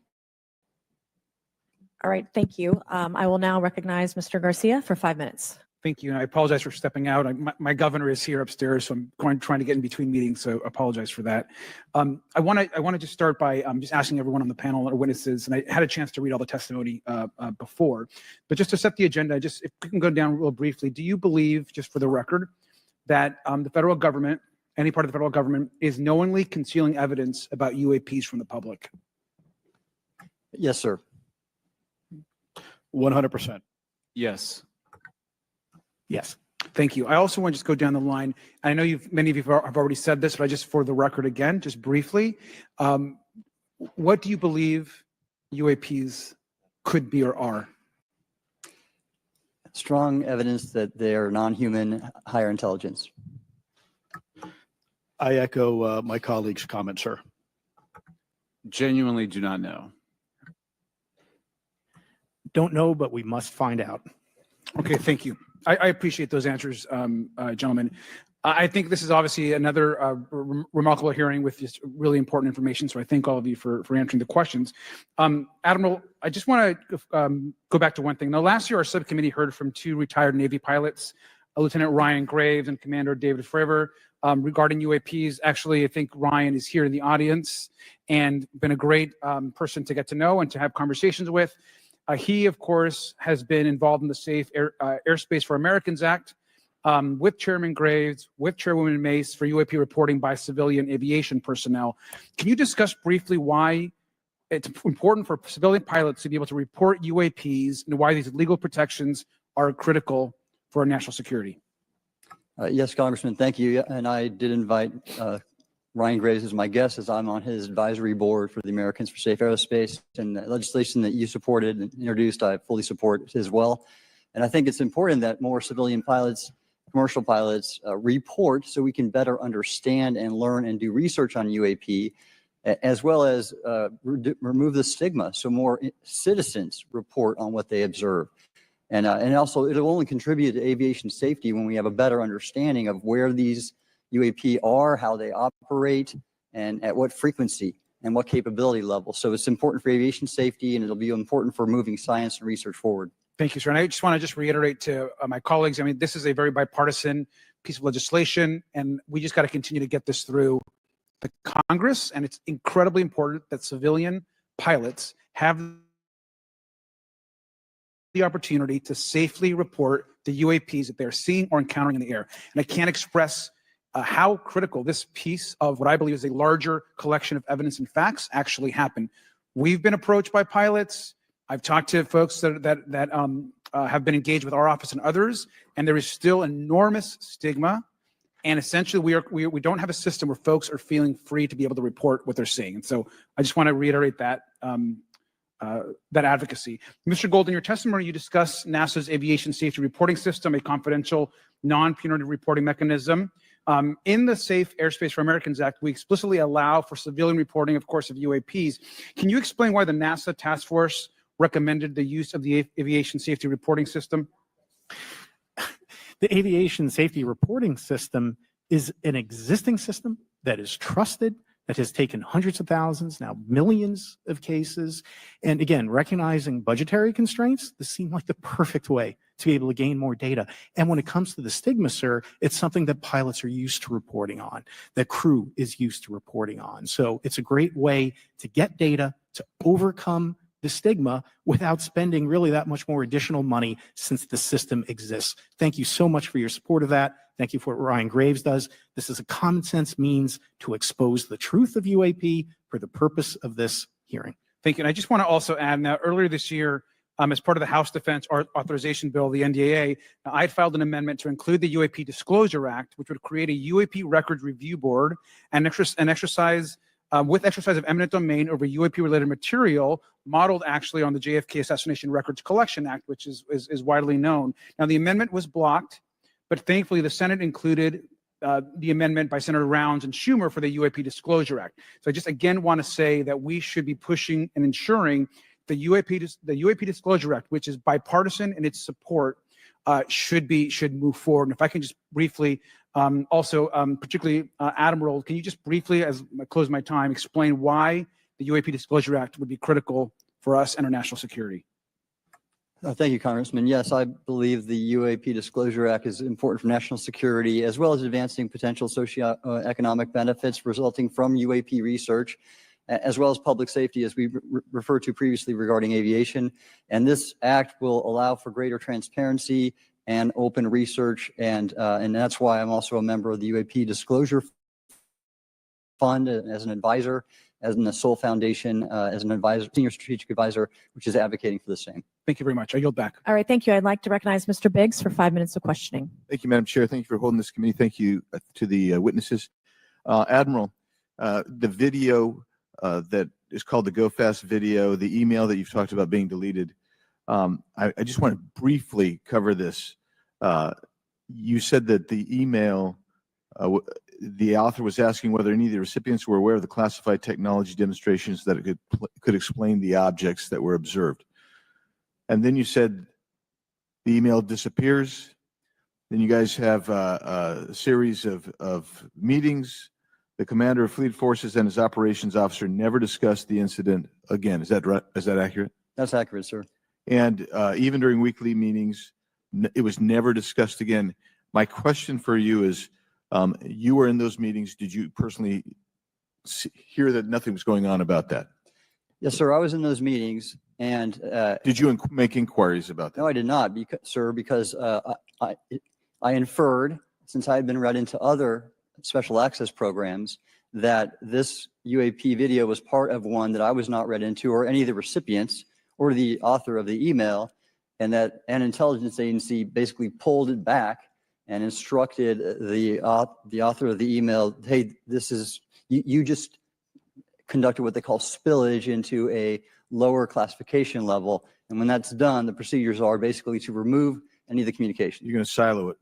So, and you, Mr. Elizondo, you said in your report and your testimony today, a government work on the UAP subject still remains classified. Excessive secrecy has led to grave misdeeds against loyal civil servants, military personnel, and the public, all to hide the fact that we are not alone in the cosmos. Fair?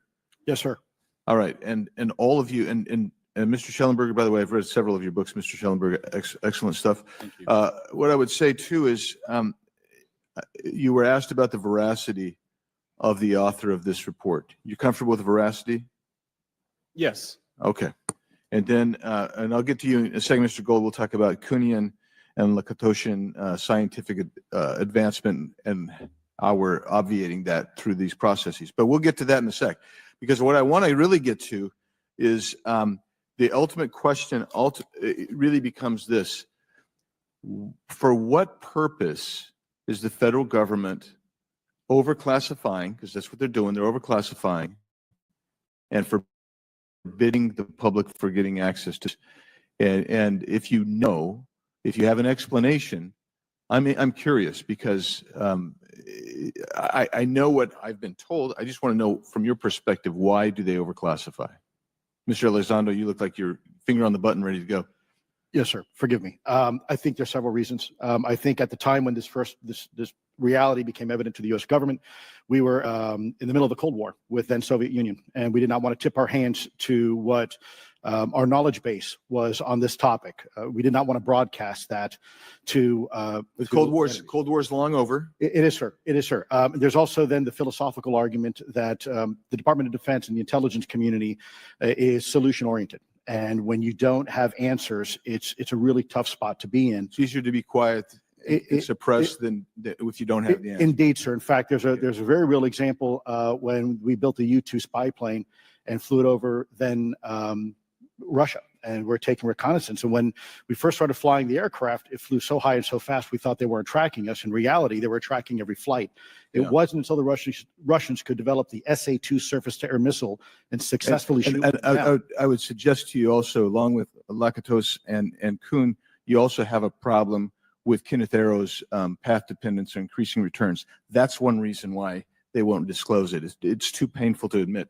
But I just want to read a couple things from Mr. Schellenberger's what he gave to us today, because I think this is interesting stuff, and I just want to convey this to you. On USG networks, there exists infrared footage of and imagery of a grouping of vessels engaged in SIGINT and mass collection at night in a specific area of the Pacific Ocean. This footage, which was in close proximity to the vessels, a large equilateral triangle UAP suddenly appears directly over the ships. These three bright points are seen at each bottom corner of the UAP, which is observed to slowly rotate on its horizontal axis. And he goes on to describe that. And I just want to read one more, and I'm doing this because I think it's interesting. This stuff is interesting as anything. So let's get this one here, right here. While performing a routine airspace surveillance and control mission in the Eastern Air Defense Sector, an F-22 fighter observed multiple UAP contacts at mission altitude. Moving to intercept, the F-22 pilot noted multiple metallic orbs slightly smaller than a sedan hovering in place. Upon vectoring towards the UAPs, a smaller formation of the metallic orbs accelerated at rapid speed towards the F-22, which was unable to establish radar locks on the presumed hostile UAPs. The F-22 broke trajectory and attempted to evade, but was intercepted and boxed in by approximately 3 to 6 UAPs. Karima, I'll leave stop, that there stop, because stop. I just have no more time left. Hold on, y'all. You ready? You ready? Now, in the same book of Ezekiel, the first chapter, I'm going to read at verse 15. Now I beheld the living creatures, behold, one wheel upon the earth by the living creatures with his 4 faces. The appearance of the wheels and their work was like unto the color of a beryl.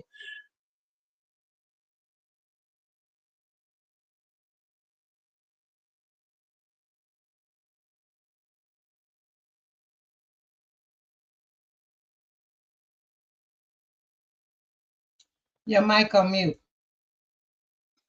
Oh, thank you. Yeah, I read this verse in Ezekiel. Ezekiel said he saw many wheels. The creatures and many wheels. These orbs. He said that you had one major orb, which then had several other orbs come out of it. And then when that F-22 pilot tried to dip, they boxed them in. See, the Bible, y'all. They're in the Bible, y'all. See, they know what they're dealing with and who they're encountering and what we are now all about to see. Our liberation is near than we believe now, more than ever. And this is why they're so terrified and why they're scared. And they should be. Go ahead, Karima.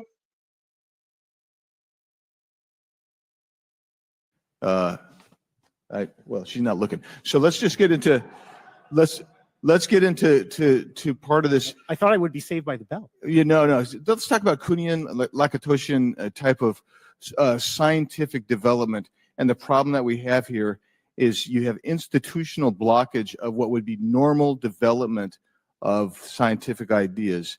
And if you want to expand that, Mr. Gold. We're over time, so be very fast, please. I'll just say I'm a recovering attorney, so please take it easy on the science. But all breakthroughs have been heretical at first, and that's the challenge that we face, particularly with something as extraordinary as this, which is why gathering the data is so important. And I'll just end by saying, by the way, the overclassification of material is in no way limited to UAP. That is occurring throughout the government, as well as the inability to get people classifications in a timely and efficient manner, and then to have those classifications be broad enough to be useful. So this is a larger issue that I hope that Congress will look at. Thank you. Thank you, Mr. Biggs.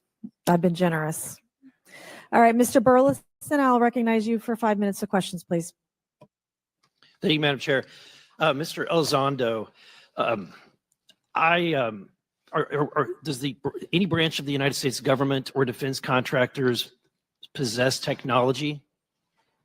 Sir, there's documentation that I believe was submitted for the record that was approved for release by the U.S. Pentagon, by the Department of Defense Office of Pre-Publication Security Review. And it states one of the reasons why my predecessor program, OSAP, was trying to collect material of unknown origin. Was it successfully collected? It was not. What happened is that there was an aerospace contract company that requested to divest itself of the material that was collected in the 1950s. Unfortunately, that didn't actually occur. So let's dive into that. That's the Bigelow Aerospace, correct? So Yes, sir.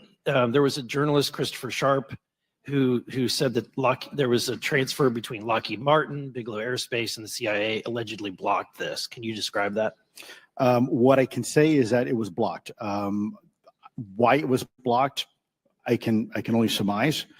I was part of some conversations later on with some of those contract personnel where they had told all of us that is accurate. What we required was a memo from the Secretary of the Air Force in order to make that complete, and that never occurred. And so when Secretary Mattis became Secretary of Defense, I decided it would be appropriate for me to try to receive a memo from him as SecDef, as Secretary of Defense, if we could not get a memo from the Secretary of the Air Force to transfer that material. So if that material exists today, who's in possession? Sir, I wouldn't be able to have that conversation in an open hearing. We'd probably have to have that. Okay, my question to you then is, if we were in a secure setting, if we were in a SCIF, would you be able to provide or get access to something, whether it's a visuals or material that we could put our hands on, or biologics that would convince me, that would show me that we have non-human origins? Sir, that decision would not be mine. That would be to the gatekeeper still in the U.S. government. And who would we, so if you were in our shoes, where would you go from here? How would you get that information? A lot of times we just don't know who to ask because we don't know where to go next. So if you were in our shoes, where would you go? Well, I prefer to answer that question in a closed session. However, we established Aero for that very purpose. And unfortunately, under its previous leadership, it failed. So one would hope that they would have the authorities necessary to do that. Let's hope that this new iteration of leadership will be successful. In the discussions, it's simply about material, or is there discussion about it was previously testified that there's biologics that were collected. Are you aware of any of that? I am, sir, aware of the reporting that biologics have been recovered. Again, my focus was more nuts and bolts, looking at the physical aspects of these phenomenon, how they interacted around military equities and nuclear equities. So I'm certainly not a medical expert. I would not be able to probably provide you a whole lot of value in that simply because I don't have the expertise. But was anything described as that we have possession of bodies? Yes. We have is it multiple types of creatures, or? Sir, I couldn't answer that. I can tell you anecdotally that it was discussed quite a bit when I was at the Pentagon. The problem is the supposed collection of these biological samples occurred before my time, in fact, before I was even born. And was this part of the Lockheed Martin discussion, or was this the biologics is a completely separate? Separate yet related. Okay. Has anyone made contact? Sir, I'm sorry, could you specify? Has there been any, to your knowledge, any communication with a non-human life form? So the term communication is a bit of a trick word because there's verbal communication like we're having now. The problem is you also have nonverbal communication. And so I would say definitively yes, but from a nonverbal meaning, when a Russian reconnaissance aircraft comes into U.S. airspace, we scramble 2 F-22s, and we are certainly communicating intent and capability. I think the same goes with this. We have these things that are being observed over controlled U.S. airspace. Karima, stop. And they're not really doing a good job hiding themselves. They're making it pretty obvious. Now, the question that the gentleman in the yellow tie asked Mr. Alessandro is a very tricky one. He asked, first off, had there been any biological aspects of these creatures and their being here on Earth? Now, I'm going to take y'all back because he said, and then he said, has there been any communications? Now, I'm going to read real quick the book of Luke 21 and 25. And there shall be signs in the sun, and in the moon, and in the stars, and upon the earth, distress of nations with perplexity, the sea and the waves warring. To water blue Ezekiel, you hit it right on the head. Now I'm gonna give you one of the communications that he's talking about. For all y'all who may have been children at the time this show was on the air, I want y'all to look up the show called Sightings. Cause Water Blue Ezekiel, you're right. The crop circle, there was a phenomenon known as the crop circles in the 90s, throughout the whole decade. There were all these different drawings and patterns that were found in different crops, and most notably corn, wheat, throughout the entire planet Earth. Water Blue Ezekiel, you're absolutely right. Go, because there would be notable scientists and etymologists who would confirm that those crop circles were different forms of the Hebrew language, messages from God, letting it be known his wrath would be coming down here on this earth. When that man said that on that show, they canceled it. But beforehand, the gentleman in the yellow tie asked him, have there been any biological encounters? In the 1990s, y'all, that decade of the 90s, and this show Sightings, there was also a phenomenon known as the cattle, what they call Operation Cattle Rustling. They had different names, but I'm gonna use the one I remember, Operation Cattle Rustling. What did that entail? They were finding hundreds of cows on different farmland, different feeding lands. They would find cows dead, their insides removed, the liver, the heart, brothers and sisters, I ask you, when you go into the book of the law of sacrifice, what were some of the primary animals used and required by the Most High? The bullock, the cow, the goat, but the bullock and the cow. That's the biologics he's talking about. All these cows that were found hanging, some of them were found suspended, as if they were dealing with a hunter, and their organs were removed, found systematically disemboweled, and the burn marks on the cattle, they weren't cut. They found where the points of entry, as if something burned away the flesh and it was pulled away. Now I must tell you, like they said, you think the movie Predator and the predator creatures, who you think that's based upon? You think that, John McTiernan, all these guys, man, they read the Bible, they know. And what are the predators described as? Intergalactic hunters with technology that they can use, cloaking devices. They themselves can come in and out the physical and then disappear, and through cloaking. But in the book of Jeremiah, the 16th chapter, what did the Most High said he was going to do in the last days? First, he would send fishers, prophets out here to teach the people, gather who they can gather. And then afterward, he would send hunters. So yes, the biologics he's speaking about are all the dead cattle and other animals they found disemboweled. But when you go into the Bible, it speaks about the law of sacrifice and what animals. This look up the show Sightings if they haven't taken it off the any social media platform. But Water Blue Ezekiel, you're right. The communication, you heard Mr. Elizandro said, well, sir, communication is tricky. Yes, the angels, the Lord have been communicating through those crop circles that were identified as different forms of the Hebrew language. And one of the etymologists said, yeah, these are messages from God letting us know his wrath is going to be soon upon us. And right after that, they canceled the show Sightings. Movies like Fire in the Sky, the Travis Walton story, and what he testified, what happened to him. when he was taken up. So this is all real. See, all naysayers, everybody on the planet, like the Lord said in the end, all knees are gonna bow. Everybody gonna bow and give praise to the one true power and his son, Christ. Don't brace yourself. It's only gonna get worse. But it's for our salvation. Our salvation is in full effect.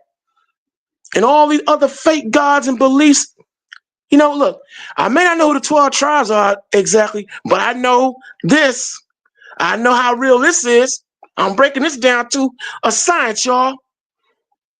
So I got my talent. So let's run the video. Let's run the video, Karima.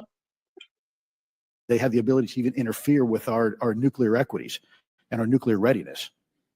Is the United States government and our contractors, are they pulling technology from this? Or they're reverse engineering this?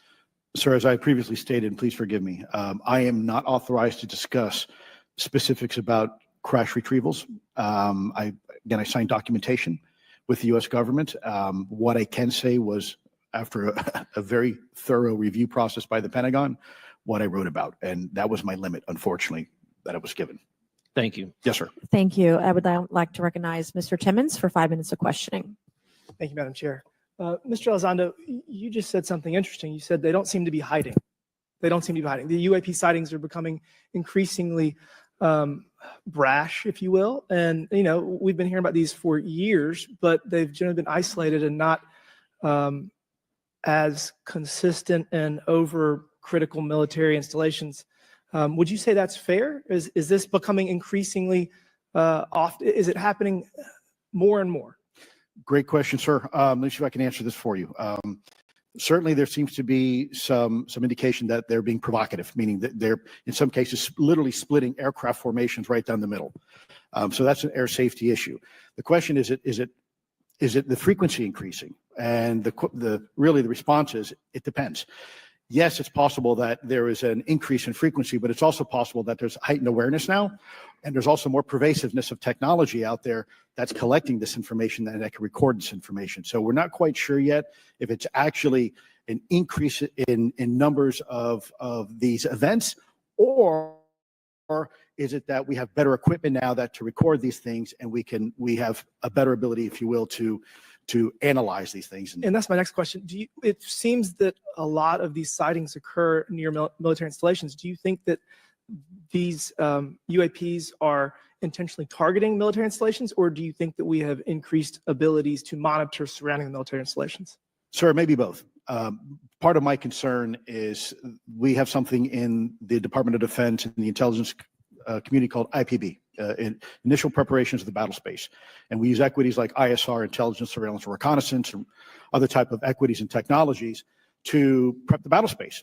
And certainly, if I was wearing my national security hat, even if there was a 2% chance that there was some sort of hostile intent here, that's 2% higher than we really can accept. And so we must figure out, there's a calculus, capabilities versus intent, in order to identify if something is a national security threat. We've seen some of the capabilities, yet we have no idea in the intent. And so this is why this discussion is somewhat, I think, problematic from a governmental perspective, because we have no idea. Sure, thank you. Mr. Schellenberger, you're particularly familiar with the Langley Air Force Base incident a year ago? Are you familiar? Just from what I read in the Just news. from what you've read? Yeah. I would imagine a large percentage of the American population became aware of that with the Wall Street Journal article. Would you agree with that? Yes. And were you aware of that incident prior to the Wall Street Journal article? No. To the rest of the panel, was the Wall Street Journal article the first time that y'all were made aware of what was essentially an over 2-week UAP frenzy over Langley Air Force Base? Were y'all aware of this prior to the Wall Street Journal article? Anybody? Show of hands. Yes, sir. Dr. Gallup, could you give me how did you become aware of it? A colleague of mine who I referenced previously, Chris Mellon, he wrote an extensive article about this, that there were other incursions of drones over Langley before this, as well as many, many military installations over the last 5 decades. And it's my understanding that there's been an ever increasing in number. And trying to think how to say this because I wear two different hats. I'm still in the Air Force. So, I mean, it seems that they're becoming increasingly brash. And the question that we really have to figure out is is it China or is it non-human? And I think that's the biggest question the American people want to know. If it's China, it's scary because they have a lot of technology that we cannot explain. And if it's non-human, that's scary because we don't know the intent. Would you say that's fair? Yes, Congressman. And in fact, I really believe that we should use this hearing as a catalyst to improve and bolster our air defense capabilities and our maritime domain awareness capabilities, because obviously there are holes in it, whether it be UAP of non-HI direction or NHI direction, or like as you say, sir, China or any other adversary. Are you all aware of any task force at the Pentagon or in the national security apparatus that's trying to assess the answer to that question? At the current moment, sir, no, but this is a great point. From 2020 to 2022, there was a UAP task force in the DoD succeeding where Mr. Elizondo worked, led by Jay Stratton, who had the first comprehensive whole of government approach to UAP, which involved pathways to declassification and to increase transparency, as well as assessing the national security risks of UAP. This was a really well-established approach, and we have all advocated that something like it return. I'm running out of time. The last thing is that we need authorities. The law enforcement, military do not have authorities to actually engage, and Congress needs to act to give those authorities to local law enforcement and the military so they have clear guidelines on how to assess these issues going forward. I yield back. Thank you. Thank you. I'd like to recognize Ms. Boebert for 5 minutes of questioning. Thank you, Madam Chair. Now that we have all been cautioned in this committee hearing that the mention of Pentagon's Immaculate Constellation program could put us on a list, well, I already find myself on many lists, I'm sure. So I speak my mind often, so why not just keep going with it? May as well just go all out and say it. The earth is flat, birds are government drones, and we've never set foot on the moon, and Joe Biden received 81 million votes in the 2020 election. So let's just see how many lists we could get on here today. But Mr. Schellenberger, I wanted to ask you, I think I understand from this hearing that you would agree that classifying information like this is not in the best interest of the people. Is that correct? Yeah, I mean, with the caveat that, of course, I would support classification necessary to protect secrets essential to national security, but I think it's pretty obvious that there's overclassification. Overclassification, yes. And so in most instances, if they can't tell us what, do you think at some point they'll at least tell us why? President-elect Trump has repeatedly committed to greater transparency, both on the UAP issue, on JFK files, on COVID origins, and many other things. So I think that we need to make sure that the next administration is held accountable for that. Agreed. And this is for all four of you. Yes or no, please. I have many questions I want to get to. Are there any known instances of recovered materials or technologies that are not of human origin and maybe connected to any advanced bioscience defense programs within the USG? I don't know. I wouldn't be able to answer that, ma'am. I don't know. I don't know. Okay, so there are rumors that have come up to the Hill of a secretive project within the Department of Defense involving the manipulation of human genetics with what is described as non-human genetic material, potentially for the enhancement of human capabilities, hybrids. Are any of you familiar with that? Yes or no? No, ma'am. I am not, ma'am. I'm not. No, ma'am. Okay, I would like to know with Immaculate Constellation, how does this relate to UAP activities, Mr. Schellenberg, in oceanic environments? Are there any instances where the Navy or other maritime forces have encountered UAPs that could not be explained by known technology or natural phenomena?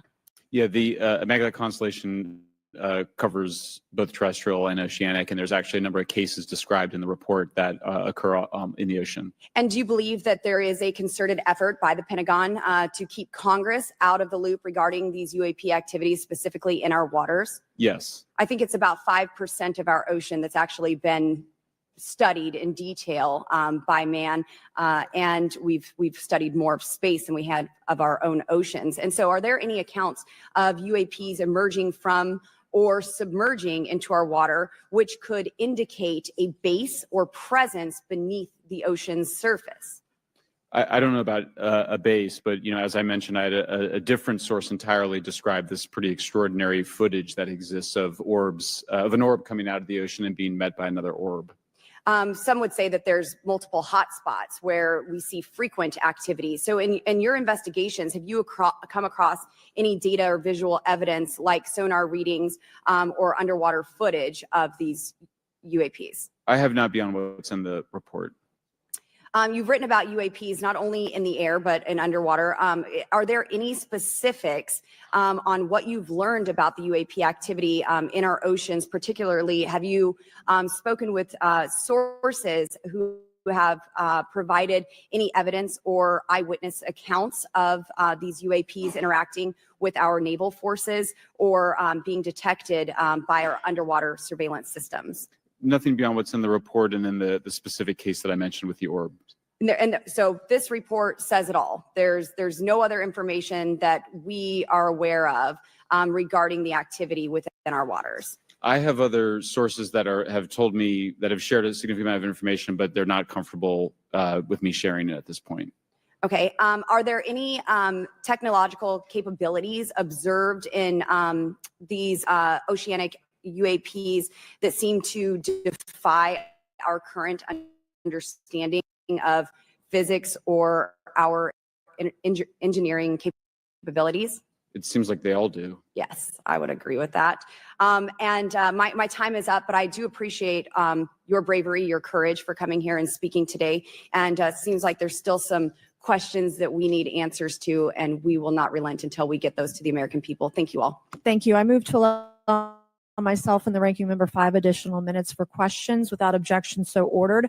Mr. Elizondo, were you read into the Immaculate Constellation program? Ma'am, I would not be authorized to confirm nor deny the existence of any ongoing or past program, especially as it relates to a special access program, either by name or trigraph.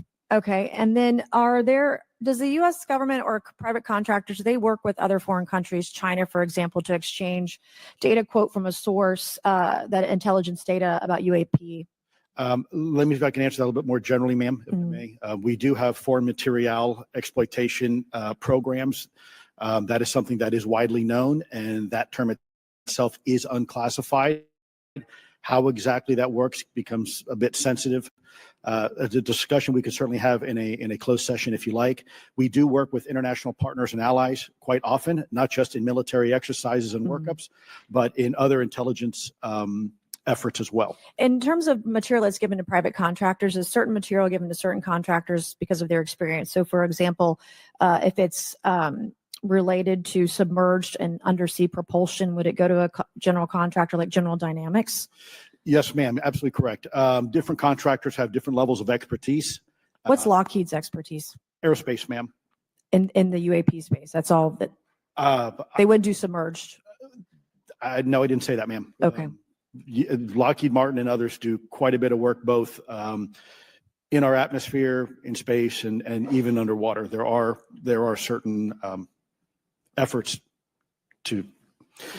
It's a tough question you're asking. You put me on the spot here. I'm looking for the answer. Yes, ma'am. No, they are involved in a lot. I would rather let Lockheed Martin explain the different domains that they are involved with. Probably am not authorized to discuss that, but they are involved in a lot of different areas and domains. Admiral, flight safety risks for our pilots, based on what you've experienced and seen in your career. They're extensive. And the one exercise I referred to where I received the email that was then deleted was the pilots. And this is worth bringing out. There are debunkers out there who have said the Go Fast video was just a balloon. That was only one video that was released. There were dozens of these encounters that pilots and friends of Ryan Graves, who's in this room right here, witnessed and caused significant safety concerns. And to almost call out an exercise and shut it down, which is very compressed, and the carrier's getting ready for deployment, and the pilots have to get certified to land on a carrier. It's extreme, to say the least. All right, I have 2 last questions. real quickly, Mr. Schellenberger, how do we get more whistleblowers to come forward? Well, this hearing does, is very important. And obviously, I can't encourage whistleblowers to obtain information, but I can guarantee that I will protect them and go to prison to protect their identities if they come to me. Yes, sir. Okay, my last question. The first hearing we had on this, I never been briefed on UAPs or what they were, biologics, non-human, et cetera. How would you define, each of you, my last question, how would you define non-human biologics, non-human intelligence? What are we actually talking about? Admiral, and we'll go down the line. I don't think it's a stretch when you look at the diversity of life on this planet and the size of this universe to think that there would be more diverse, higher order, non-human intelligences throughout the universe. And that's probably what's visiting us. I would take the scientific approach. The definition would be the ability to react to a stimulus in a manner that requires an intellectual thought process. I just don't know. I think we must be modest in our assumptions that we're looking for intelligence that could be biological. It might not. Translation. Non-biological intelligence. What does that mean, though? Artificial intelligence, ML, machines. We assume that all intelligence would be like us. And every time we look out in the universe, we are humbled relative to what we don't know in terms of the forms of intelligence and what it may take. I can assure you, I probably can't ask you your question, but I think the ultimate answer is going to surprise us all. And then Mr. Garcia, you had a few closing hremarks. And I know we're about to hit votes here, so I'll be brief. Just, I want to thank you all for being here. I want to thank Chairwoman Mace especially for holding this important bipartisan hearing. And I want to thank all the committee members that are interested in this topic. I think our commitment to all of you and all the folks that have contacted us, and certainly to the advocates and the pilots, is that we need to continue investigating UAPs. I think the country the country is owed explanations and ensure that the safety of national security is always protected.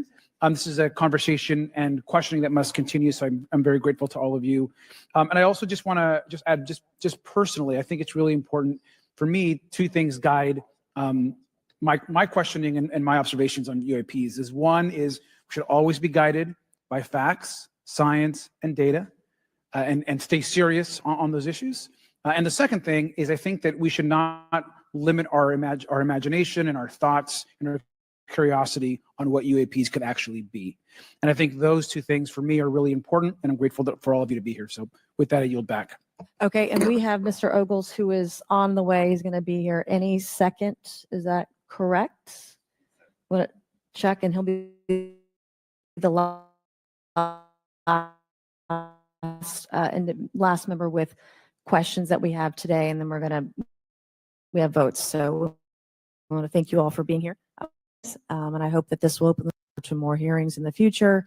I obviously would like to know how much taxpayers are spending on this. You have the right to know, but also if we're spending money on something that doesn't exist, why are we spending the money? And if it doesn't, if it does exist, why are we hiding it from the public? And of course, our national security is a huge issue, because if there's technology that could harm us or our allies that are in the hands of our adversaries, we obviously want to stay ahead of that to the best of our ability to ensure that that technology is not in the hands of someone who could use it against us or our allies anywhere in the world. So, Mr. Ogles, you're just in time, babe. I will recognize you for 5 minutes of questioning before we head on out today.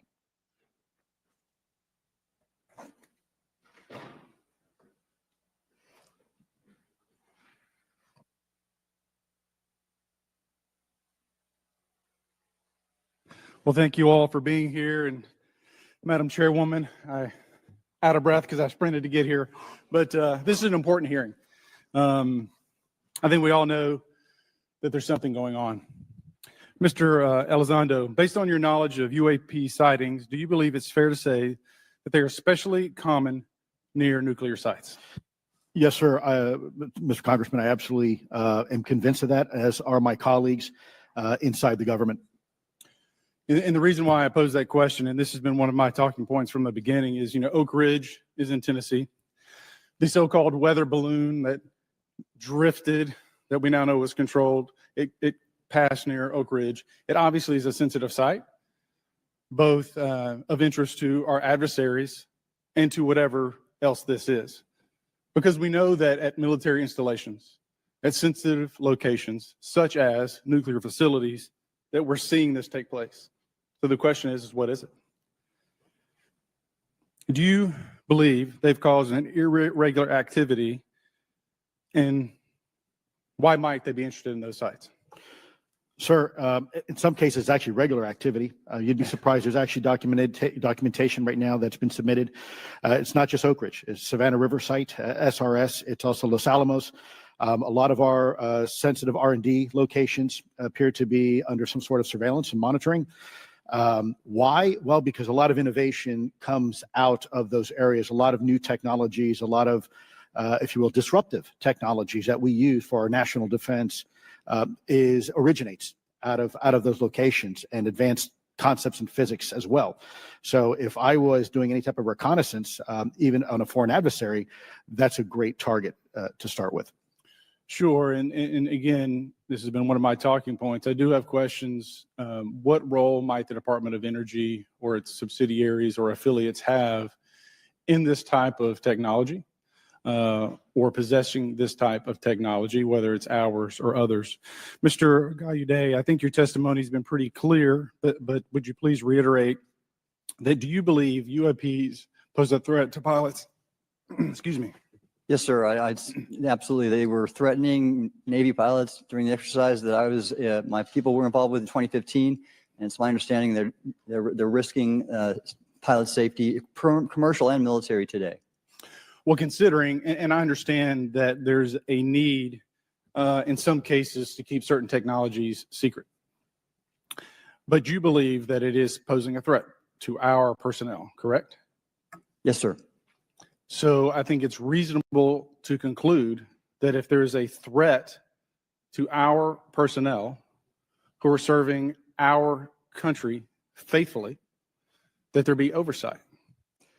100%, Congressman. And in fact, that's the one thing that we've not talked about enough during this hearing, is the fact that the government, the executive branch, not sharing with Congress what it knows about UAP infringes on your legislative and oversight responsibilities to such an extent that's very concerning. I mean, what else are we, if you look at national security or intelligence or foreign affairs or appropriations, you all have oversight and legislative responsibility regarding those.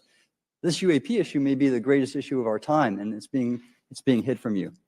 Well, I mean, and to your point, I think we've seen over the decades that we have certain adversaries like China, like Russia, that technologically speaking are not as advanced as us, that they lack some of the lethality that we have, and that we've seen that they've gone after our technologies and in some cases succeeded, in particular with missile technology.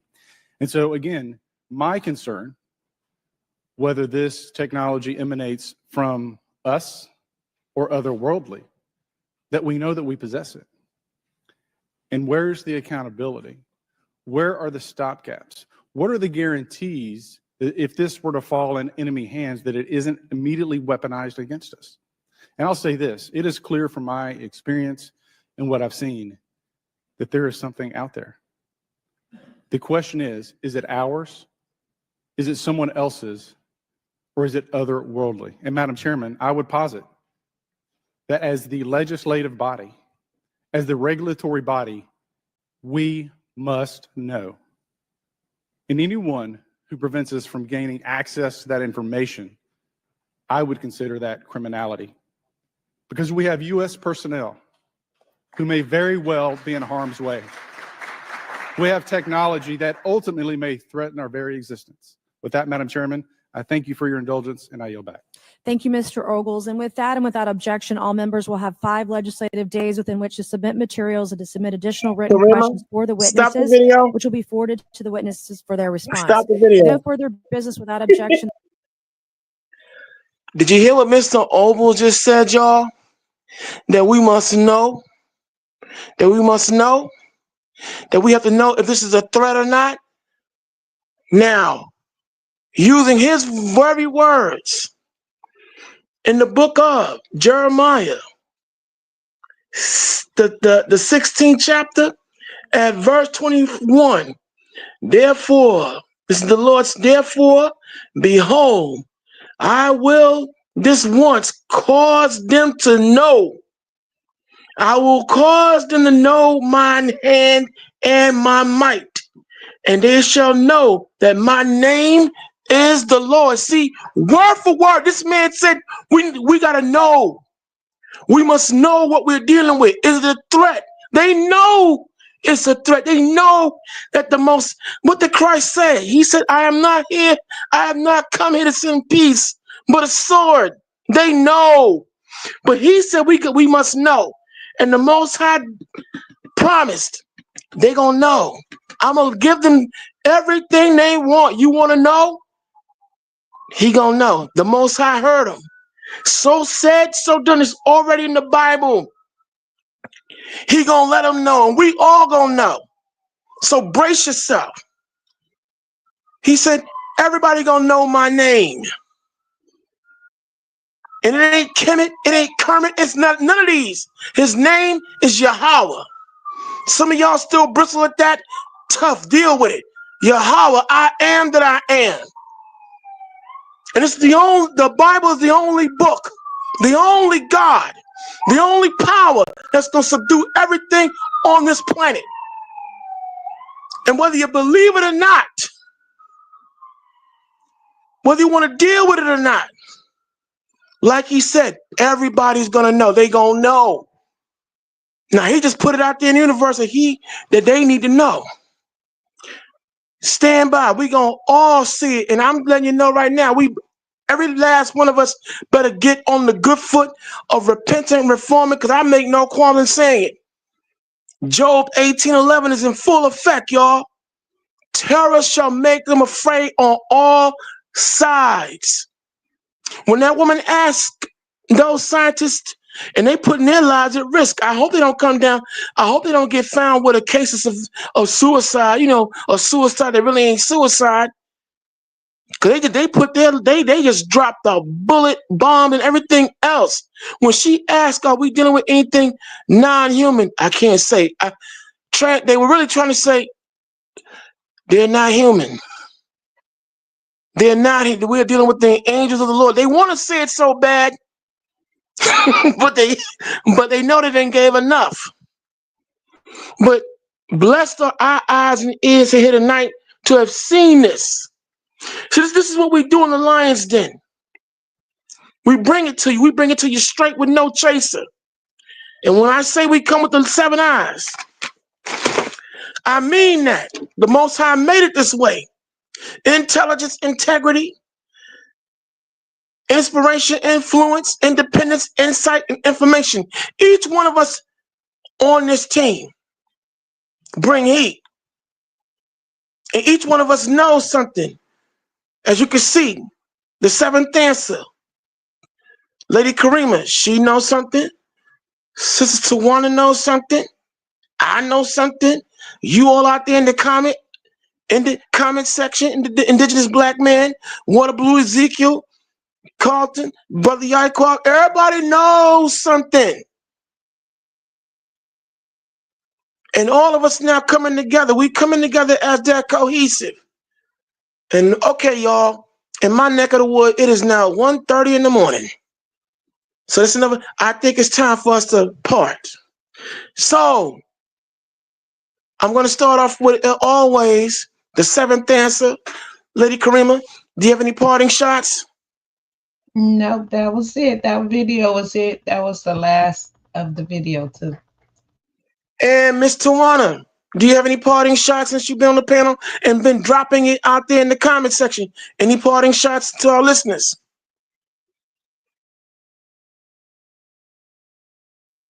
Okay, going once, going twice. Well, how about this? To Miss Tawana, I want to thank you very much for coming through and vibing, clicking, and politicking with us. I want to thank Brother Carlton, shaking my SM369, Blackwood Forever, Silos Congress, Tyrone, Mississippi, Celaya, FOP Quinop, Indigenous Black Man, Water Blue Ezekiel, You Cooking with Gas, I'm watching you, and everybody else who done came through and visited with us. I hope that what we've given to you tonight will thoroughly leave you not just entertained, but informed, and will inspire you to get up off your duff and check things out. This has been the Lion's Den. The segment called The Conversation Continues. And on behalf of Yeshayadar, JT Raw, the seventh dancer, Lady Karima, and I, Brother Mala Akaya, Big Baby Hebrew, as we sign off, we give honor to the Lord in Christ from whom all positive thoughts flow. And as always, you know how I do it. In the spirit of our late great brother Don Cornelius, on the Hebrew tip, I says to you all, Shalom, peace, ahab, love, and study to save your own soul. And we are up out of here, y'all.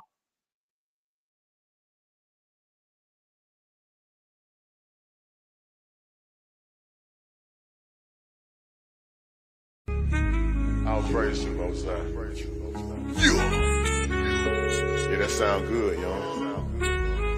Hello. What we doing?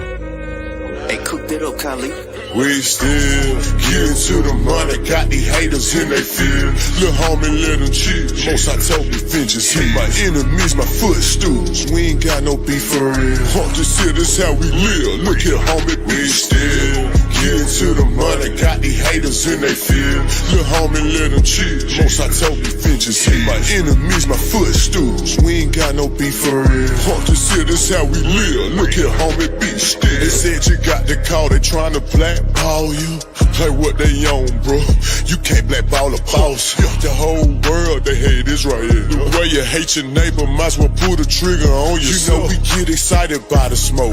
Every day we catching flesh. Save my treasure stored in heaven, we gon' blow the rest. They disrespecting and we check the bank that causing kept it still. They asking others about my business, but I ain't got no instant miss. See, I still deal with ox direct. Cause your person don't mean you respect. Your outlet don't get no credit if the ox ain't in it. Money answer all things and you got all these questions. Playing Vic. Look, I employ slavery. I'll give you broke, just say it. Yeah, them crews in the hood, Jews in the hood. I caught them clues, now I'm good. I broke it down, he understood my all to you. Filtered through, you found a few, I'm good. We what we sold, this here exclusive. They like, hey, folk, look what you doing. We still getting to the money, got these haters in they feel. Lil' homie, let them chill. Most I told me, vengeance hit my enemies, my footstools. We ain't got no beef for real. Just here, this how we live. Look here, homie, we still getting to the money, got these haters in they feel. Lil' homie, let them chill. Most I told me, vengeance hit my enemies, my footstools. We ain't got no beef for real. Just here, this how we live. Look here, homie, be still. Most I told me, be still, give a room to work. Know my movie work. Your faith ain't good, don't put the work in. In the spirit flexing, that my day job. Get in the mode out my own, I don't know what they are. Before I got the blueprint, and I'm too legit to quit. Let it spark in the dark, be a light, got it lit. Trying to map my movement, got my haters pondering. The ops set the question there, they wanna know if you still lit. It hit different, you authentic, a lot of ops pretending. We do it for the Lord, got my own motion, who are you to judge? Put most high first, none above. In the spirit, we locked in, they'll come against your plot. You know Judas said, yeah, we spit them scripts, they barely not. Came on slave ships, then you not black. You know they tell you everything. Isaiah 30:20, yeah, we bad. You see what happened when they tried to rail the train up off the track. False witness, hypocrite. We throw shots back, now they feel heat. Must go get it. We still getting to the money, got these haters in they feel. Lil' homie, let them chill. Most I told me, vengeance hit my enemies, my footstools. We ain't got no beef for real. Just here, this how we live. Look here, homie, we still getting to the money, got these haters in they feel. Lil' homie, let them chill. Most I told me, vengeance hit my enemies, my footstools. We ain't got no beef for real. Just here, this how we live. Look here, homie, be still.